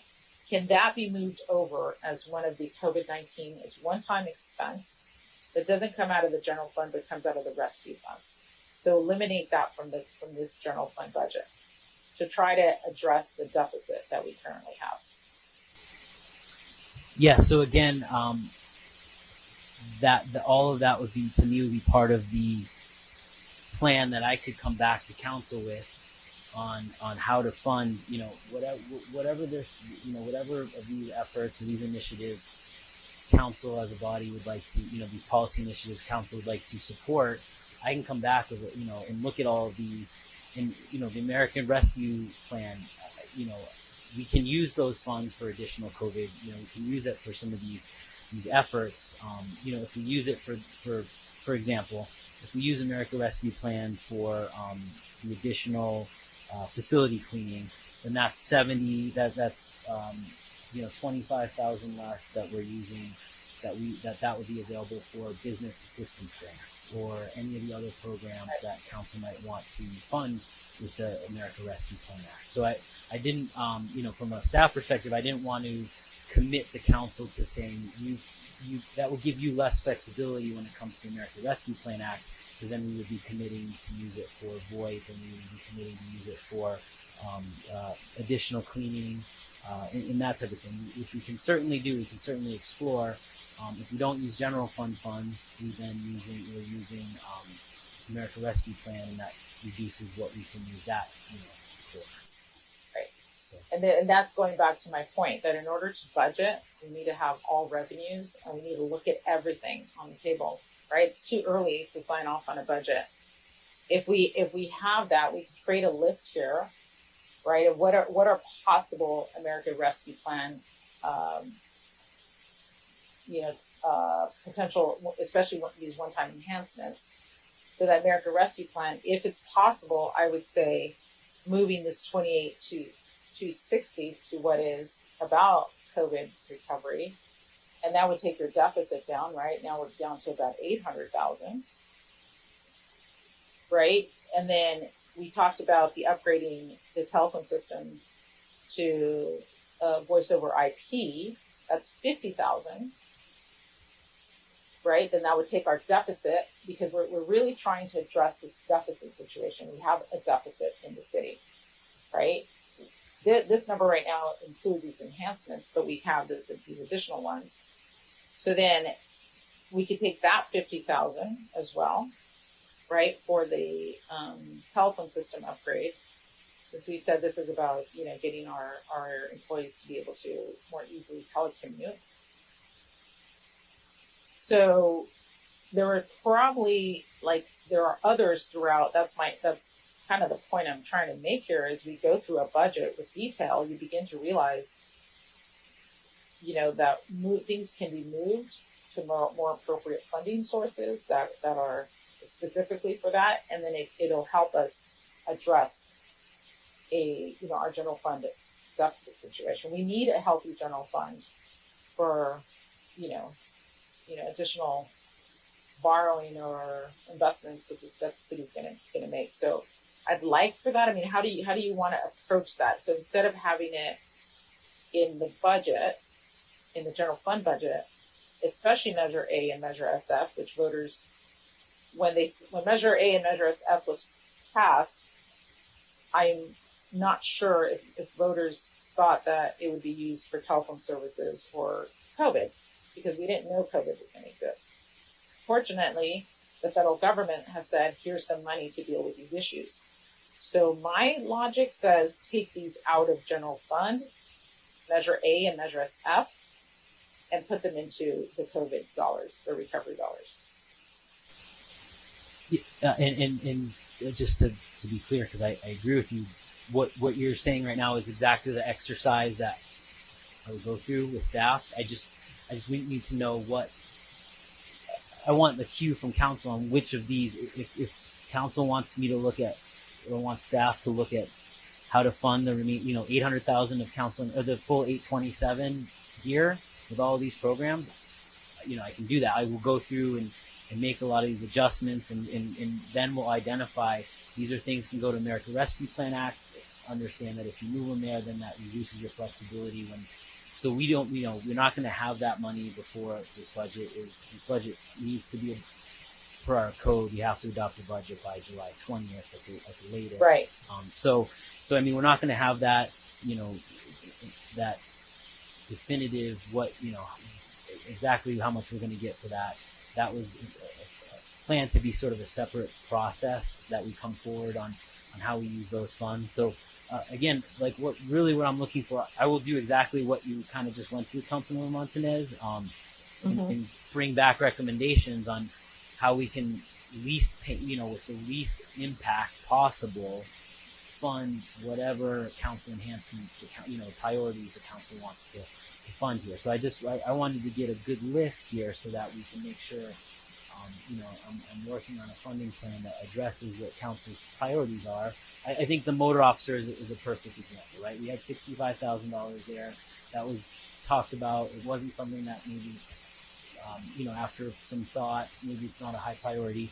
So I take that out. So instead of having, so that's the $65,000 left. So if it's just something else that we don't necessarily need to drill down into. But, that's kind of what I'm working toward. I can come back with a funding plan. I just need to know what the number is, and we'll go through this line by line exercise with the staff, and then come back with the least painful or the least impactful recommendations, and that includes, maybe we just extend, by an extra year the repayment. That's this whole exercise. Yeah, and then I would say why this is important is, under the American Rescue Plan, if possible, I definitely think that the economic development manager position, at least for this budget year, if possible, should be assigned to the rescue plan, because that's going to be the person who's going to lead us through the proposals and concepts that we will have on the $2 million this year, and the possible $2 million this year, and possible $2 million for next year. Right? So then that would take 150,000 off this list. I also think that the economic development master plan can also be America Rescue Plan, and then we prioritize increasing our business communities, the success of our business community, right, as a priority, retention of businesses and attraction of new businesses. And this is all part of it, right? So the way that we're looking at it right now, I mean, that would be the other thing, is moving those into the rescue plan, right, or a portion of it. And you can't fund positions through the America Rescue Plan. Okay. The only thing that you can do is if you laid off positions and you were going to bring that position back, you can Got it. fund. Okay. Excellent. So there are, Okay. and I think it's another piece of the America Rescue Plan that will. There's still been very spotty details. There have been things that have come out as definitive, but then there's been other things that have been a little gray. So it's another reason especially when we put this budget together, which was back in late April is when we finalized the budget numbers. We didn't have any detail related to America Rescue Plan. So again, I can certainly, if council wants me to look at a funding plan for all of these and come back on June 7th for that, I can definitely do that. I just wanted to take off things that we knew weren't going to be necessary. Yeah, and then there's things, and then right now, like I took some things off of the general fund, right, so that we're not double counting, like I think that these contracted services, that's why I think really looking at professional services is important in contracted services to see, to make sure that, if there are possible savings in there, we then have more dollars to go into, direct community services, street sidewalks, that kind of stuff that people really, really want to see. Okay, so you're going to come back to us with the terms of the borrowing, right? I have a question on the equipment replacement fund, where we why can't the trucks, so the dump truck and the staff trailer, why wouldn't those come out of the equipment replacement fund as opposed to Measure A and Measure SF? So the way that the equipment replacement fund works is that, and it was only set up in 2014. Before that, we did not have a plan on how to pre-fund replacements. So basically, any vehicles that were purchased after 2014, and I'll use a police car as an example. If that was a $40,000 police car, then we basically, and we have an estimated useful life of 4 years. I'll just make it easy now. 4 years for the police car. So what we did is we bought the police car for $40,000 in 2014, and then each year, 2015, 2016, 2017, 2018, and 2019. The next 4 years, we put $10,000 aside to replace that vehicle. So now when it comes up for replacement, we already saved to replace the vehicle. On the dump truck, we didn't already save to replace that vehicle. That has no no reserve, no funding behind it. So what we would do is buy a dump truck, for $100,000. Say it's got a 10-year useful life. So we buy it for $100,000, then we put aside $10,000 into the regular budget. That becomes part of the budget every year after that. $10,000 a year, so that at year 10 we have $100,000 saved up, so that we can replace that vehicle without getting another $100,000 from the general fund. So what we're talking about on the police vehicles is what we do have some old police vehicles that were before the equipment replacement fund was established, and we have some vehicles that need to be replaced since the fund's been established in 2014. So now some of those police vehicles are pre-funded. What we can look at is replacing some of those pre-funded vehicles as opposed to some of the older ones that we don't need to kind of pay out of Measure A or Measure SF funds. So that's kind of part of what I would come back with is that's the reason that we can replace these vehicles. They've already been pre-funded. We don't have to impact the budget to fund those, as opposed to something that wasn't pre-funded, like the dump truck, where we would have to impact the budget to make that initial purchase. Then we would see Okay, so if you can take a look at then equipment replacement fund, the dump truck and the staff trailer. Because the staff trailer is 85,000, the dump truck is 100,000. See if it could be funded, and then we add another 90,000 to the equipment replacement fund, right? Reserve.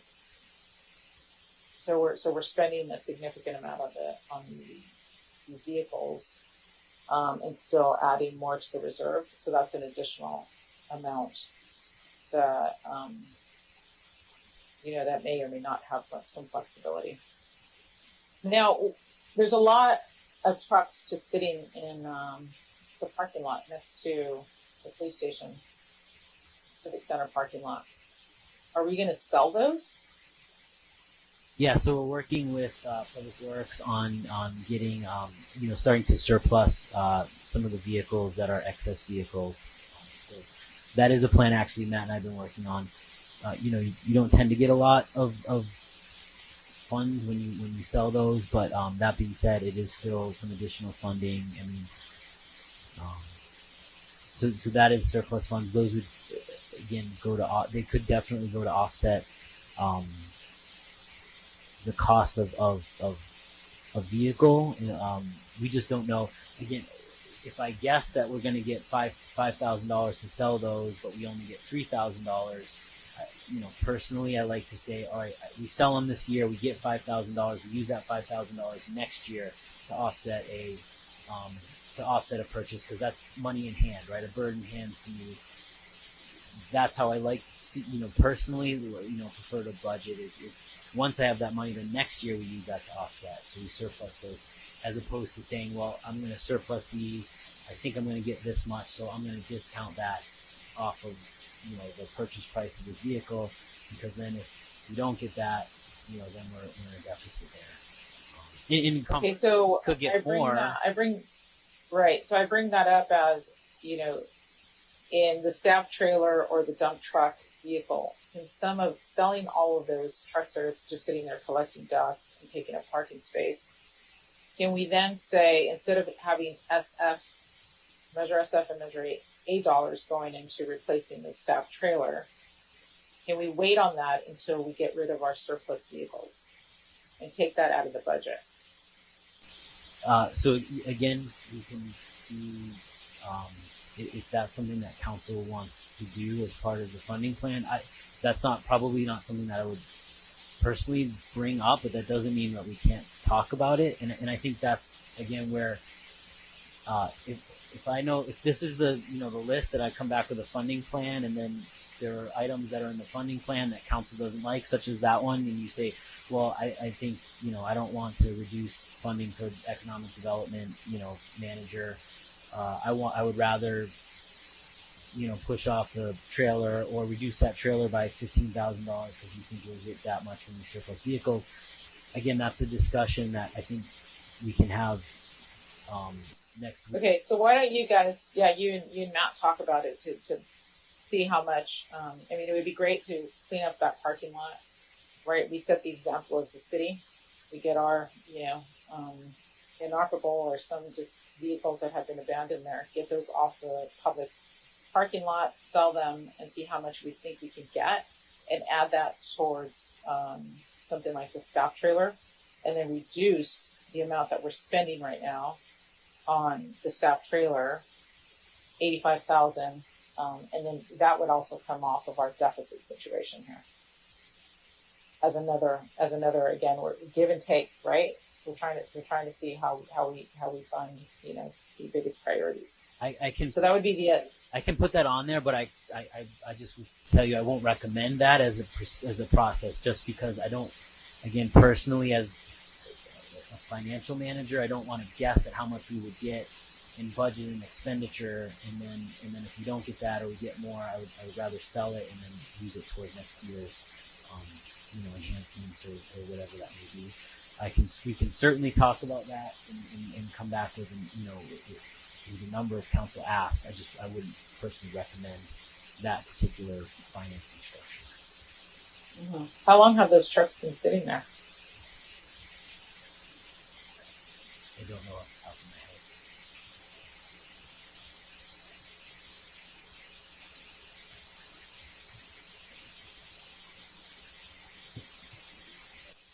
Okay, so those are, yeah, the other thing too is that a question that I have, okay, so we all have our jobs as council members, right, or retired. So do we need health insurance? I mean, does anybody on the council need these insurances outside of their job? Or can we see that also as for this year, not necessarily a policy moving forward, because there may be some council members in the future that may need it. Can we eliminate the cost, zero those out, since, you know, everybody has health insurance through their job, dental and optical. And then I guess what would be necessary, although there is no money in there for workers' comp, and then there's the salaries. So the council benefits and salary, which is a stipend of $580 or so a month, is, you know, set by resolution. You know, that's always, again, it's another policy decision. So that what we're budgeting is what the policy currently states are the council benefits. So that if that separate discussion is had, and then in the future the council wants to change, you know, their benefits, that's, you know, perfectly acceptable policy discussion. But again, that policy discussion would have to happen, and then a new resolution, if that were approved, would be approved, and then we would change the budget to reflect that adopted policy, as opposed to change the budget in anticipation of a policy being changed. Okay, so can we add that then, agendize that item for the next meeting? Because maybe it's just in this fiscal year budget 21-22 that we just eliminate the funding for that. And, you know, we all get our health, medical, our dental, vision from our work or retirement. So we can definitely, so if that's a council members can request to agendize any item for a council meeting. This particular, the cutoff for Monday the 7th was today at noon, so we wouldn't be able to agendize that, and the agenda is pretty much prepared for Monday. So we could agendize that for June 21st as a discussion of council benefits. We've had that discussion in the past.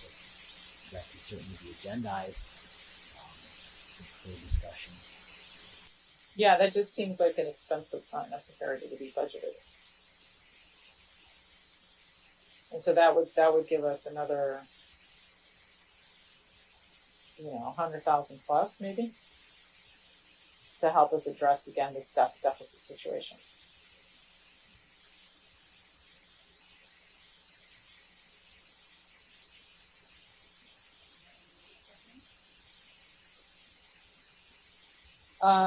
Okay, so now what we're looking at, so the number, Nick, that you're looking at right now is 827. Yes, that's what I have up here. Okay. Okay, so then you'll come back to the 827, and then we'll keep having the discussion on some of the Measure A and Measure A SF dollars, in particular the ones you're going to be looking at the debt repayment and the and I do want more information on the amount, the 290, to cover the operating costs, to see if there's anything we could do there to reduce that and give us more to reduce this deficit that we have.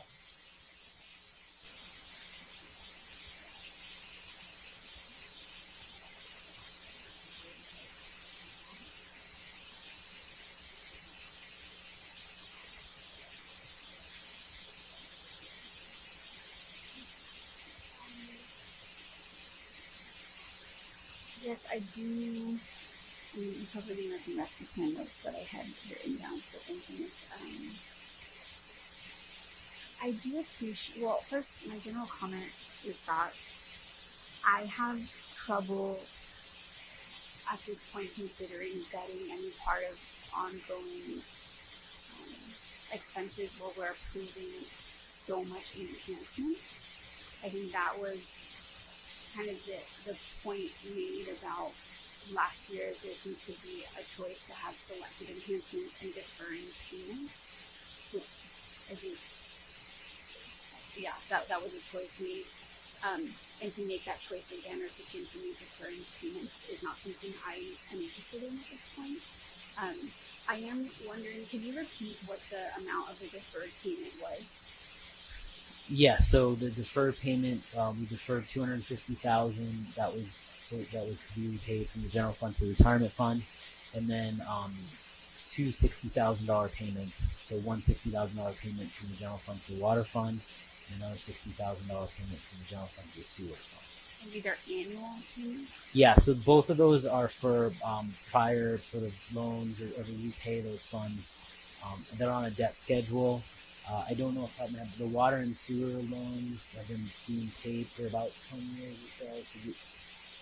So I think we only have another year or two of those payments until those water and sewer payments are fully defeased, fully repaid. Those will come off the books as basically the payment. The retirement is I think there's another 25 years or so left on that. So that's a longer term repayment schedule. So it's 370. So 370 was deferred last year. Correct. Okay, Yes. that we're covering this year, which is Yes. impacting this. Correct.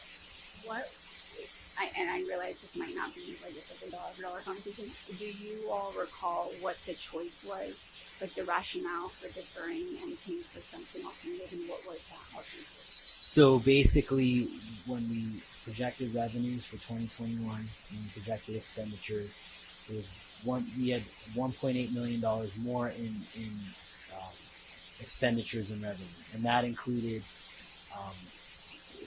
which again is mostly almost pretty exclusively personnel costs, and then like some of the bigger, some of the professional services that we don't have a lot of control over, meaning like LAFD, so that kind of supplement.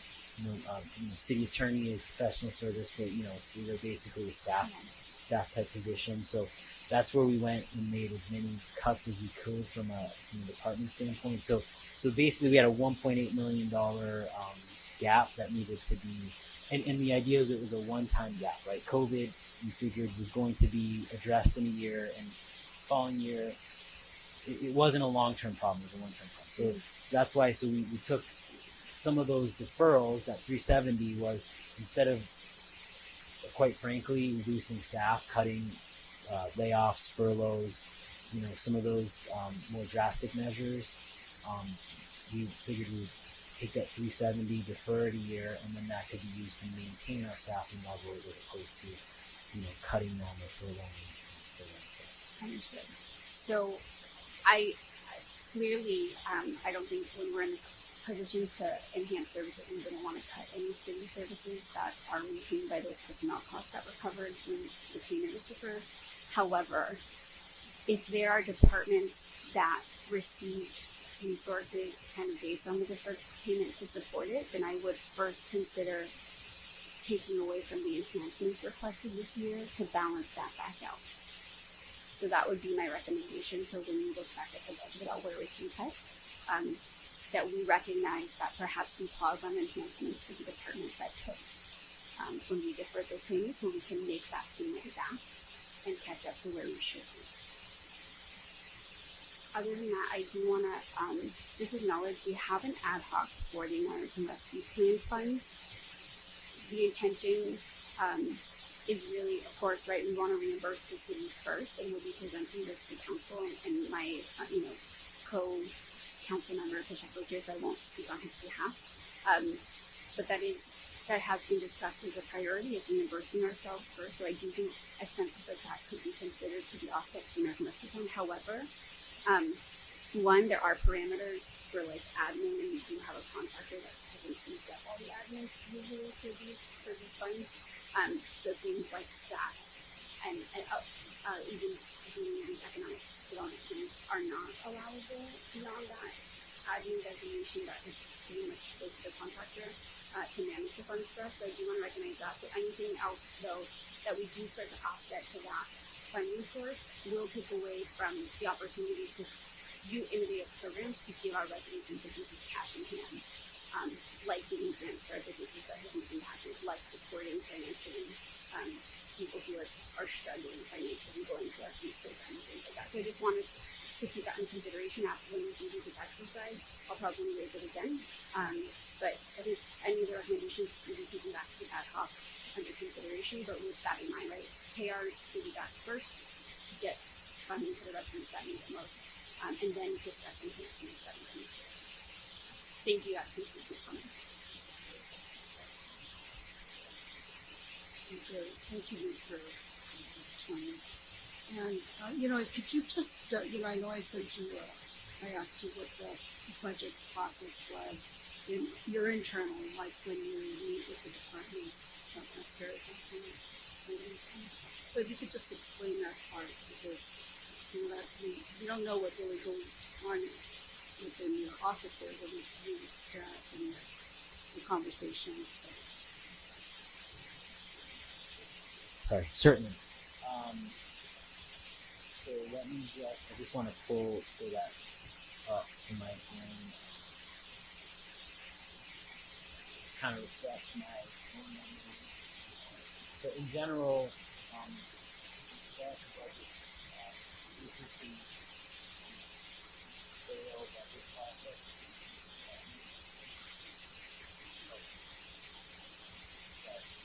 Just give me 30 seconds if you don't mind. I can pull up.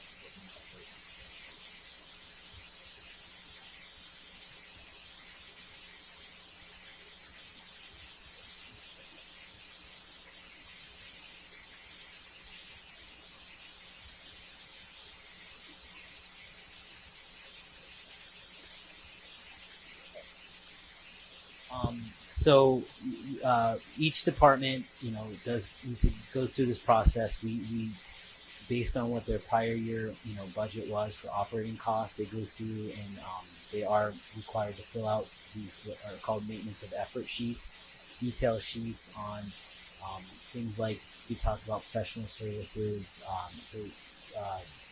memberships and dues, travel, professional development, and so all of those are kind of put together. Then they come to Diego and I, and we meet with each department. We review their base budget, so like what they just kind of get from an operating standpoint to be able to kind of do what we do as part of our work plan. Again, we kind of presented our work plan. That's what we could do. Those are the efforts that we could go through without needing sort of any enhancement, just based on our prior year budget. And then we also go through each department enhancement request. I always go through, and you can ask any of the department heads here, many of their enhancements get whittled down to, okay, well, you can probably fund that out of your base budget, or there's probably something you don't need an enhancement for, or that's something that you can fund out of your current budget. You still have a few $1,000s left that you didn't spend from professional development. If you need a computer, to replace this one that's XP, that's a threat to our network system, buy it using the savings from professional development. So we always look first to their base budget before ever looking at any enhancements. Then we drill down deeper into each enhancement. We discuss the value added and whether the department is ready to actually implement the enhancement if it's approved. So another piece is like, similar to when the federal government puts out money, they want shovel-ready projects, right? The idea is that these enhancements really need to be something that's achievable and not going to take away from their everyday sort of tasks. It's something that they can do, quote unquote, shovel ready.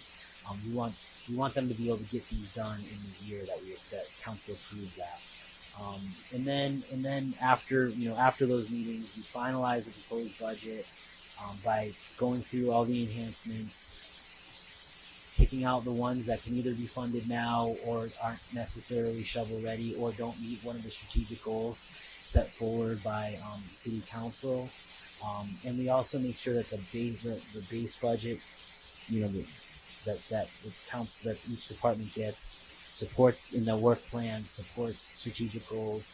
The enhancement request supports the strategic goals. So we really try to make sure that every sort of dollar that's spent, there's a good reason for it, and it's to move the city forward toward implementing those strategic goals. And a lot of that, it may not seem directly uh, uh, related to increasing city services. But for example, voice over IP, right? What's more frustrating? It's not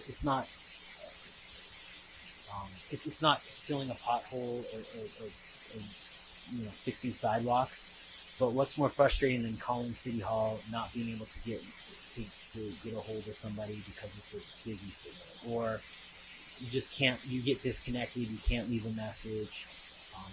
And just even for our standpoint, we can't even, staff can't even access their messages from home because we have an analog system. So that's a bad level of service. That's not a good level of service for our community because, you might be waiting an extra day or two to get a call back because we can't access our voicemail. So, something like that doesn't sound like a big deal, but that is a big deal from being able to manage our operations and being able to provide better customer service.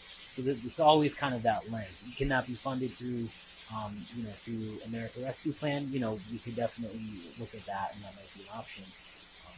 But that doesn't mean it's any less of a just because it's not like the straight filling potholes. It definitely still addresses community first. Right? It addresses these customer service type of enhancements. So that's really kind of what we do in the exercise. And it's very short nutshell. It's obviously a lot more detail, a lot more time to read, but that's like kind of a small nutshell of what kind of goes into that process. Thank you, Nick. So then, I'm assuming that when each department given you their budget, they've already discussed it possibly with some of their staff and vetted it within their department, right? Then Yeah. they vetted it with you and Diego, like the city finance director, and you vetted each line item as well. And so, thank you for that. Yeah. Thank you. So, I think that a lot of thought has already gone into the budget that you originally presented to us.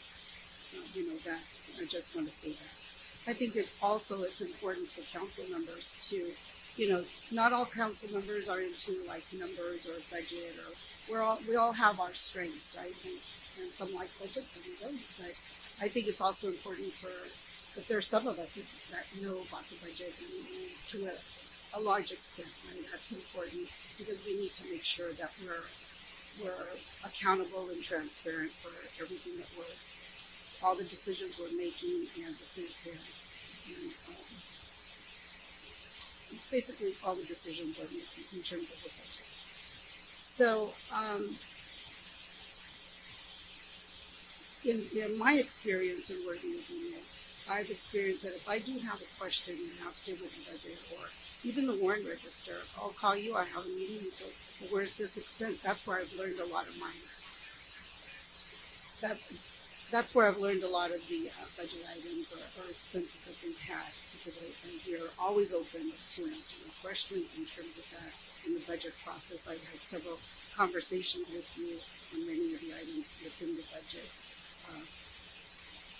As well, and you're always very open. So I'm sure that you're also open to other council members, just as you are with me, and maybe have spent more time with others than with me, and I do spend sufficient time with me as well. And if a resident has any questions, they can also call you regarding the budget. They can call us and get responses. If we don't know the answer, we're going to refer them to you and Diego to get those answers. I just want to make that clear. And for those listening, if they do have any questions, they can always call City Hall and get an answer. And if they don't, then they can call us and we'll make sure we get the answer. But I do, in terms of the terms that were used of covering up a figure, the way the figures are used for that we're in a deficit.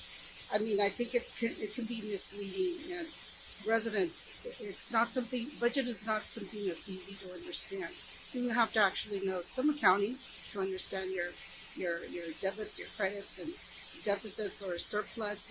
And I had a conversation with you today about the surplus and the reserve. I mean, which gave me a better picture. How many times didn't I have that conversation with you?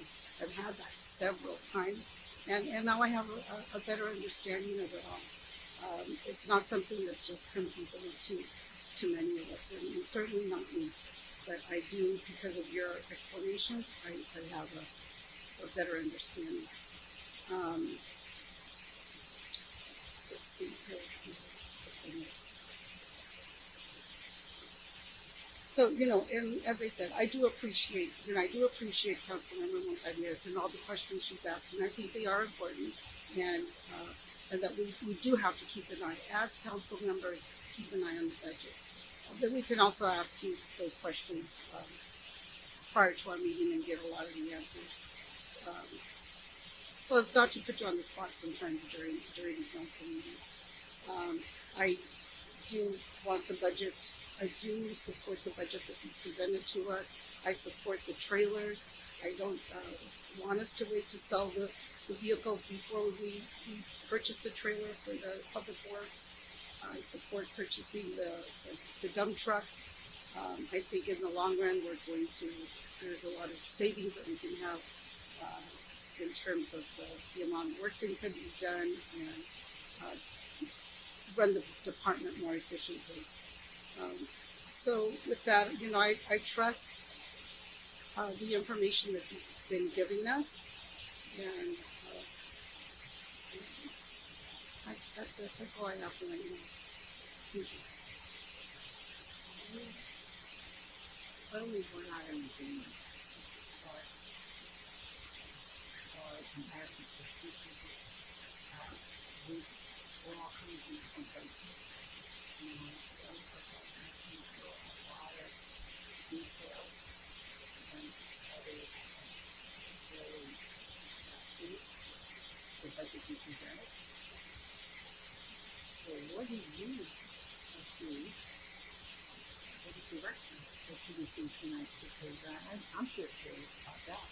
Yeah. So I mean, ultimately, again, council as a body, needs to make these policy decisions. What I plan to come forward with on Monday are various options. So I see there's about, there's about $800,000 and $900,000 in sort of additional enhancements that were talked about through this process, right? So, what I can come forward with is a menu of options on different ways to save money, add some additional revenue, and see, and council can kind of say, well, I'm interested, again, council's a body. If the policy decision is I'm interested in exploring and, not making a double payment and actually like altering the debt schedule, saving, putting that $370,000, not spending it twice this year, just, adding it, then there you go. Then you can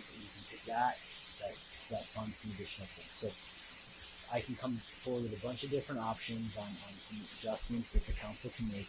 We'll have to have the discussion on each one of them. I mean, because council's going to need to say, yeah, let's look at doing that, or let's not let's look at, I'm not interested in that as a council body. Obviously, one or two council members may be interested in that, but ultimately the council as a body needs to make that decision. So I'll come forward with a number of recommended, potential funding options, and then council can make the decisions on which ones, we would like to, move forward with implementing, and then that would offset some of the additional enhancements that council brings. I can my plans to come forward with that on June 7th.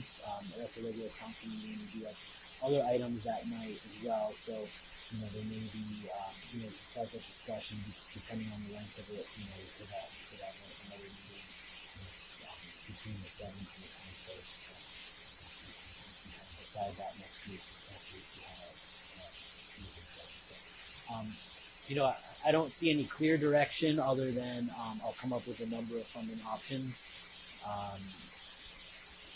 Understanding ultimately council will make those decisions on which options they want to move forward with and which enhancements they want to see.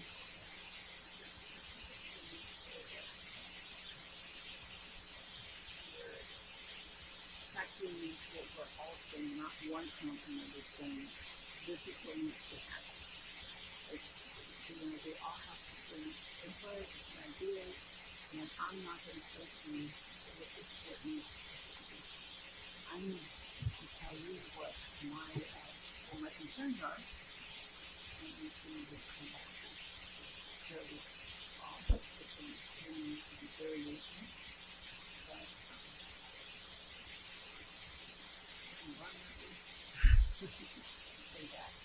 I really would like to get the budget to compare on June the 7th, that night if we can get through it.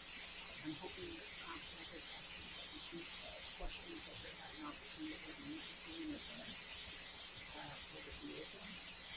I'm not discouraging asking questions, but I think some questions should be easily answered in advance of the meeting. And I want to get it done, so I'm hoping that we do. We've been here till 2 in the morning. We've had council meetings till 2 in the morning, so I'm just going to target that day for a 2 in the morning meeting. That's how long we have to go. But just so you know, we go good the night before, and we will have to take a day each time. I mean, same week. But we've done it before, and there's no reason for us not to go through this budget. We've had enough budget sessions, workshops, plenty of one-on-one discussions and meetings in the vehicle. And so I'm just really hoping to have the support of the council members that we can stay there and get it done. I'm ready for that. So, with that, Actually, Madam Mayor, on that point, we've already announced to the public since the very beginning that the budget adoption goal was June 21st, and I think we should stay with June 21st. June 7th, we will receive a lot of new additional information and a lot of different options. And, I just think that the right thing to do is just stick to a June 21st adoption date, because that was what was laid out to the public from the very beginning. And I also do want to state that assuming the state opens fully come June 15th, June 21st may be the only time possibly when the public could be in a council chamber for any in-person budget comments. So I think that for the sake of just, again, public transparency and engagement and involvement, that we stick to the June 21st date, and if possible, include in-person public comment. Absolutely, but we are going to adopt the budget on June 21st. I would like us to complete the discussion on the budget on June the 7th. That's my goal. We've had plenty of meetings, and I think that I actually think we're going to fail. We just can't come up with the same direction on the budget on June the 7th. This is what the fourth session. We have a lot of practice. It's gone on for a week till 11 o'clock each time. And you shouldn't. You really should not. It's not that complicated. This is not a $3 billion budget. So, anyway, I really appreciate everyone. The staff is doing a good job. Excellently done. Exactly, first. And Councilmember Martinez, were you going to close in memory of the veteran, or did you want to wait for the regular council meeting? Yeah, let's do it at the regular council meeting, since there probably isn't as many people that know that today is a special meeting. So let's do it at the next the regular council meeting on the 7th. And I do know staff communication. I don't believe we have any staff communications other than our next meeting on June 7th, and I do believe the police chief had a couple of closing memory of. We can do that tonight or wait till June 7th. What is your preference? 7th? Okay, that sounds great. General council comments on the event, please, Councilmember Martinez. Yeah, lots of good work on the ad hocs on safe and active streets. I did talk about that at the last council meeting. Very good public attendance. So thank you, Julie and Matt, Carlos Hernandez, our consultant from Tool. They pretty much have had, most at capacity, and there's only a couple more left. There's bike audits, so do encourage the public to follow, San Fernando on our social media or reach out on our website to get the dates to attend the bike audit. So we'll cycle through town for, I think it's a little bit under 3 miles. Again, these are 2 hours, and it gives us an opportunity as residents to provide a lot of direct input on how we want our streets to be safer and more active. So, really good work in the ad hoc. Councilmember Rodriguez sits on the ad hoc with me, and I think the ad hoc has been doing some really good, excellent work in terms of just outreach to the public and community. The other one is we did have ad hoc on the homeless, our homeless task force, and the council will be receiving an update by our city manager on Monday on some progress that has been made in terms of really being able to move forward with the, with creating a real plan for how we address the growing homeless issue directly in San Fernando and on our borders. So do be prepared for that, and we want to get a lot of input on the best things that we can do to address that issue. And that's it. We have the Visionary and Resilience Committee. No, actually, we have the Tree Committee, the Green City Committee coming up next week. So either Councilmember Pacheco or I can do an update after that.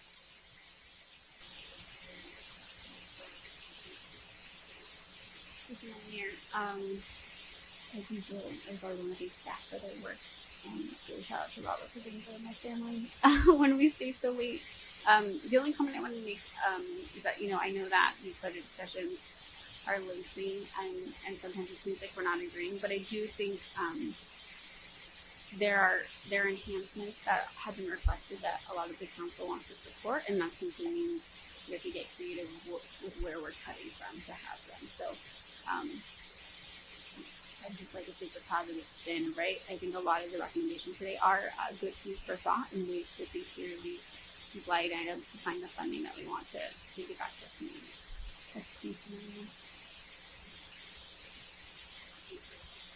I just want to say that on the 20th, the Public Safety Committee met that included Councilmember Pacheco and I, both on the committee, Chief Philo, Lieutenant Hatchett, and Nick Ria participated in that. We discussed the objectives of the committee, and we're going to meet again in July.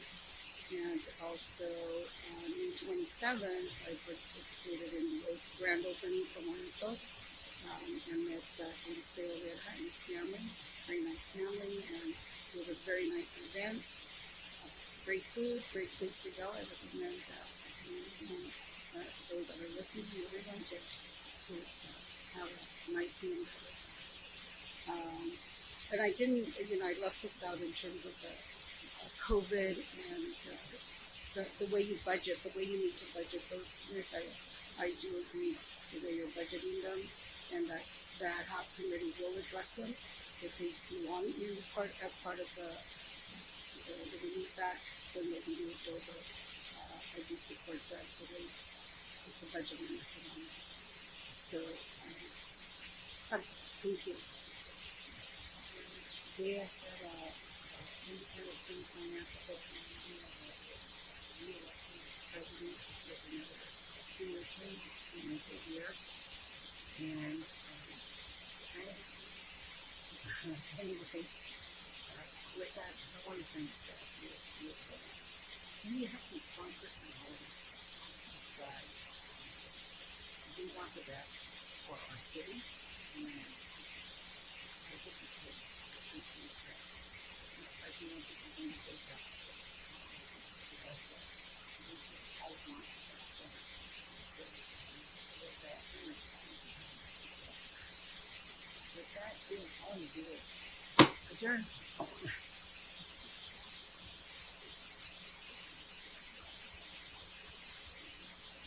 Okay, good night, everybody.